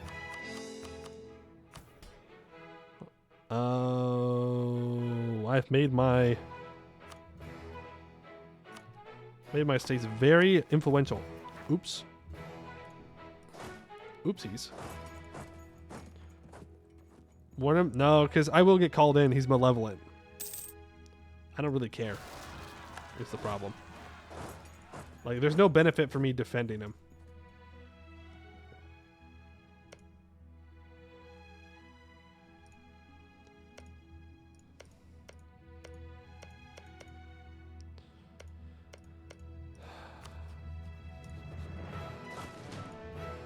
Is there?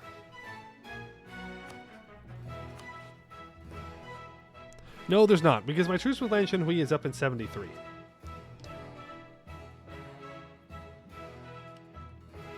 I can't annex him in one war anyways. And it's one less person that can join a coalition. So, kill them all you want. Alright, we're chilling until 40... 1471. So we got to drill. Get a little bit in that we can. We could sponsor harvest festivals. Yeah, you wish I was going to sponsor harvest festivals. Are you crazy? What the heck? I did see something about Lamb 1 over here. Yeah, also Kohiak. Needs a dock and a marketplace. Let's get started on the marketplace. Once we own these two, we can complete that. It's good. Good. The good news is we've almost killed everybody that's righteous path. Oh, they threaten war. Okay. That works too. All right, we need to wait for the philosophers to be 1% more loyal, and then we can summon the diet and seize some land.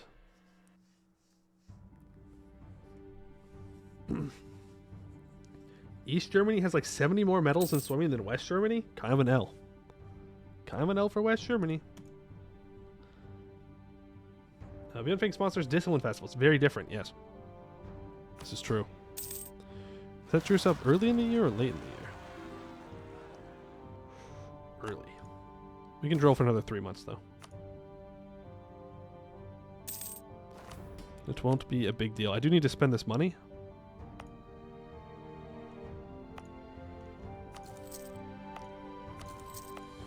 So let's get all these centers of trade up to level 2.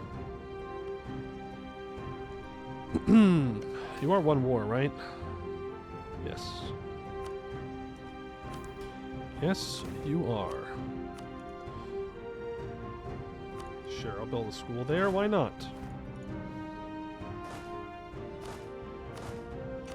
Let's get you into a 10,000 stack here, 20,000 stack here.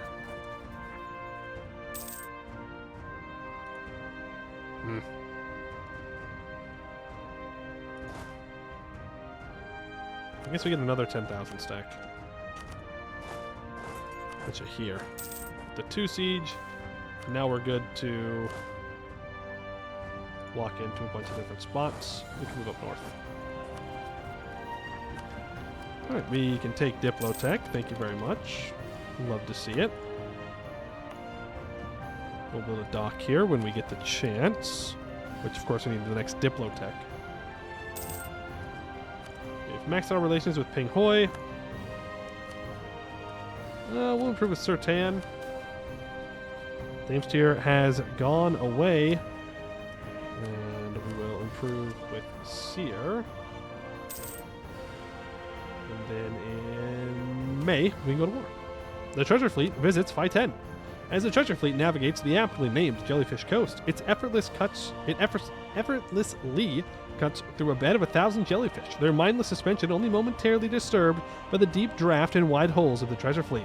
At night, the jellyfish flare up a light bioluminescent blue. The treasure fleet is as small pinpricks of darkness, inverted stars in the canvas of the sea.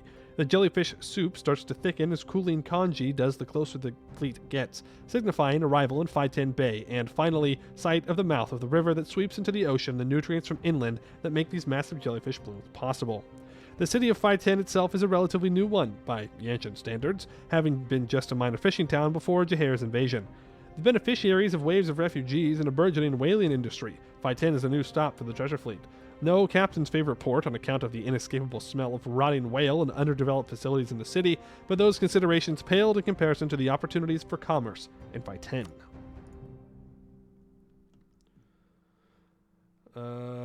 Third most medal-winning swimming country in Olympic history, despite existing for less than half the time the Olympics existed. That's kind of terrifying. I wonder if we knew Kudi still exists. They got oofed by the disaster.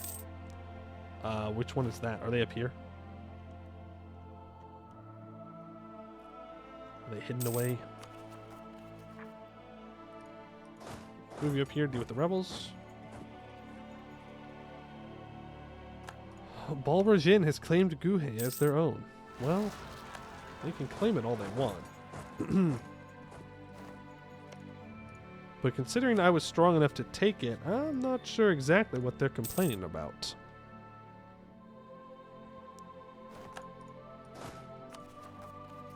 Jinki separatists. I really don't want these separatists rising back up.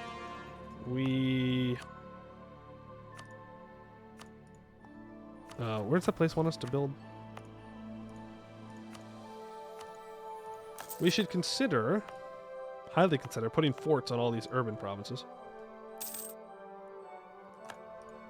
Knowledge sharing has ended there. Yeah, I'll do knowledge sharing. I'm once again going to need the admin points. This is the problem with taking admin ideas. You just need the admin points. We could restore some temples. It's also going to cost points. Everything costs points. We got 17,000 manpower left on this merc stack. Not too shabby. Could build more troops.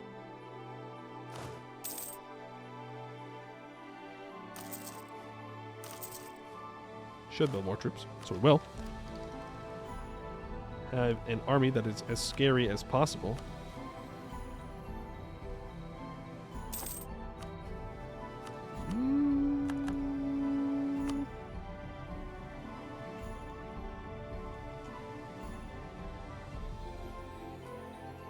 Uvari is willing to ally me.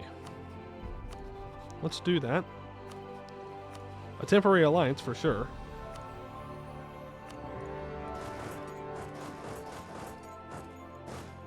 But I think that's fine.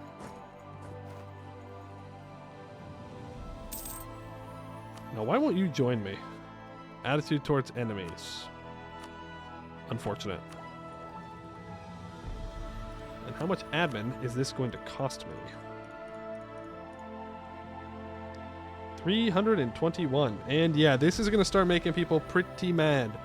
Thirubnir, Lo Nagoan, Askare, Zongji, Udapana.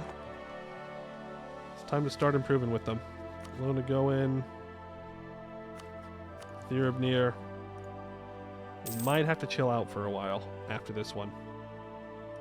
Might have pushed ourselves to the limit. Askare's about to die. Rippy Dippy. Rippy Dippy Hidarion. Sucks to suck. L plus ratio. Next time, don't be an elf. And these 10k can just sit here. Well, I do want them looting.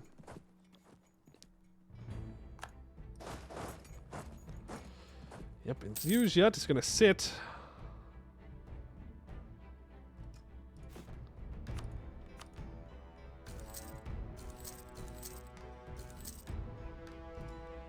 Going to sit on their little island here, but if we can get all of these light ships built up, then we should hopefully be able to contest them. I'm not seeing any combat ships, so hopefully we can get more. We can dunk on them. He is caught up on Diplotech here, so that's something to keep in mind. Oh, we are looting crazy fast, it feels like. This is 25 development. This is 25 development.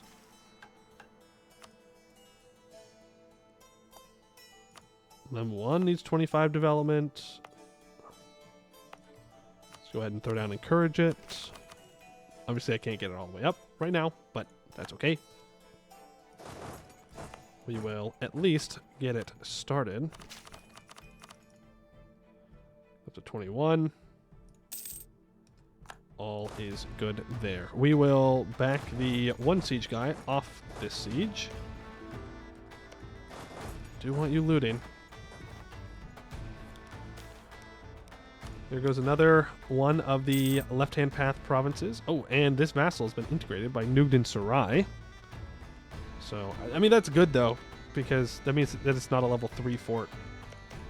Actually, I think it was a level 1, level 2, so it's one less fort we have to siege down.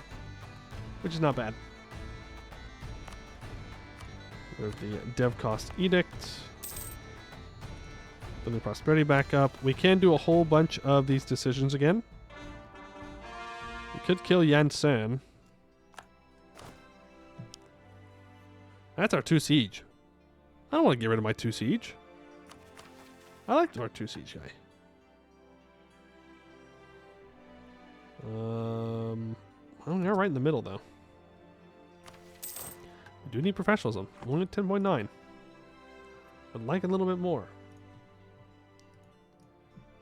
I'm gonna be honest. Zugok has been taken. Alright, well, we're at 99%. But he's gonna do this thing where he's not gonna want to peace out because I don't own the island.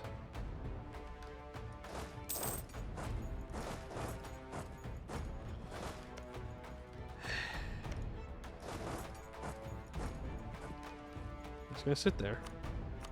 Oh, never mind. He's willing to peace out. Yeah, the problem is we die. So that's a net negative, I'm gonna say.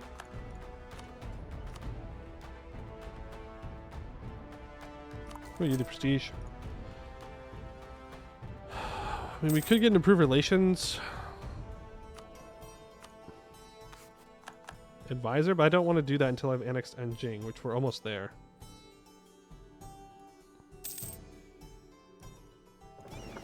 Get all of our ships brought together. Should hopefully be scared of our navy. Yeah, if we look at this peace deal,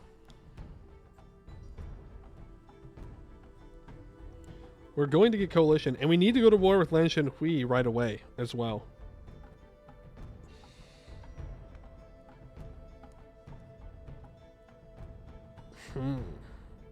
And my biggest fear is that if Jiang Lucy can join a coalition, they will. And with all their little vassals, I think we would have a very tough time. Very, very, very tough time. He's going to form Shia. He's going to do it.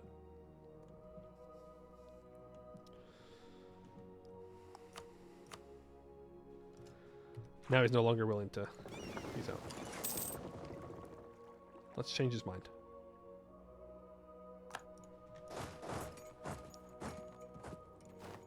Let's make sure he knows he will be piecing out, whether he likes it or not.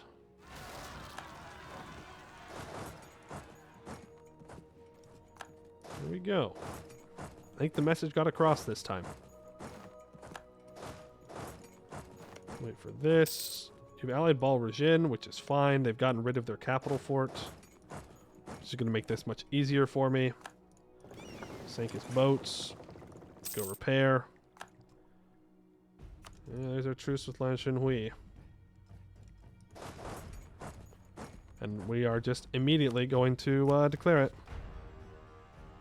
for Yangcheng. They are Tech 5. They have 17,000 troops. Let's just get the kobolds dealt with, and then we'll deal with his troops. I guess the question is, do I care if this coalition forms at this point? I kind of do. But Bal Rajin can't join. Yanshen Hui can't join. Baek Dugong can't join. Zhongji can't join. As Jakuma can in a year. Udapana, Askare, Jiang Lucy. I think we're fine. Jiang Lucy is the problem, but if I kill everybody else, it doesn't matter if they're mad.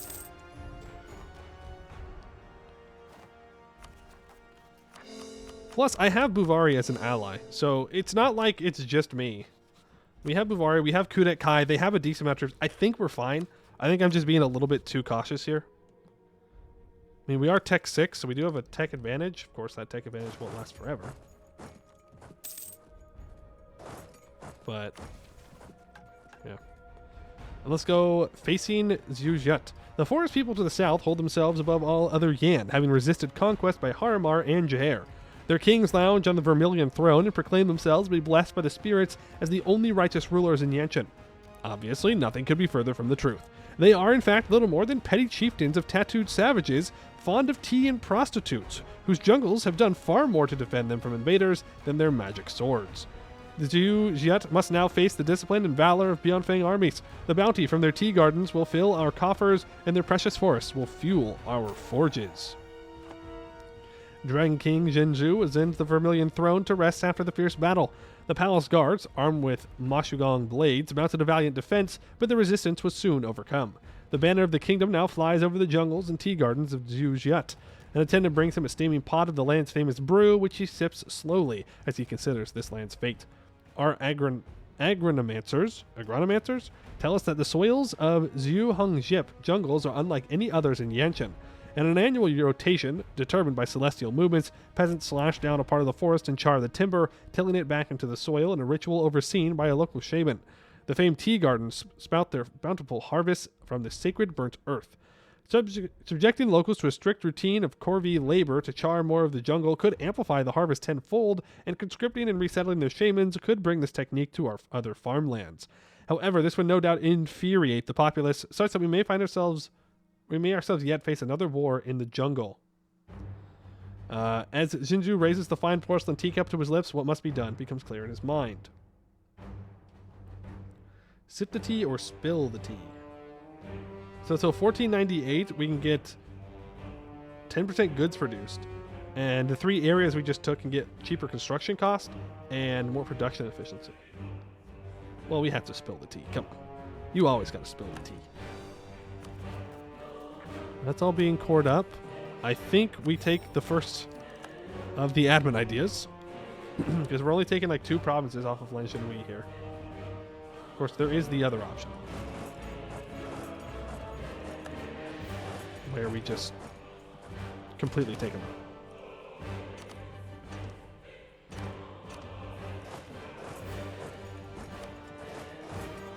And we just kill everybody and worry about nothing.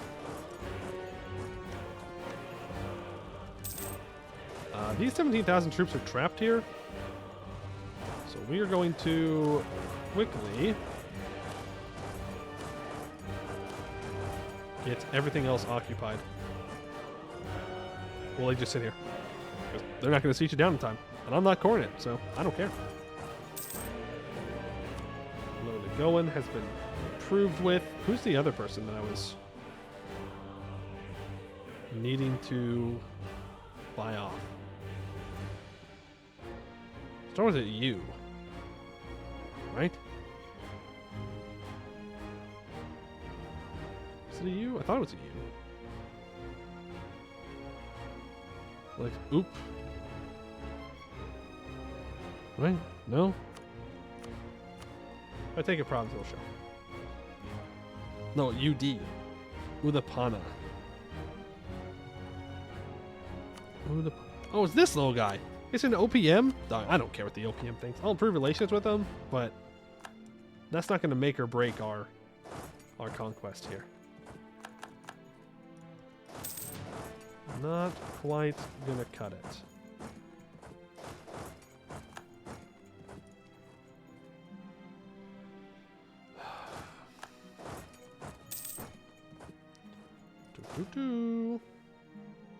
Yeah, Ascaray is getting beat up.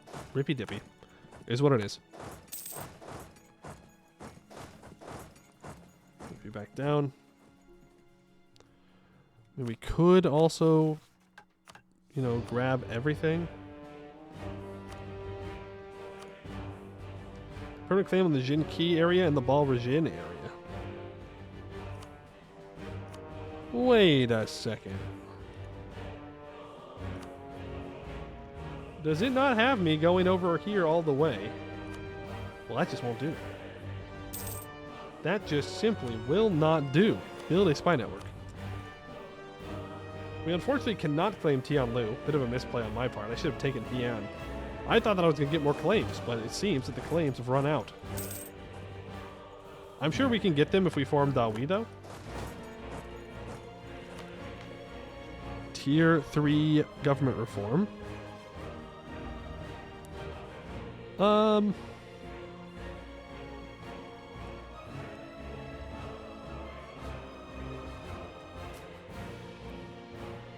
don't know. Kind of good with decentralized bureaucracy. Kind of like royal favoritism, though, as well. Let's go royal favoritism. Huh. Well, I immediately regret my decision.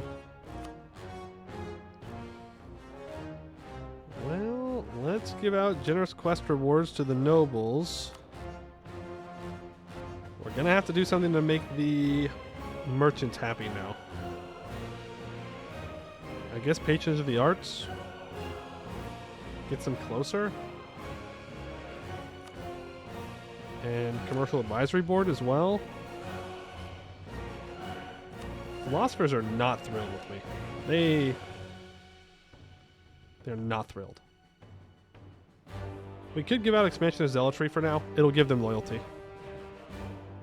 Enforce unity of faith is a bad idea, since we're not converting righteous path at the moment. It'd be a very, very, very poor idea on my part to implement that. Yeah, I think we do need to form Dahui. Now, does forming Dahui replace our mission tree or extend it?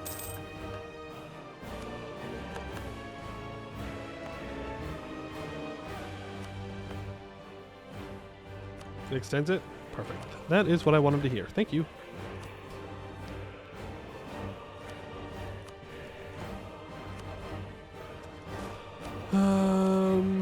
We shouldn't be over our force limit, or at least not very far over, once it updates with its autonomy, which is staying high. But yes, when we can lower autonomy here, then we'll be fine.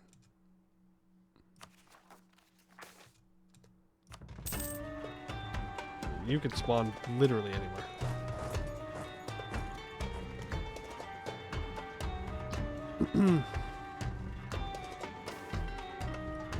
Should be a stable government. I'll lose 5 Diplo power. Decrease of harpies. Okay. And we're just waiting for Bal Rajin to get got. Now they are guaranteed by Nugent Sarai. 56 aggressive expansion, though, to annex them as a non-co-belligerent. Whoa.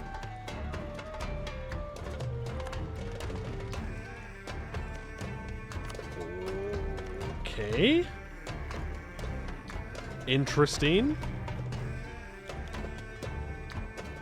That's a...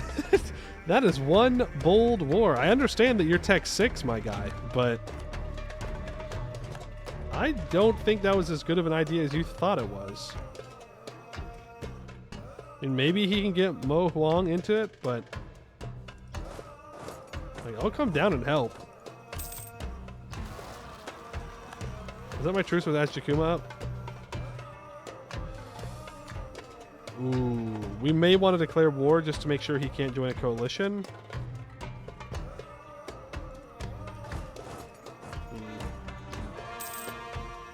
There's a bunch of cores completed. We are blessed by Cao Bao.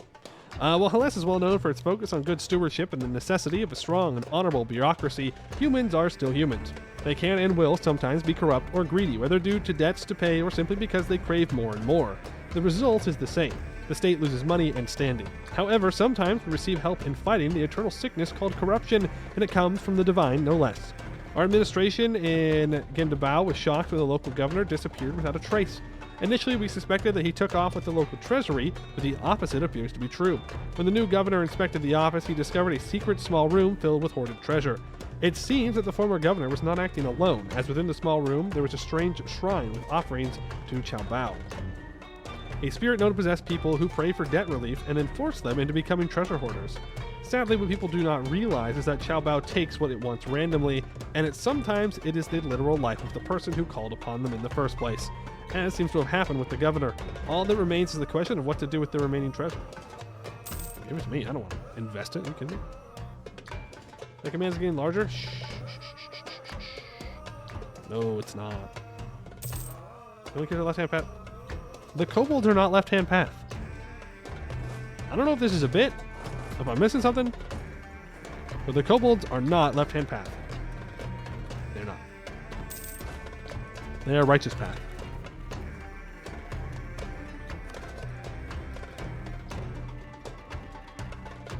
Oh, you were talking about the ogres. Okay, okay. I was like, I don't think they're not. They're straight up. They're just not. We are out of manpower, though. But we did our part in this war, so you're all welcome. You all being Kudet Kai, who I came to defend.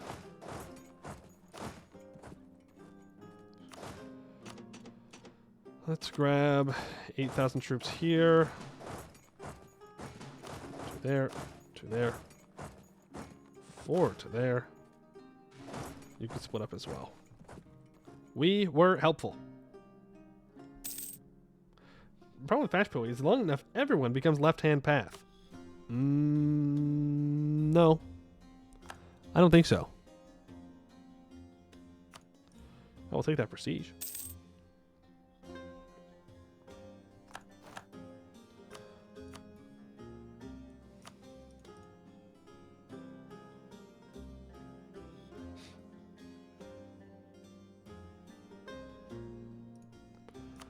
Hold on. What if I just took, like, everything? They kind of care.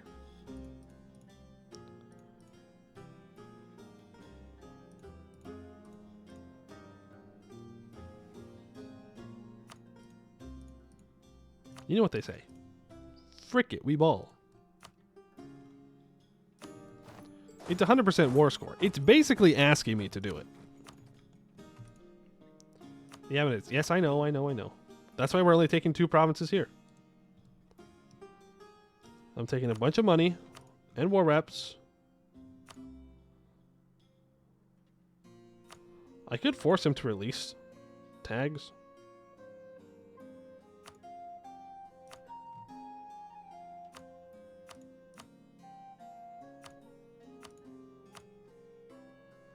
Yeah.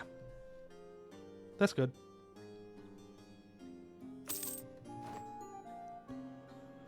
That works for me. Core all that up, and we can complete Storm the Palaces. With our northern front secured, it is time we direct our conquest further down the Yan River into the land of the eunuchs.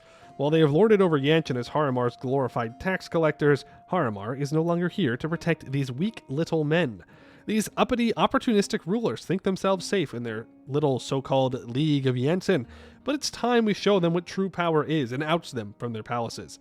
Our advisors have reminded us that while their army is undoubtedly no match for ours, the eunuchs still wield a considerable amount of political sway in Yanshen, and will need to determine their fate sooner rather than later. For 15 years, we get minus 10% construction cost, minus 5% dev cost, permanent claim on Jin Ki and Balrajin areas, and the fate of the eunuchs happens. Which means I do need to cancel those cores and recore them. Let me do that before I forget. Because I can make it a little bit cheaper. There we go. Fate of the eunuchs. When Haramar united Yanshen under one banner for the first time in its history, he created a caste of servants to administer his conquests in his name. Made impotent by either spell or knife, these eunuchs could have no hereditary legacy of their own, and reviled by the Yansheni nobility, they were absolutely loyal to Haramar and his successors. Through their privileged positions, they amassed power and wealth, and their influence crept into every corner of the land. When the reign of the Haramari ended, the eunuchs began to rule in their own right. Their guile and ruthless elf-interest ensured that any attempt by the hereditary nobility to seize power was swiftly cut short with bribery or assassination. Even the great conqueror Jahair was felled not on the field of battle, but by a eunuch's knife. Perhaps centuries of being the puppet masters of Yanshen made them overconfident, for they did not foresee a great storm cloud rising in the west until we were at their doorstep. Now the swift sword of Bianfeng has cut their strings from the cultured river port of Yanzhong to the ancient citadel of Gue. The so-called League of Yanshen lies shattered before us. The question remains of what to do with the eunuchs. With an independent power base and a well-proven ability to assassinate any would-be conquerors, they present an undeniable threat within our own borders. On the other hand, their centuries of rule have made them superb in the arts of statecraft and administration. Yeah, no, kill them all. We don't need them. They shall be cut off the body of Bianfeng and cast aside. I do not want the eunuch's estate. Get out of here. Absolutely not. Ruthless tyranny. Our rulers reign with absolute power, which they use liberally to crush all dissent without mercy, and sometimes cooperating even with downright evil elements of society. Our subjects live in fear, which keeps them in line and our realm stable. Plus 5% discipline. Man, we have gone from benevolent to ruthless pretty quick here. We can also complete great cities of the south. Bianfeng, Jinchang, Saishang, and Yanzhong all need to be 25 development with a temple and marketplace. Through our military conquest, we've acquired large swaths of land that have unfortunately borne the burden of war. With our position as the dominant power in all of Yanshen secured, now is a time for rebuilding. Great, prosperous cities will rise from the ashes of our newly conquered land, while settlements, towns, and cities in the heartland of our growing nation continue to grow, prosper, and thrive. When all of Yanshen is finally united under our rule, Beyondfang will be home to the greatest cities in all Hales. For 10 years, we get minus 50% local dev cost. And we get growth of cities for 25 years, plus 15% national tax modifier. Not bad. Now I need the next Diplotech. We are not at war with these guys. Man, I was so ready to be sieging them down. Why don't you grab that province, and the rest of you can make your way back up. You have some drilling to do. Because your job of fighting in that war is over. I do not have the manpower to mess with such things.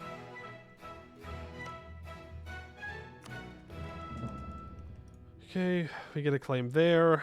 Let's have 2 diplomats improving with our vassals. And then I want another one with my allies.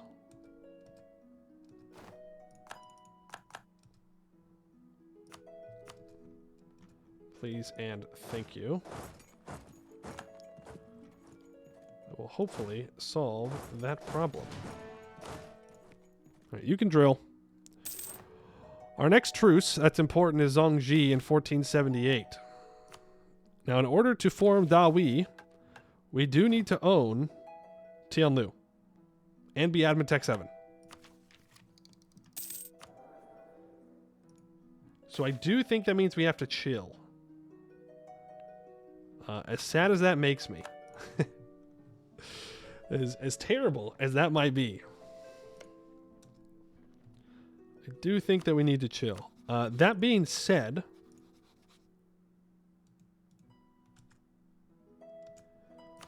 what are mission searches into Dahui?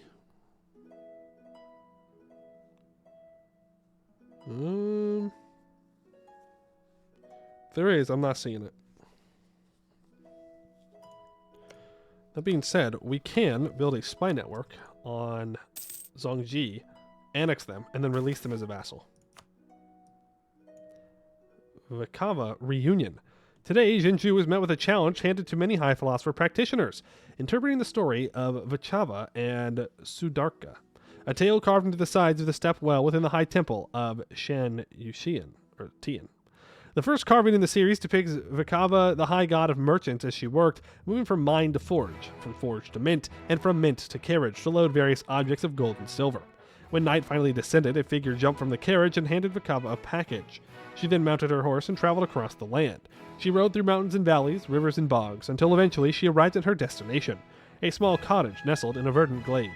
In this moment, Vakava is shown to be her most beautiful. Bathed in a morning sun, lines of silver traced her hair. The golden outlines graced her footsteps as she approached the cottage.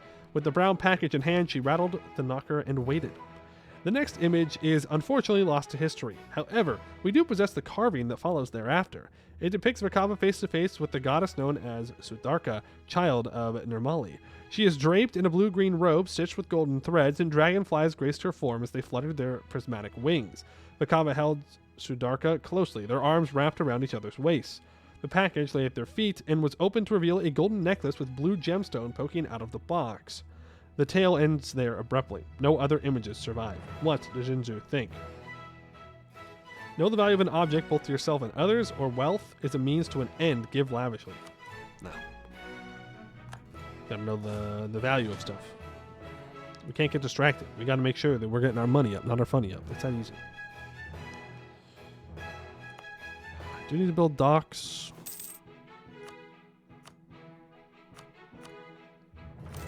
Build that. Build that.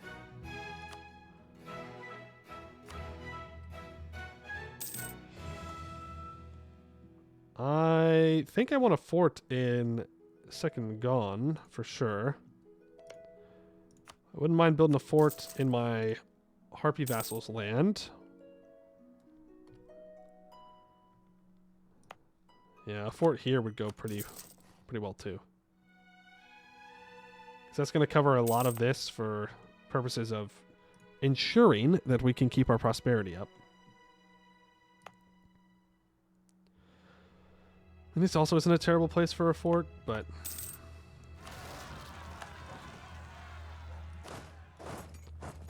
you need to move to be on Fang, because I would rather have them all drilling at the same time. Now, we are overforced them by 1, but I need to lower autonomy, which means we need to get out of this war.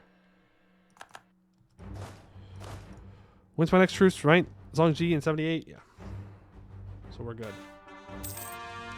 We are so totally fine to speed 5 through this. I'm not going to go to war.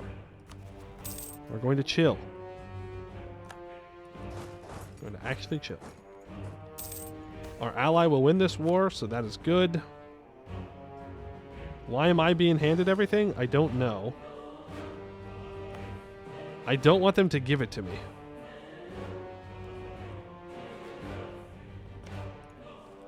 So I'm going to hand these on over to Kudet Kai to make sure that they don't give them to me. I can't have this stuff anyways. Jiang Lucy annexes another vassal. Still too strong for us to take on. We are about to max out on our mill points.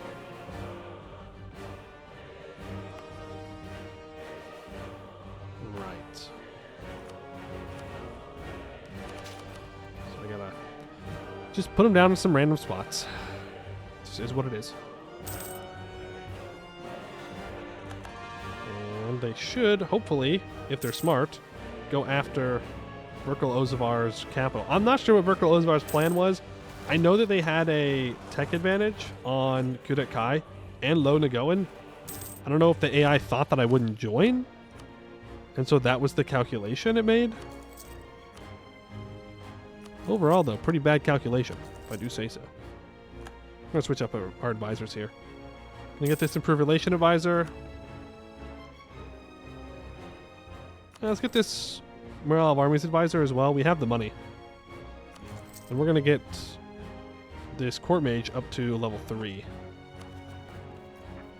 Now, it is saying that we can gain Inno for taking mill tech. We can wait for the year tech. I mean, okay. It's not going to give us unbalanced research or anything, so that's fine. It's free Inno. It'll give us up to 16. And it also unlocks value cannon. Yippee! We definitely want to reduce aggressive expansion. And I need you to go get ready to deal with the kobolds, who they did unfortunately destroy that mountain fort. I kind of wish they didn't do that. We could try and rush for this core creation cost, but I am somewhat more tempted to not do that and to take tech, so that way I can build these workshops. So I think that's what we're going to do. We are going to ask Jietiang to break their alliance with Zhongxi, which that truce is at the beginning of the year, so let's move over there now. I probably don't need to send everybody. That's probably fine. Make sure they had the 2 siege general. These guys keep drilling.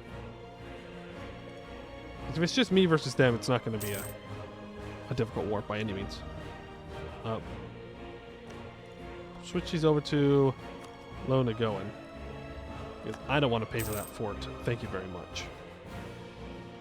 I just don't want Kudet Kai to expand and take all this. That's why I'm like giving things out in a weird way. I don't want any of them to expand at all. I want them to all be as weak as possible. Yeah, and the command is going to be able to come back. Oh my goodness.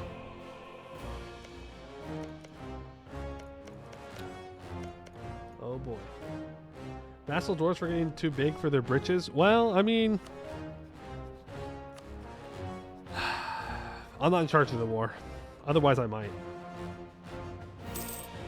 Because I would also get Hin Fat as a vassal as well. Definitely. Oh.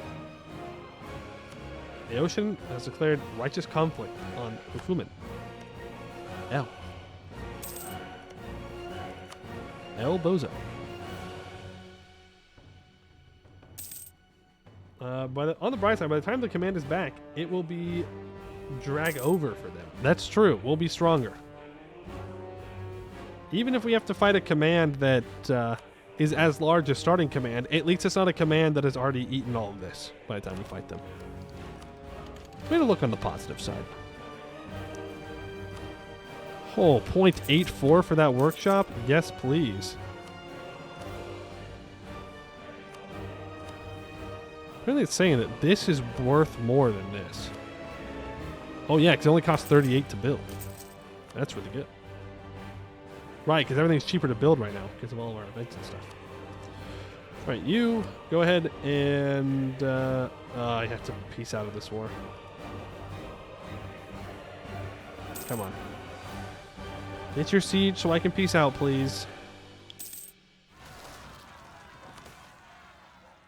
I will take the Diplo points. Do need the Diplo. Come on. Let me... Thank you. They do give me the siege. I did not get anything, which is good. That's exactly what I wanted. I did not want anything. I got 65 crowns. That's it. I gained 8.4 prestige. That's wonderful. No aggressive expansion.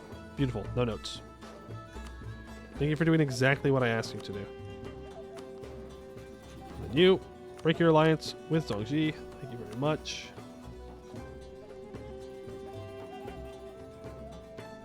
I don't know why. I thought we're calling the...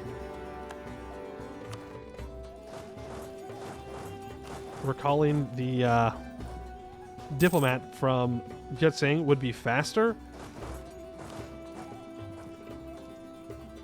Since we're calling it from the same spot. But for some reason in my brain I was like, ah yes, this will be faster. That is not how it works. Diplomat's going to take the same amount of time to travel from the same country. Hey, let's work each in about how big it gets. Yeah. I wonder how hard it would be to force command to take big disaster. What do you mean force them to take big disaster? Kudet Kai wants knowledge sharing. They've already embraced it, so I will accept. Also, it doesn't really matter, right? Like, the AI is going to stay caught up on tech. Even just sitting there, because they're not spending it on expanding, so. Might as well make some money out of it. Speaking of that, let's wait here and build a dock. Come in. It's gonna take a couple months. You keep drilling. Whole point is that you're drilling while these guys are fighting. We're covering our manpower now. We're making 15 ducats a month. We still have 16% autonomy in our gold province. I'm going to go ahead and throw in a centralization effort to bring it down faster. Minus 61% building costs. Those buildings are not up to code. You don't know what you're talking about, okay? It's just, we're very good at building things. We're very good at sourcing materials. All right, you're being a hater right now. Do you want to be a hater? An official hater of the state? Because I don't think that's going to go well for you. You know, this isn't a threat, but I am saying bad things happen to the haters of the state. You know, they end up disappearing. Taken away by Nugent Sarai or the command, surely. There's our truce with you. Oh, you're going to make me fight Lan Shenhui as well, you spineless coward. Made in China, Beyond Feng. That's right. Made in Beyond Feng.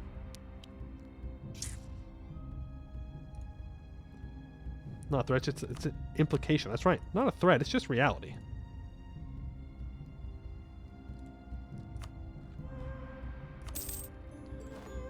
Full annex. And release Zongxi as a vassal. Okay, well, we do need to go to war with Baek Dugong.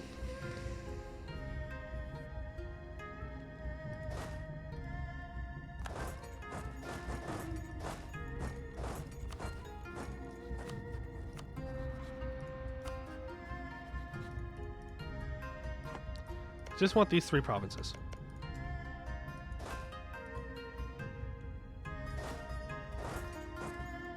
You walk over here. You are going to deal with Lenshin Hui.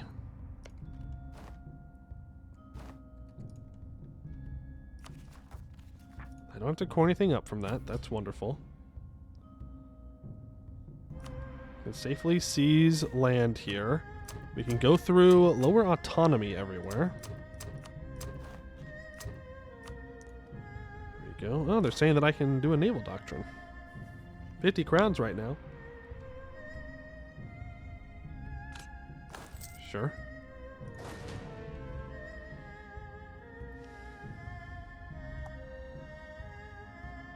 I'm not sure at what point I should start collecting in Fight 10 instead. I mean, obviously, eventually, we want our trade capital to be in Tianlu, most likely.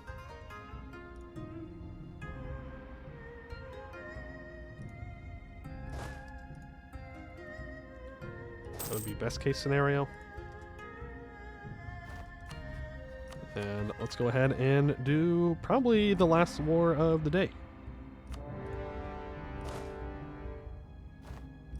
Yeah. Then you need to go find Lin Shenhui's troops. There they are. If you walk onto that urban province, I'm going to wipe your army. I'm just giving you fair warning here, friend. I'm going to wipe your army if you step on that urban province, unless you've teched up. Nope. You have not teched up enough, at least. I'm afraid to tell you. This is free. I do need to warn. Oh, he's too rich and powerful to be taken seriously. Okay, but he is guaranteeing the independence of Lan Shenhui, so we will not be declaring war on them right now. Oh. He removed the fort on Tianlu. Well, it makes my life easier, I guess. It does mean I have to rebuild it, but... Okay. I do want a very short truce with you. I do want your money.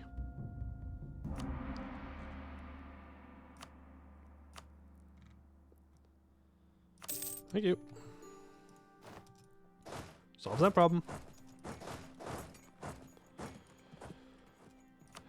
And then, well, you know, I could just... Okay, okay. You think you're all fancy or something because I can't full annex you. Whatever, whatever. Yeah, alright. We'll just take this then. More reps and money.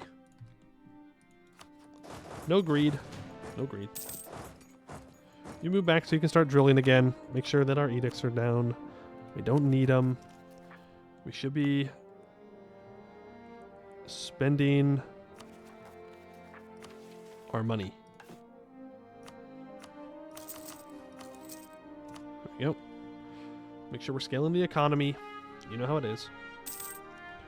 Oh, I definitely don't want to take Jikpo because then my ally will take it. My ally, who I'm not sure how much longer I should have them as an ally.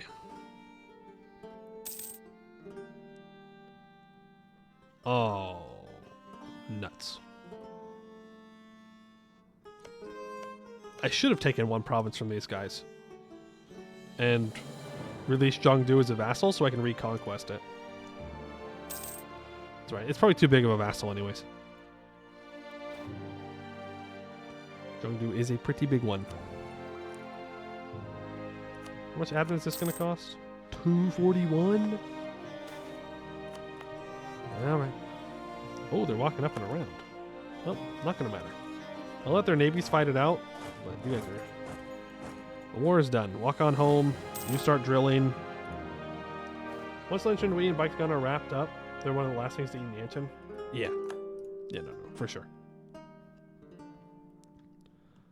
We're pretty good on the whole aggressive expansion thing, I think. I mean, this is a lot, but nice Liberty Desire. You're gonna get annexed. I do want to see Bike Dugong's ships gone. That way they can't protect trade or anything. Do I want to break their alliance with Lan Shenhui? Probably. On the other hand, that's a very easy way to reset the truce, so no.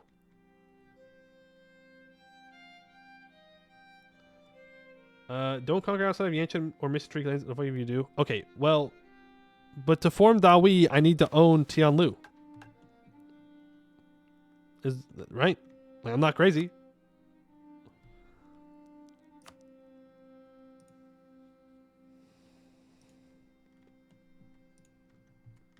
I want to own Tianlu. Or outside. Oh, okay, my bad.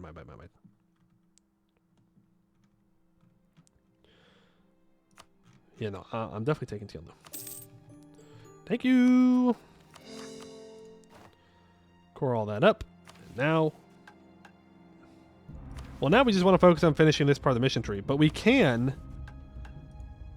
once we're Admin Tech 7, form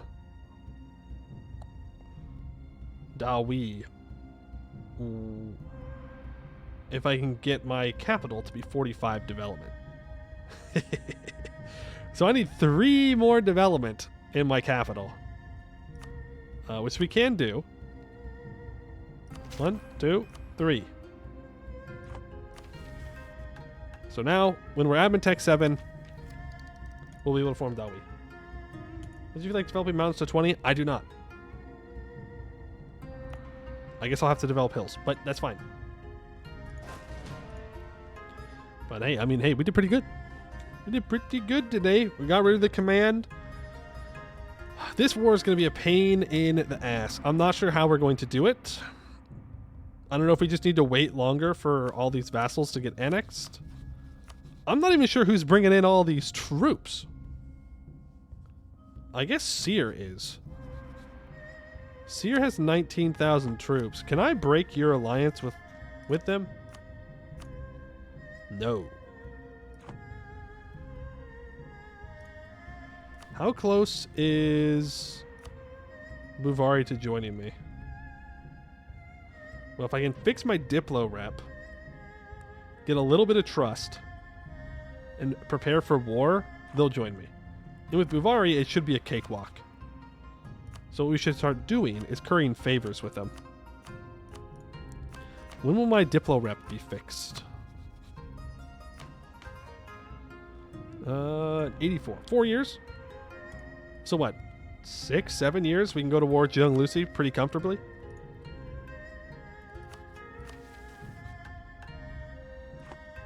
Yeah, I mean, I want this gold mine, and I want this permanent Dame Steer. So, that'll work. Because that's really what we're waiting for. It's kind of pushing into this part of the area. Need 20% professionalism. We need 10 barracks. Spy on the command. And I get a casual 25% army drill gain. I have a bunch of money. Iron provinces need some development. We get 0.3 fire. It's a lot of money though. Bunch of barracks. Okay. Message received. Message received. We need to build a bunch of barracks. Does spy on command mission work with its bear command? I hope so. I would assume so. Or it's on Latakong. So, we're good. Latakong is big too. I don't know if it would work with the boar command, to be honest. But it will work with Latakong, and that's what matters. One of the people is available. Jad is starting to make their way into Hales, which feels bad. We can take a look at the Great Power list real quick. Oh, look at that. It's us. Beyond Fang number 1, Laurent number 2, Goed number 3, The Raj number 4, Ryaz number 5, Eberthil number 6, Yazel Mora, number 7, and Jad, number 8. Looks like Eberthil is only there because of their institution, but still impressive nonetheless. Nobody missing here other than the command, right? I don't think so. So we're all good with that. Hey, Palar, you are catching us right here at the tail end of things because we are wrapping up for today. Did you hear Harmraj and Yazel Mora themes got proposed? Is that so? Interesting. Well, let's hope that they go through and we can see some stuff coming their way. Yazel Mora seems cool. So, I mean, they're a horde. They have to raise things, so of course I think it looks cool. I love raising provinces. I will miss raising provinces in EU5. It will be good that it's gone, but I will miss it. You know, all those monarch points. But with no monarch points, there's no point in raising anything. Boo. Boo, boo, boo. Let's check and see if there's anybody out there playing some Anbennar right now.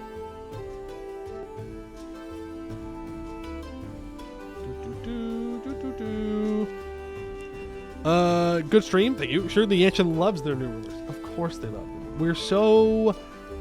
Actually, we're not benevolent right now. There's a lot of tyranny going on, but they're safe, and that's what matters, right? Don't tell them any different. Don't tell them any different, okay? It's fine. They're safe from everybody, except for us. We can kill them and move them wherever we want them to live. But they're safe from monsters, so that's going to be something. Alrighty, I'll be back tomorrow then. We will continue with Beyond Fang, but that's going to be it for today. I'd like to thank you all for watching, and I hope to see you in the next one.